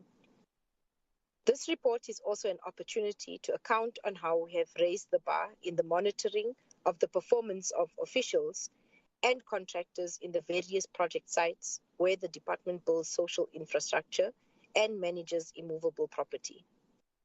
Accordingly, we have visited dozens of project sites to ensure that work is done in line with the expectations of clients and the users of immovable property. We have therefore also ensured that through our project site visits, there was real-time monitoring, accountability, and intervention on the ongoing projects that the department was implementing during the year under review. This way of working has enabled the department to terminate contractors who, through the abandonment of project sites and continuous underperformance, have not performed in line with the terms of the contracts. We have also taken steps to blacklist contractors whose conduct has grossly disrupted the work of government in rendering services to our communities. On the other hand, the year under review has seen the department handing over a number of completed public infrastructure facilities to our client departments, namely Titlabocha Primary School in Sebokeng, which we handed over to the Department of Education, the John Jangaiso Early Childhood Development Center in Devon, which we handed over to the Department of Social Development, and the Boipatong Community Library, also in the Southern Development Corridor, which we handed over to the Department of Sports, Recreation, Arts and Culture. Of course, the library would be handed over to the municipality for further operationalization and use by the community. The Greens Park Clinic has also been handed over in the Northern Corridor for the Fochville community. And we have also completed the physical structure of the new groundbreaking forensic pathology unit and laboratory that the province is building within the Helen Joseph Hospital precinct. This will be handed over once completed to the Department of Health in the province.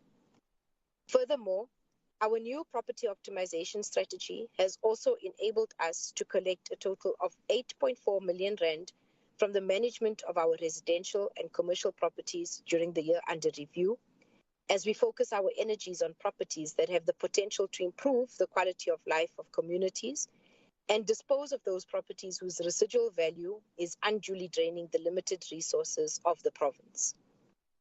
We have also ensured that the communities necessarily participate in the implementation of the projects with access to job opportunities, including enterprises owned by vulnerable groups such as women, youth, people with disabilities, and military veterans. Unfortunately, we have not been able to meet these targets, especially for companies owned by youth, people with disabilities, and military veterans. But we endeavor to attempt to meet these targets and have used many creative ways to reach the furthest corners of our province so that we reach these companies owned by youth, people with disabilities, and military veterans, and expose them to the opportunities that the department provides, also provides support as well as enabling mechanisms to ensure that they comply and are able to make use and take up the opportunities as presented by the department.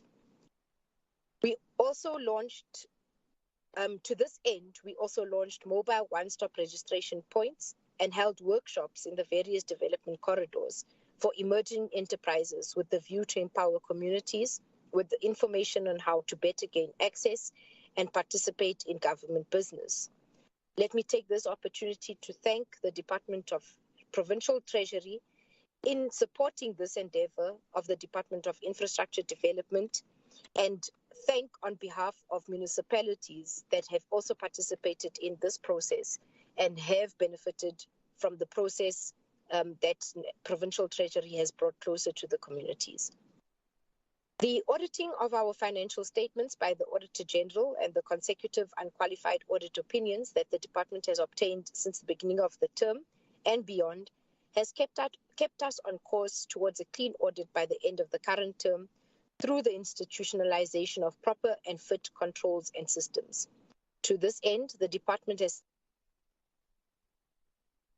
developed mechanisms to enable continuous tracking and timely correction of performance deviations in all its units through interventions such as the establishment of the audit war room, the payment war room, and the risk management war room, with the view to significantly improve its performance against the target set in the annual performance plan.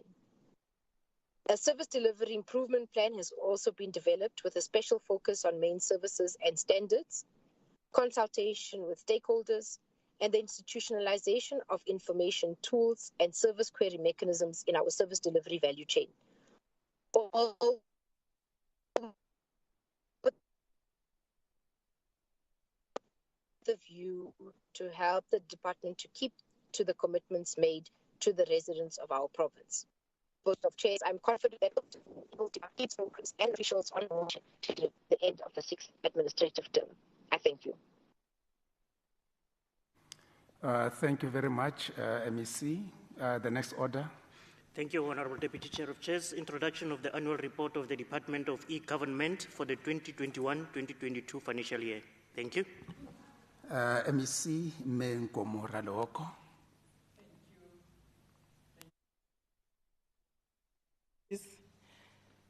Let me greet the leadership of the legislature, starting from the Speaker and Deputy Speaker, Chair of Committees, Honorable Premier, Acting Premier, colleagues in the Executive, members of the House, and ladies and gentlemen, people of Gauteng. I'm honored to table the 2021-22 annual report for the Department of E-Government and to highlight some of the key deliverables, which are the achievements of the departments for this financial year. Honorable Speaker, let me start by congratulating the department for achieving a clean audit outcome in the 2021-22 financial year. This is yet another significant milestone because it is the first time that this department has achieved a clean audit since its inception. What makes it important is that eGov recorded a qualified audit outcome in 2021-22 financial year, but this has since moved to clean audit in the period under review. Madam Chair of Committees and members of the House, during the 2021 financial year, the Gauteng Department of E-Government continued to drive the modernization of Gauteng government services. The department's overall expenditure was sitting at 90.6% for the financial year. During the financial period under review, the eGov continued to invest in the modernization of the infrastructure. In respect to the rollout of the Gauteng broadband network, the department provided wide area network connectivity to 31 sites and LAN connectivity to 46 sites across the province. This was to ensure that more GPT sites had an end-to-end connectivity. To continue the reduction of the telephony cost for GPT departments and entities, the department provided voice-over network protocol to 17 sites. The department upgraded 2 core nodes on the network and internet bandwidth to 10 Gbps, and this ensured better network speed and the ability to upload and download materials faster. The investment in township economic revitalization is one of our significant vehicles towards poverty alleviation and job creation.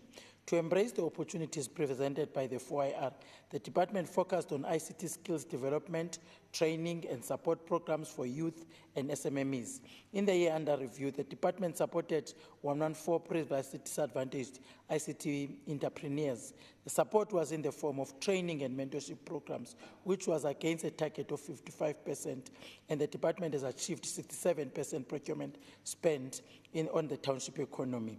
The department has trained 6302 GPT staff on ICT programs. This was done to ensure that GPT staff are better able to provide services to citizens through electronic means, as well as to enhance the efficiencies within government when providing its services to the citizens. The department facilitated various ICT skills development programs that benefited 11,377 people. The training was to enhance the ICT skills of the beneficiaries to ensure that they can operate more effectively in the digital age. The department also placed 128 youth for experiential learning, and 55 people benefited from bursaries. It has hoped that this will enhance the job opportunities and enable these people to be better. Under e-waste management strategy, a critical deliverable for the department during the year under review was developed and implementation of Gauteng e-waste management strategy. The strategy was launched on the 1st of March 2022. The strategy is geared to improve the skills of those involved in the e-waste management sector, to take advantage of economic opportunities in that sector and to create jobs. In addition to the strategy, the department would further the green agenda of the province through effective disposal of e-waste in government departments and the society at large.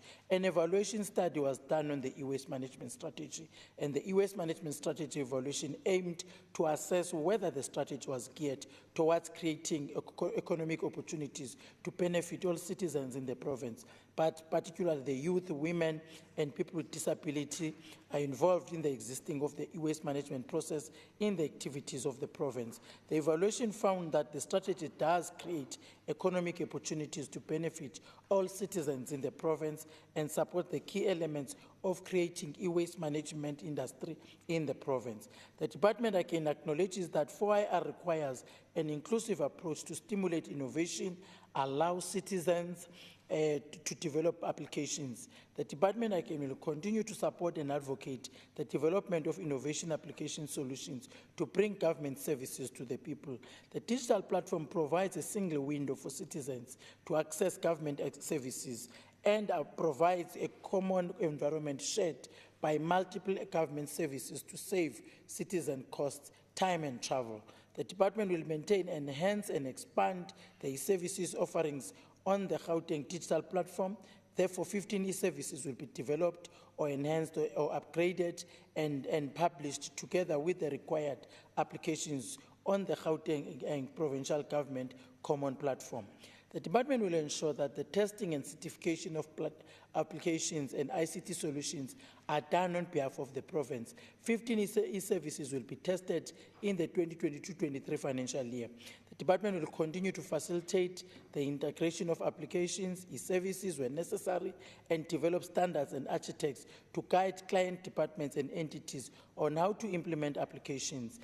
They will execute 6 data analytic projects to ensure GPT data is used to enhance decision-making and improve service delivery, and publish 10 open data sets to ensure that promotion of access of information is done.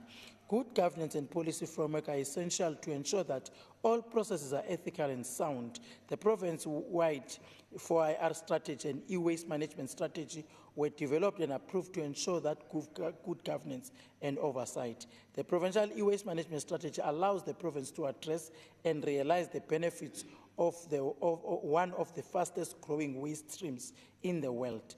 Gauteng Provincial Department of E-Government will, through the implementation of e-waste management strategy, and put measures in place to ensure that growing amounts of e-waste is disposed, recycled and repurposed to ensure a clean, healthy and safe environment, but stimulate the economy through SMME support and job creation, because there will be trainings that are being done specifically for that. In responding to the demands of the 4IR, the department will take lead in the implementation of the 4IR strategy and that e-waste strategy, And the department again will implement the Gauteng ICT Skills Development Strategy to provide to youth and government employees. This will ensure that township-based ICT entrepreneurs are supported and that staff is fully capable of utilizing the existing technology more efficiently and effectively to provide government services to the citizens. And this will be done in collaboration with ICT partners and the Department of Higher Education institutions. Gauteng Center of Excellence was created to build young citizens of Gauteng into leaders of digital innovation through ICT skills development, technical training for SMMEs and partnership with TVET colleges that we have done, and the University of Johannesburg, including the University of Wits. And the current situation presented by COVID-19 necessitated that the modernization, automation, and skills development in the ICT sector be fast-tracked to enhance service delivery to citizens. Based on this, a total of 6,000 GPG staff has been trained on an online platform, and bursary has also been made available to beneficiaries to ensure that experienced people are skilled to balance demand and supply within the provincial digital ecosystem.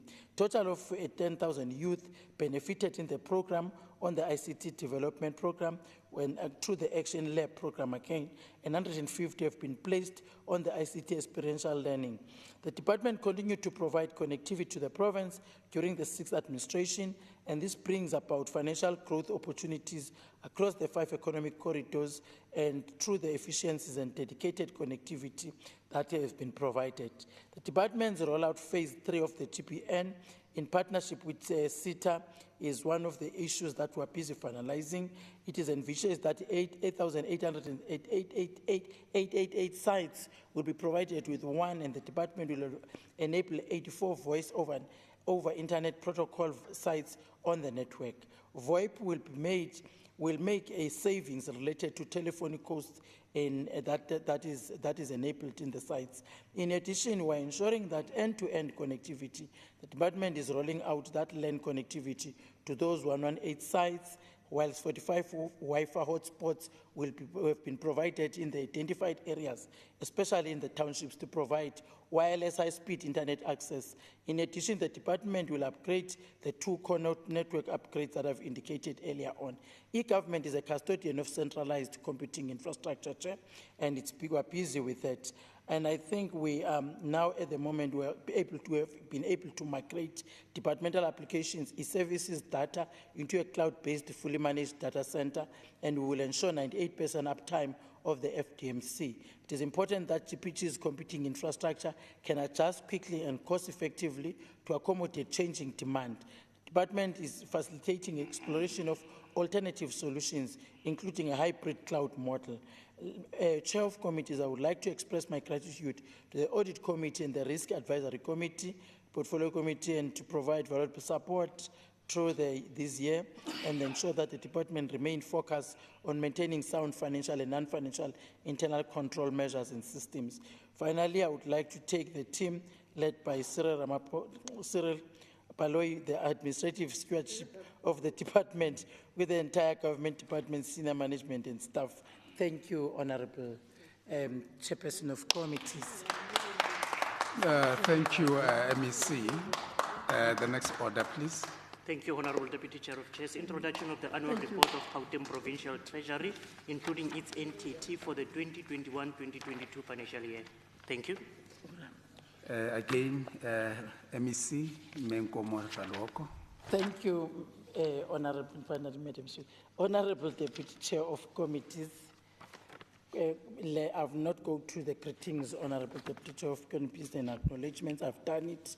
Let me go straight to the report. That 2021-22 annual report that we are tabling to this House today demonstrates the progress that the Gauteng Provincial Treasury has made to realize the mandate of ensuring all provincial financial resources are managed effectively in a manner that promotes transparency, accountability, and delivery of services to the public.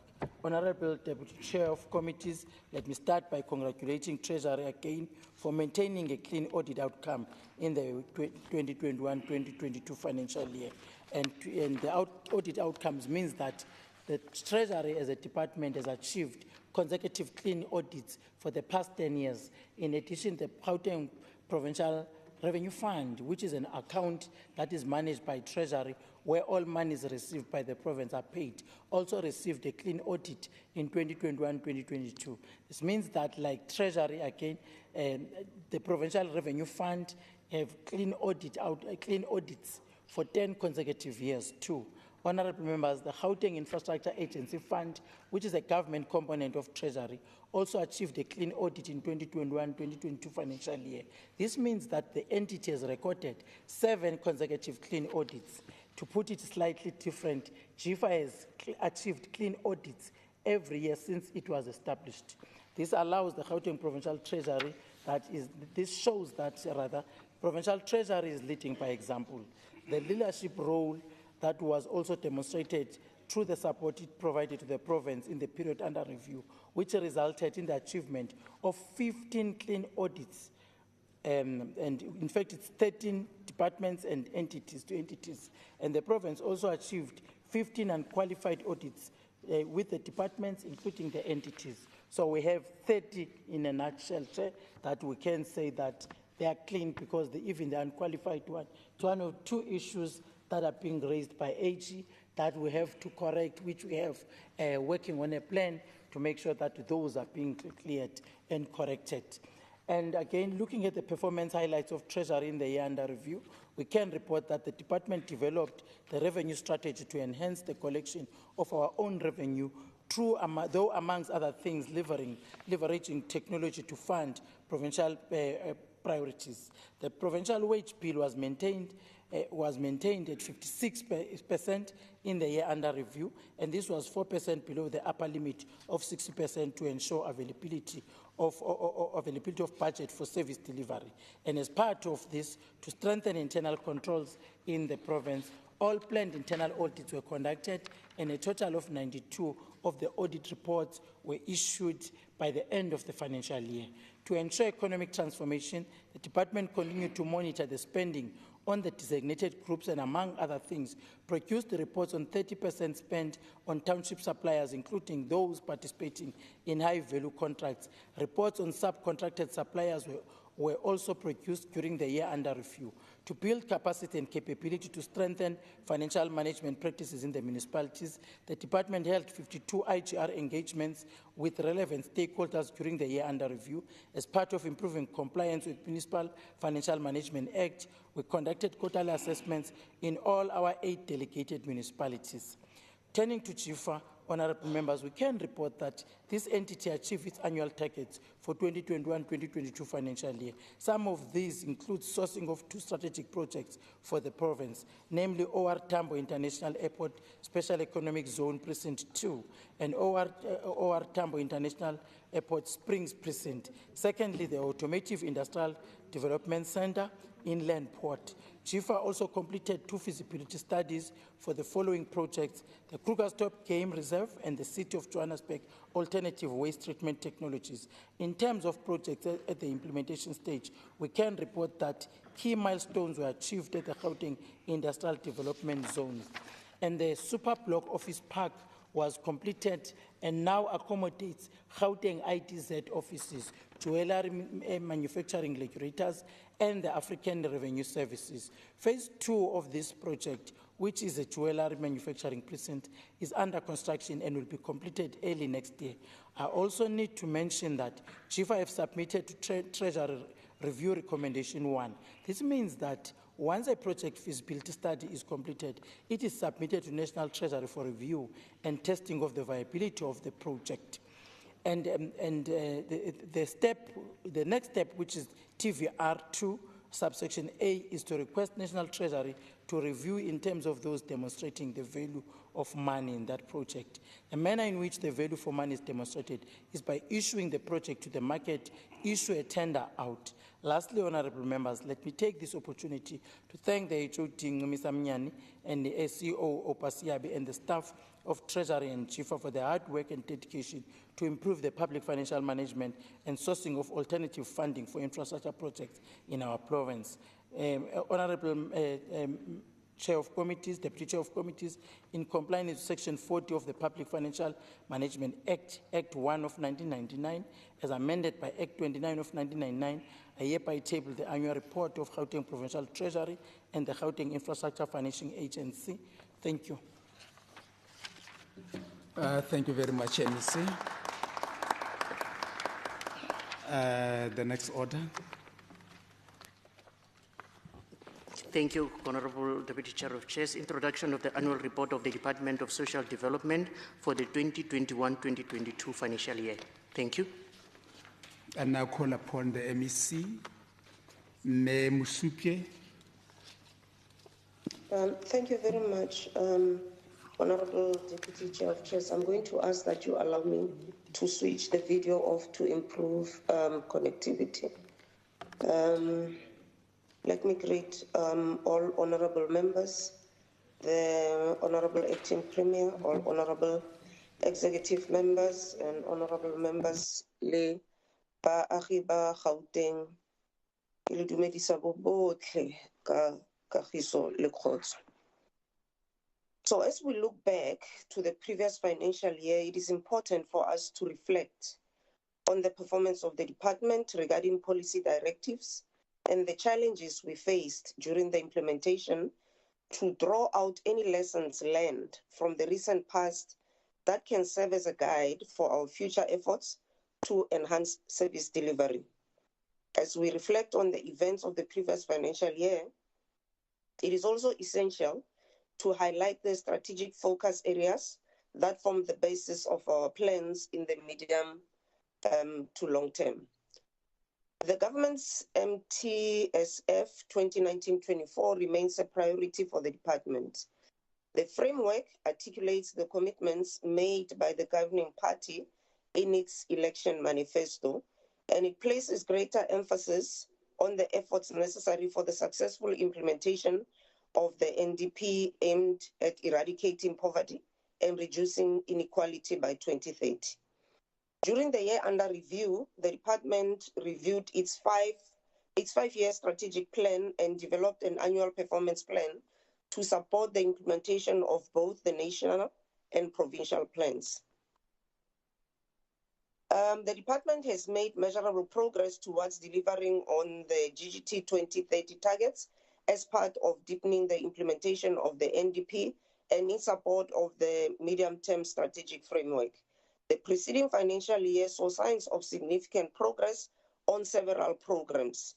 Among them were the Food Relief Program, the Welfare to Work Program, the Expanded Public Works Program, the TSEPO 1 Million Program, and the Kimoja Drug Prevention Program. COVID-19 and the July unrest had a negative effect on some of our programs, and I will speak to that later on in my speech. So, honorable members, as far as our social welfare services, which include services to older persons, services to persons with disabilities, HIV and AIDS, and social relief, 56% of our targets were met, while we made good progress in 36% of these services. This performance is an improvement by more than 8% compared to the previous financial year. It's in addition, that 8% is in addition. Just note that. An example of the most noteworthy progress made despite the COVID-19 disruptions, among others, is the substantial number of beneficiaries reached through the elderly abuse prevention programs and beneficiaries under disabilities prevention programs. So in as far as our services to older persons, we met more than 50% of our target and made more than 38% good progress in the rest of our targets. In our services for people living with disabilities, we reached 67% of our targets and managed greater progress with 33% improvement of our services offered to people with disabilities. Moreover, in the HIV and AIDS program, we met more than 57% of our targets and made significant progress, again, additional 43% of our targets. Nutrition support is considered a vital component in combating HIV and AIDS. In social development, we continue to exceed the target of 430,000 930 with the provision of just over 1.3 million food relief interventions through food banks, food parcels, and daily meals being distributed to those in need. I think it's important that, we all understand why we have this intervention. So let's remind ourselves that the provision of food parcels and daily meals reduces food insecurity and malnutrition. In turn, this assists in reducing engagement in risky behavior by children. I spoke to what we did regarding ECD and its the fact that it moved to the Department of Education. So I will not give much detail on that to save on time. Our Children and Families program consists of care and support services to families, childcare and prevention and partial care, child and youth care centers, and community-based care for children. In our endeavor to reach the most vulnerable groups, our department ensured a total of 763,830 women, over 13,000 youth, and over 4.8 persons with disabilities accessed services for children and families during the financial year that we are reviewing. We are also pleased as a department that we recorded a significant increase in performance in achieving our commitments to children and families. We attained 86% of our targets in care and support services to families, and in the childcare and protection programs, we attained just over 57%. And in our child and youth care centers, we fully met our targets at 100%. So by placing children in our CYCCs and in foster care, the department reduced their vulnerability, the children's vulnerability to abuse, to neglect and exploitation.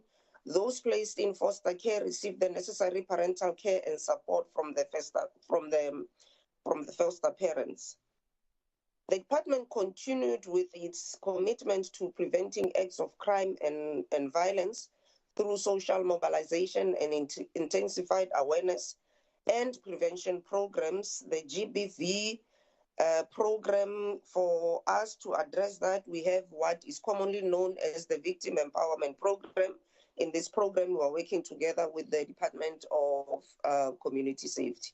And we developed, implemented, and monitored the departmental gender action plan as a tool to measure the achievement of women's empowerment and gender equality in the workplace. Furthermore, we implemented the National Strategic Plan on GBVF 2020-2030 to curb violence against women, persons with disabilities, and the LGBTQIA+ community. We focus on victim support and shelters for the homeless, especially women and children. And by doing this, we ensure that over 56,000 people access support services through services rendered at the 21 shelters and the 85 funded NPOs. A total of just over 1.8 million beneficiaries were reached through the program of No Violence Against Women and Children, including the 16 days of activism.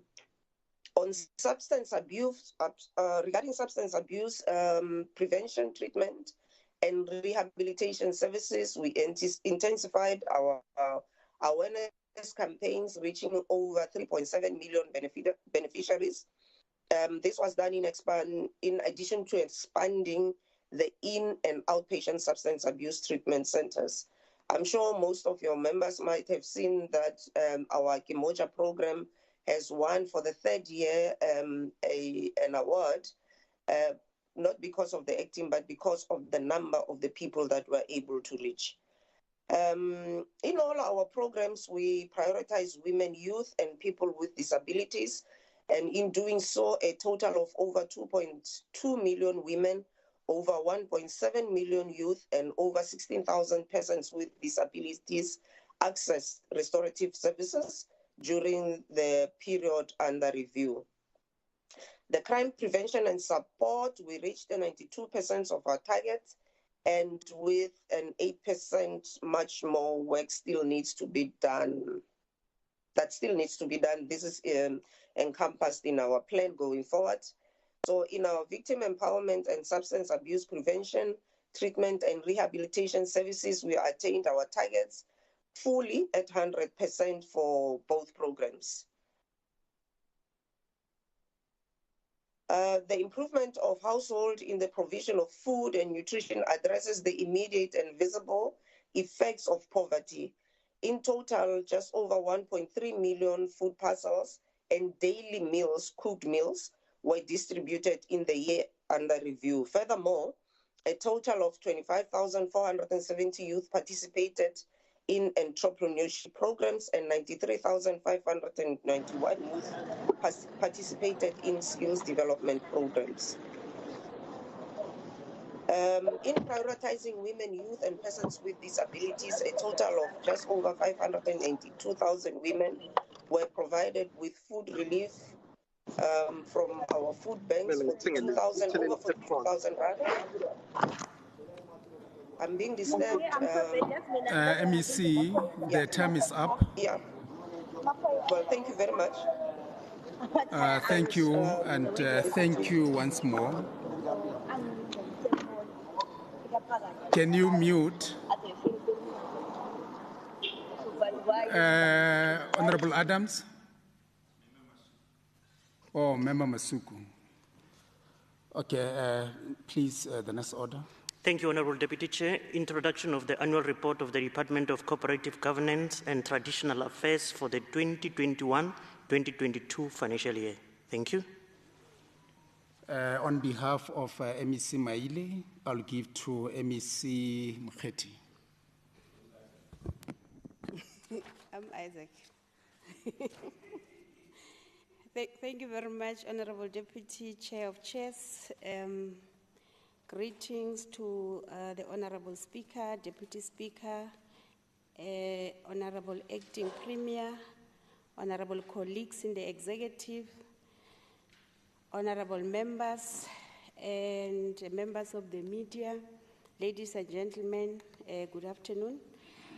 Municipalities and communities need to be at the center of the decision-making process in order to localize empowerment and development in line with the district development model and to ensure a decent life and sustainable future for all. The capacity of the development state to execute on its basic responsibilities, especially at the local government level, is critical for both developmental and entrepreneurial outcomes. This is especially true with respect to inclusive growth and redistribution within the society. The 2021 local government elections further entrenched the phenomenon of coalition arrangements within the local government sphere in the province. During the year under review, Gauteng COCTA continued to implement the recommendations of the Committee of Inquiry into the state of Gauteng municipalities, with the recommendations integrated into the Section 154 support plans developed for implementation, monitoring and support. Section 154 regional support plans and tracking matrices have been developed and are monitored on a monthly basis through the multidisciplinary regional support teams led by COCTA and senior managers. During the year under review, having considered the progress made and persistent challenges faced, including the level of non-compliance, transgression, and insubordination of administration, COCTA recommended that Gauteng Provincial Exco consider the extension of the Mfuleni intervention by 6 months, which was granted. Gauteng Provincial Treasury is the lead department in the West Rand District Municipality Financial Recovery Plan. Working jointly with COCTA, we concluded the review, non-renewal and downscaling of contracts to reduce costs and stabilize the finances of the municipality. We have developed a water security strategy and energy outlook study for the province, which will contribute to the formulation and implementation of a climate change mitigation interventions within the municipalities. COCTA assisted our municipalities to develop and implement a tariff model which consisting of customizing, populating and testing scenarios with the aim of implementing the tariff model in which to raise sufficient revenue for our municipalities. The implementation of this tariff and funding model enables municipalities to determine a set of cost-reflective tariffs for the services that they provide. And lastly, Honorable Chair of Chairs, having highlighted these few issues, we now table the Gauteng Department of COCTA annual report for the 2021-2021 financial year. I thank you. Thank you very much, MEC. The next order. Thank you, Honorable Deputy Chair of Chairs. Introduction of the annual report of Gauteng Partnership Fund for the 2021-2022 financial year. Thank you. Again, MEC. Thank you very much, Honorable Chair of Chairs, Deputy Chair of Chairs. If you allow me not to go through the greetings because I've already done that, just to go straight to the gist of the report. The 2021-2022 financial year was a year of recovery for the GPF owing to the impact of COVID-19 on operational activities. Despite the persistent challenges, the GPF made solid progress during the year under review. The entity spent 98% of its budget, of its adjusted budget. Measures were taken to fix supply chain problems, which often cause delays in delivery of projects, with a supply chain management turnaround plan being approved and implemented. The entity managed to pay 100% of its invoices within 15 days to 30-day period, a critical achievement within the fact that most small businesses struggle with cash flow issues owing to slow or non-payment by government. Incremental progress was made in decreasing the GPF loan book, and despite a tough operating environment, the GPF managed to collect 63% of its target from loans. A thorough analysis of the loan book was conducted during the year under review, and an implementation plan was put in place to ensure that going forward, the entity can improve its loan book performance. The capital raising strategy was reviewed during the year under review with a view to finding innovative capital and income generating avenues with an emphasis on the strategic partnership, and this should ensure that the entity becomes more self-sustaining and self-reliant in the years ahead. The entity exceeded its target for service stands and completed housing units despite operating in a very tough environment with COVID-19 having negatively impacted on the operational capacity. With the GPF also responsible for the delivery of mega human settlements, the rapid land release program and the upgrading of the informal settlements program, we need to upscale its capacity and improve its systems and operational efficiency going forward. But for the year under review, we can safely say that the entity has taken important steps to forward in order to better position into fulfilling its mandate as a provincial government entity. And lastly, Honorable Chair of Chairs, with those few words, we now table the Gauteng Partnership Fund's annual report for the 2021-2022 financial year. I thank you. Thank you very much, MEC. The next order. Thank you, Honorable Deputy Chair of Chairs. Introduction of the annual report of the Department of Health, including its entity for the 2021-2022 financial year. Thank you. I now call upon MEC Mukherjee again. MEC. Thank you very much. I'm no longer Isaac now, Honorable Chair, Deputy Chair of Chairs. For the record, I've already greeted honorable members.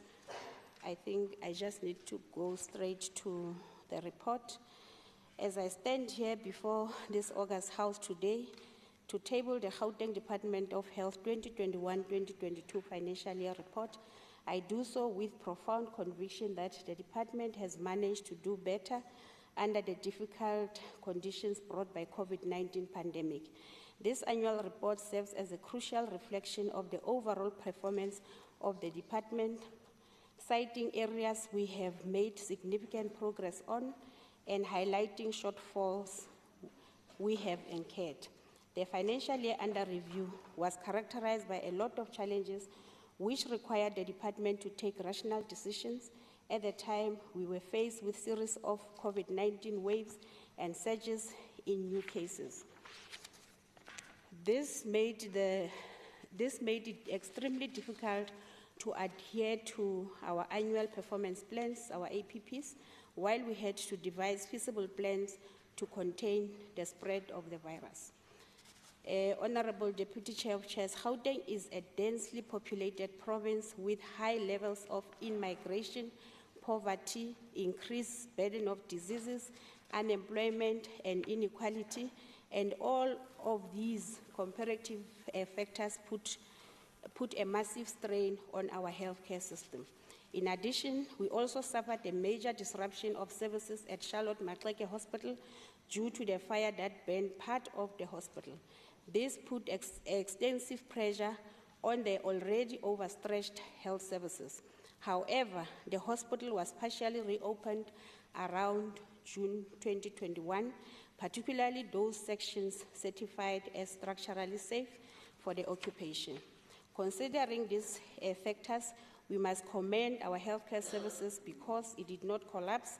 It remained resilient enough to minimize the rising cases of coronavirus. We also responded to increasingly healthcare demand, providing treatment and care, and reduce fatalities. Honorable members, let me then demonstrate to the House that in spite of all the unavoidable challenges we endured, the department managed to achieve remarkable areas of excellence in line with the health outcomes. The reference point is that Gauteng Department of Health has received an unqualified audit opinion with matters of emphasis, and for the second year, Honorable Deputy Chair, with no misstatements. The department have managed to place the HASP program as an AP landmark in this financial year. We have achieved a 15% increase in the number of HIV tests conducted during the year under review, with a total of over 5 million HIV tests, and the department retained over 1 million clients on ART treatment. While the adult viral load suppression rate is at 91%, on the other hand, the viral load suppression has not improved. It remained at 65% when it comes to the children. Furthermore, we have successfully treated 82.1% of the 22,327 clients diagnosed with DSTB during the reporting year. However, we have witnessed high death rates due to COVID-19, and this had a negative impact on our treatment success rate, reversing the historical advances we have made in reducing TB disease burden. The department have also managed to reduce the transmission of HIV from mother to child, and such in the infant PCR test positive around 10 weeks was kept below 1% at 0.6%.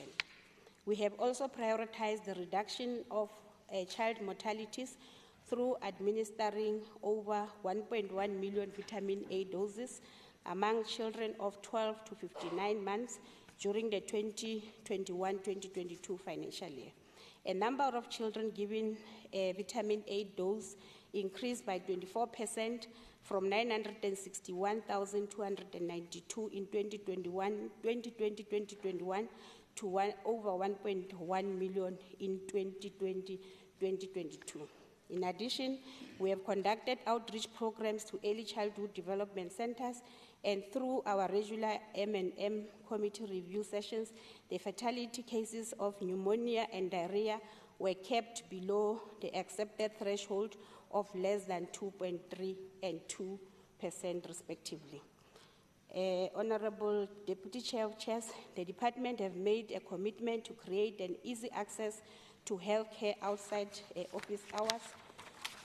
During the reporting year, we have activated 2 additional community healthcare centers, namely Refense and Bokenhout CHCs. This initiative brought the number of CHCs to 24-hour services to 36 in total. This may not be sufficient, but it is a huge step in the right direction to address the ever-growing demand for healthcare services in our province.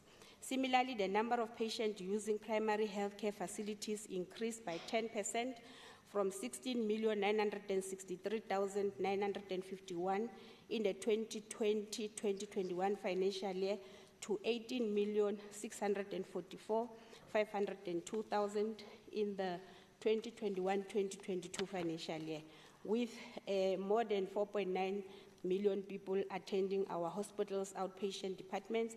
This is an increase of 6% from the 2020-2021 financial year. The advent of COVID pandemic has negatively affected delivery of infrastructure projects in the department. Despite working through such difficult conditions, the department managed to open to the public the Greens Park Clinic in Mirafong in the West Rand during the period under review. And we are expecting more clinics to be completed and handed over to us in the 2022-2023 financial year. Honorable members, the reduction of medication collection waiting time is one of the priorities we're looking to turn around. We have managed to enroll over 62,392 clients on the Lab Meds program during the 2021-2022 financial year. This brought the total number of enrolled clients to over 1 million in this financial year. The reduction of high burden of disease for non-communicable diseases such as diabetes and hypertension remains a priority. Over 5.5 million clients were screened for diabetes and over 5.9 million were screened for hypertension during the 2021-2022 financial year. As I conclude, Deputy Chair of Chairs, regarding the objective of the universal healthcare coverage, the department have demonstrated clearly that we are on the right path towards realization of the national health insurance. During the year under review, 363 clinic facilities have been assessed for ideal clinic status, with 92.4% succeeding. Our hospitals were assessed, and out of 34 hospitals, 29 obtained the ideal hospital status. Honorable members, as a department, we acknowledge that we have challenges on few areas of priority, and this includes the 30-day payment to service providers, settlement of old accruals, especially those COVID-19 payments that were cleared by the SIU, overcommitment on goods and services, payment of medical legal claims, and budgetary constraints. However, the department have developed a comprehensive 6-month plan to mitigate against the challenges stated above. As I conclude, I therefore table the introduction of the 2021-2022 annual report for the Gauteng Department of Health to be considered by the House. I thank you. Thank you very much, MEC. The next order. Thank you, Honorable Deputy Chair of Chairs. Introduction of the annual report of the Department of Education for the 2021-2022 financial year. Thank you. Let me call upon Untitled Chapter. Thank you so much, Deputy Chair of Chairs. Honorable members of the Executive Council, Honorable Chief Whip and leaders of the opposition parties, Honorable Member Chilwan, Chairperson of the Education Portfolio Committee, and members of the Education Committee, honorable members of the legislature, the leadership of our teacher formations I've seen that here, leadership of school governing bodies and leadership of student movement, together with the officials of the department. Deputy Chair of Chairs, our performance in the year under review continued to be guided by the National Development Plan and the medium-term strategic framework as priorities, as per the identified priorities, and also as well through the imperatives that are contained in the provincial strategy. We are proud to table the annual report of the Department of Education for 2021, and the 2021 annual report is a summary of our achievements in the year under review. It reflects progress towards achieving the outcomes for the 5-year term as contained in the strategic plan for the period 2020 to 2025. The 2021 annual financial year of the Gauteng Department of Education continued under the destructive impact brought by COVID-19 pandemic that continued to affect the world. The 2021 financial year was a difficult and challenging year for the education sector in general, including other departments and organizations due to the COVID pandemic. Following the Minister of Basic Education announcement of the vaccination personnel in the sector, we made a plea for the education sector to be considered first, and we want to thank the leadership of our country through our President and the Minister for agreeing to vaccinate our educators, and we stand proud that as of today, 92.5% of all our employees, especially educators, are vaccinated. In 2021, almost 17.6% of our learners sat for the National Senior Certificate exams when compared to previous years. The class of 2021 is the highest in terms of enrollment, as I have indicated. Almost 17.6% of these learners sat for the 2021 matric examinations. If you take into consideration the COVID limitations, these learners, when they were in grade 11, they didn't write any form of examination until they arrived at grade 12. And for them to achieve 82.75% pass is indeed a remarkable achievement that we must praise the class of 2021. On top of that, 55,848 learners achieved bachelor passes. That's a whooping 43.8%, which simply means out of every 10 learners that wrote matric in Gauteng, 4 got bachelor passes to go to study at the universities.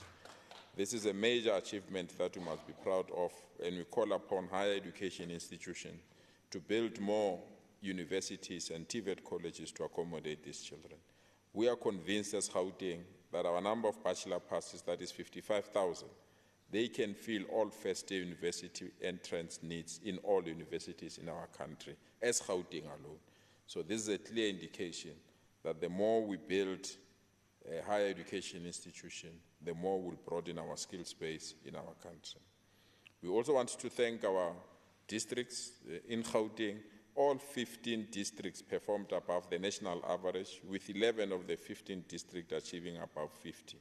I'm also pleased that the top district in the country comes from Gauteng, together with 4 other districts that are in the top 10 best performing districts in the country. We also continue to promote school governance, and in 2021, we refreshed the mandate of all our school governing bodies, and in June 2021, all school governing bodies were re-elected and they were inaugurated, making them eligible to run the affairs of our schools. We remain disturbed that regardless of the induction program that we've given to these SGBs, majority of our SGBs have started to go back to their old ways of not working together and disrupting education. This, if you follow the activities in Esteres, where parents have decided to close a school, leaving children not to attend a school for almost 8 days, it demonstrates the need to continue training our SGBs to understand their responsibilities. We want to emphasize this point. In law and legislation, there is no power that is bestowed on SGBs to close a school. Even the MEC can't even close a school. And we call upon these SGBs to refrain from closing schools, especially at the doorstep where our children are about to write their final examinations. Where there are problems, we are willing to engage and discuss with these SGBs, but we will not take kind to those that think closing of a school is the best way of resolving problems. We are also proud that the migration of ECD from social development to the Department of Education have been concluded. We want to take this opportunity to thank our Premier, the Minister of Social Development, the Minister of Education, and the MEC of Social Development in our province, together with the Premier of our province. We can boldly state now, gone are the days where our children at ECD can only sing, dance, and sleep. From now on, they will learn about mathematics, robotics, and many career building lessons when they are still at grade ECD. We are proud of this shift. We really believe it will strengthen our base and also ensure that our education system is strengthened from its foundation. We've continued with our arrangements to ensure that ICT is part of our education space. It was in this house almost 7 years ago when we introduced the concept of one learner, one tablet, one teacher, one laptop, one classroom, one smart board, one school, one connectivity, that others in the opposition benches felt that these were pipe dream. But when COVID hit, they realized that we had a vision to prepare our learners so that they can learn from their homes. We are proud that this program is expanded now from grade 12. We are now rolling out to grade 10s. We intend to conclude it with grade 9s and 8s as we approach the end of this political term. Our learners are armed with digital content from e-books, multimedia, and freely available content that makes it easy for them to learn even if they are not at school. Our schools of specializations are indeed the future. 2 days ago, we launched a school of specialization in engineering with a special focus in mining. The area of Nkangala and Kalinen, this is the area of mining, but there was no single school to prepare our children to take over the running of those particular mines. The best they could be, it was to be security guards and cleaners. We are proud with the establishment of this school of mining, our children will take over all the careers of those particular mines in their own communities. Education has to be relevant, and education has to respond to the economic needs of our communities. We don't want our children to learn something that will not be useful for the economy or the economic growth or the developmental capabilities. With these schools of specialization, our children will no longer look for a job, but jobs will be looking for our children. We have almost 35 schools of specialization that we are targeting. We are standing at 21st of these particular schools thus far. So we still have a long way to launch some of these schools of specialization. Thus far, we have got a school of specialization in automotives. This is a partnership with BMW, and this particular school, they teach our children how to build and also ensure we resolve all challenges of the motor industry. We are proud that we've also had a school of specialization in engineering with companies like Sosol and many other institutions that are willing to work with us.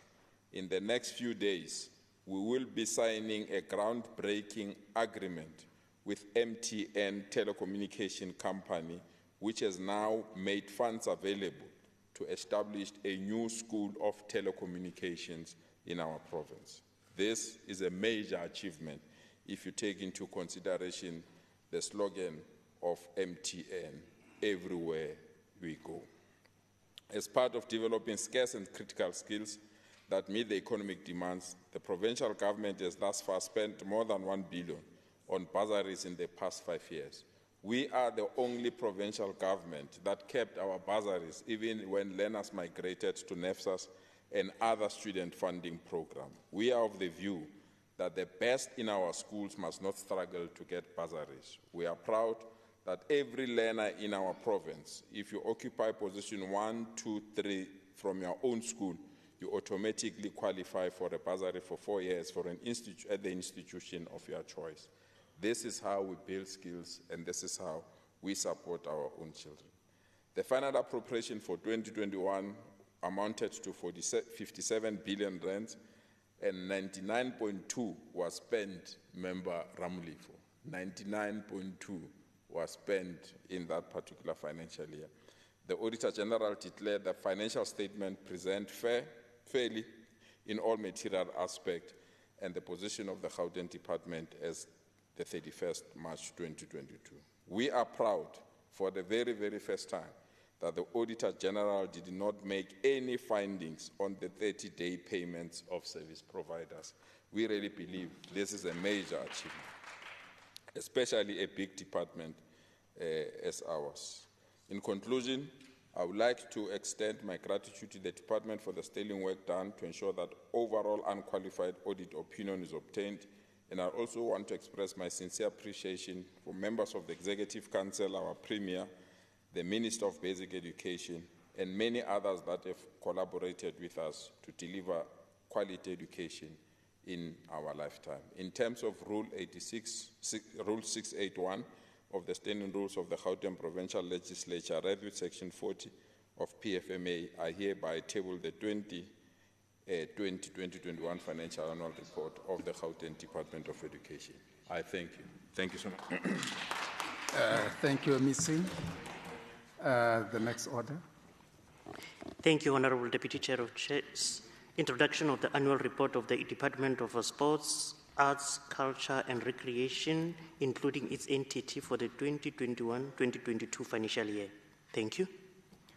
Let me call upon Honorable Ntate Mamabolo, who will stand for the MEC Mehlope.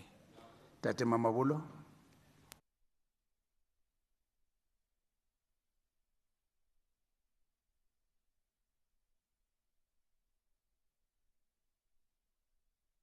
Can I be protected? You are protected, Ntate Ramolifu. Thanks, Honorable Deputy Chair of Chairs.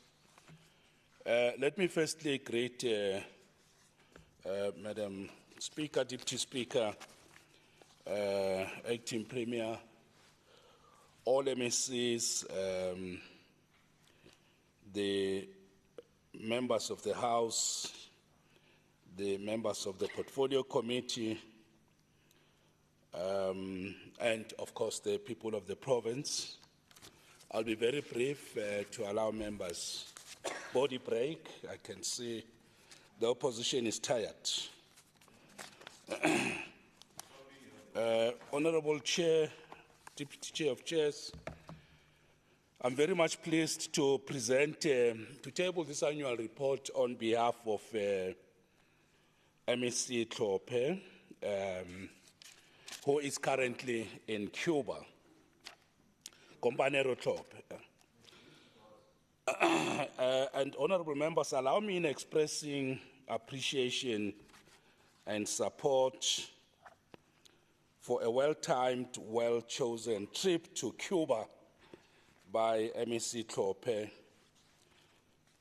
By quoting Commander Fidel Castro, when he was engaging on his world-celebrated slogan of the Battle of Ideas, he said, open quote, I believe there is something more powerful than weapons.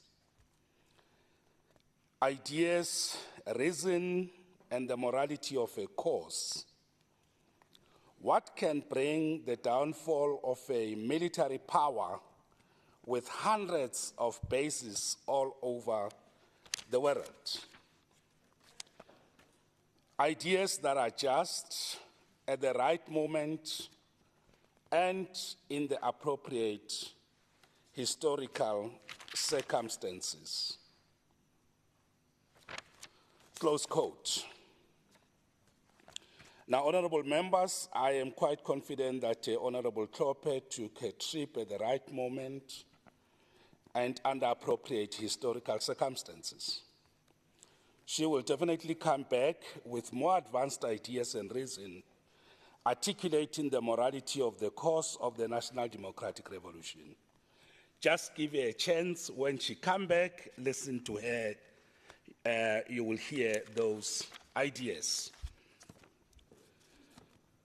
Now, the Department of Sports, Arts and Culture and Recreation is mandated to entrench socio-economic development whilst advancing social cohesion using sports, arts, culture and recreation as critical tools for development. The financial year under review 2021-22 took place under relaxed COVID-19 restrictions, allowing the department to better demonstrate its work and performance in service delivery. Allow me to state that the design of the 2021-22 was guided by the National Development Plan, that is the APP, Growing Gauteng Together Vision 2030, and 6 strategic priorities of the medium-term strategic framework, 2019 to 2024, amongst other policies. The 2021-22 annual report therefore presents both the non-financial and financial accounts on our responses to the imperatives of the policies above mentioned and the priorities of the 6th administration. In the financial year under review, the department achieved 75 of its 125 annual targets. The expenditure of the department was 730 of the main appropriation bill of 1 million. In pursuit of good governance, the department did not incur any unauthorized expenditure during the period under review while reducing fruitless and wasteful expenditure. The 6th administration has mandated the department to develop cultural and creative industries, reposition national commemorative days, grow the film industry, transform public libraries into information, knowledge, and cultural hubs, reintroduce the Wednesday League sports and art school programs, promote social cohesion through premier social cohesion games, and various other activities. In realizing our mandate, we implemented sporting, arts, culture, and library programs throughout our corridors. That speaks to our cradle-to-grave approach, ensuring all the individuals, irrespective of their race, class, gender, and age, form part of the department's programs. In this regard, dance, music, and drama programs took place within all corridors, and we further provided training programs such as the Basitsana Scriptwriters Program, geared at filmmakers and directors for theater, stage, and film. The Basitsana workshops accordingly created opportunities for female and the LGBTQI and A+ drama artists and writers from all corridors to address the shortage of female writers and directors in the sector. Honorable members, allow me to state that as part of our efforts to raise national consciousness, we commemorated national and significant days such as Freedom Day, Africa Day, Youth Day, Women's Day, Human Rights Day, to name but just a few. These days are significant in our country as they are used for the recognition of our fallen heroes and heroines. They help us to educate society about our history and motivate younger generations to protect their future by not repeating mistakes of the past. The digitalization of the cultural and creative industries has gained traction. As a result, we have assisted artists to adapt and use the newly introduced digital platforms. This shift is driven by the increasing use of social media and the digital transformation caused by robotics. These great groundbreaking initiatives seek to synchronize artists' creativity and automate the industry through technology. In pursuit of transforming the Gauteng heritage landscape, the department has identified heritage routes to revive in all corridors with great focus on Sidibeng and West Rand. Allow us to state that we take no pride to report that there was limited progress in the construction of the 3 libraries in Zuberkom, Koksort Library, and of course, Mulestein Library, which are modeled around our libraries of the future concept. Through the School Library Revamp Initiative, non-fee paying schools were supported with study tables to help students to learn efficiently, effectively, and achieve academically. We also made financial transfers to 9 municipalities in Gauteng to increase universal access to the provincial library services. We are also pleased to report that we continue to invest in and support the business of sport by providing training to people to deliver school sport programs. And of course, the delivery of club academy programs and active recreation programs. We are also pleased to report that we have a huge responsibility to keep Gauteng citizens active and healthy. To accomplish these, 29 Hanyan Wellness and Healthy lifestyle programs were implemented with the Department of Health's Vuma vaccination campaign. As the reports will show, significant strides are being registered on areas which were much concerning and much work still needs to be done. In conclusion, we are still committed to sparing neither strength nor effort in discharging our constitutional mandates and serve the people of the province with purpose and distinction. And I've given you back, members, 1 minute to rest the opposition. Thank you very much, MEC. And this, can we have order? This concludes the business of the day. But now, regarding the date of the next meeting, you will be informed in due course. Let's just rise for the formal. I now officially declare that this sitting is officially adjourned. Thank you, and thank you, and thank you. Thank you, Deputy Chair of Chairs. Thank you.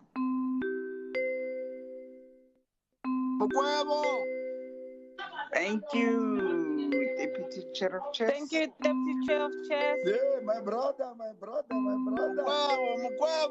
Thank you, Deputy Chair of Chairs. Thank you.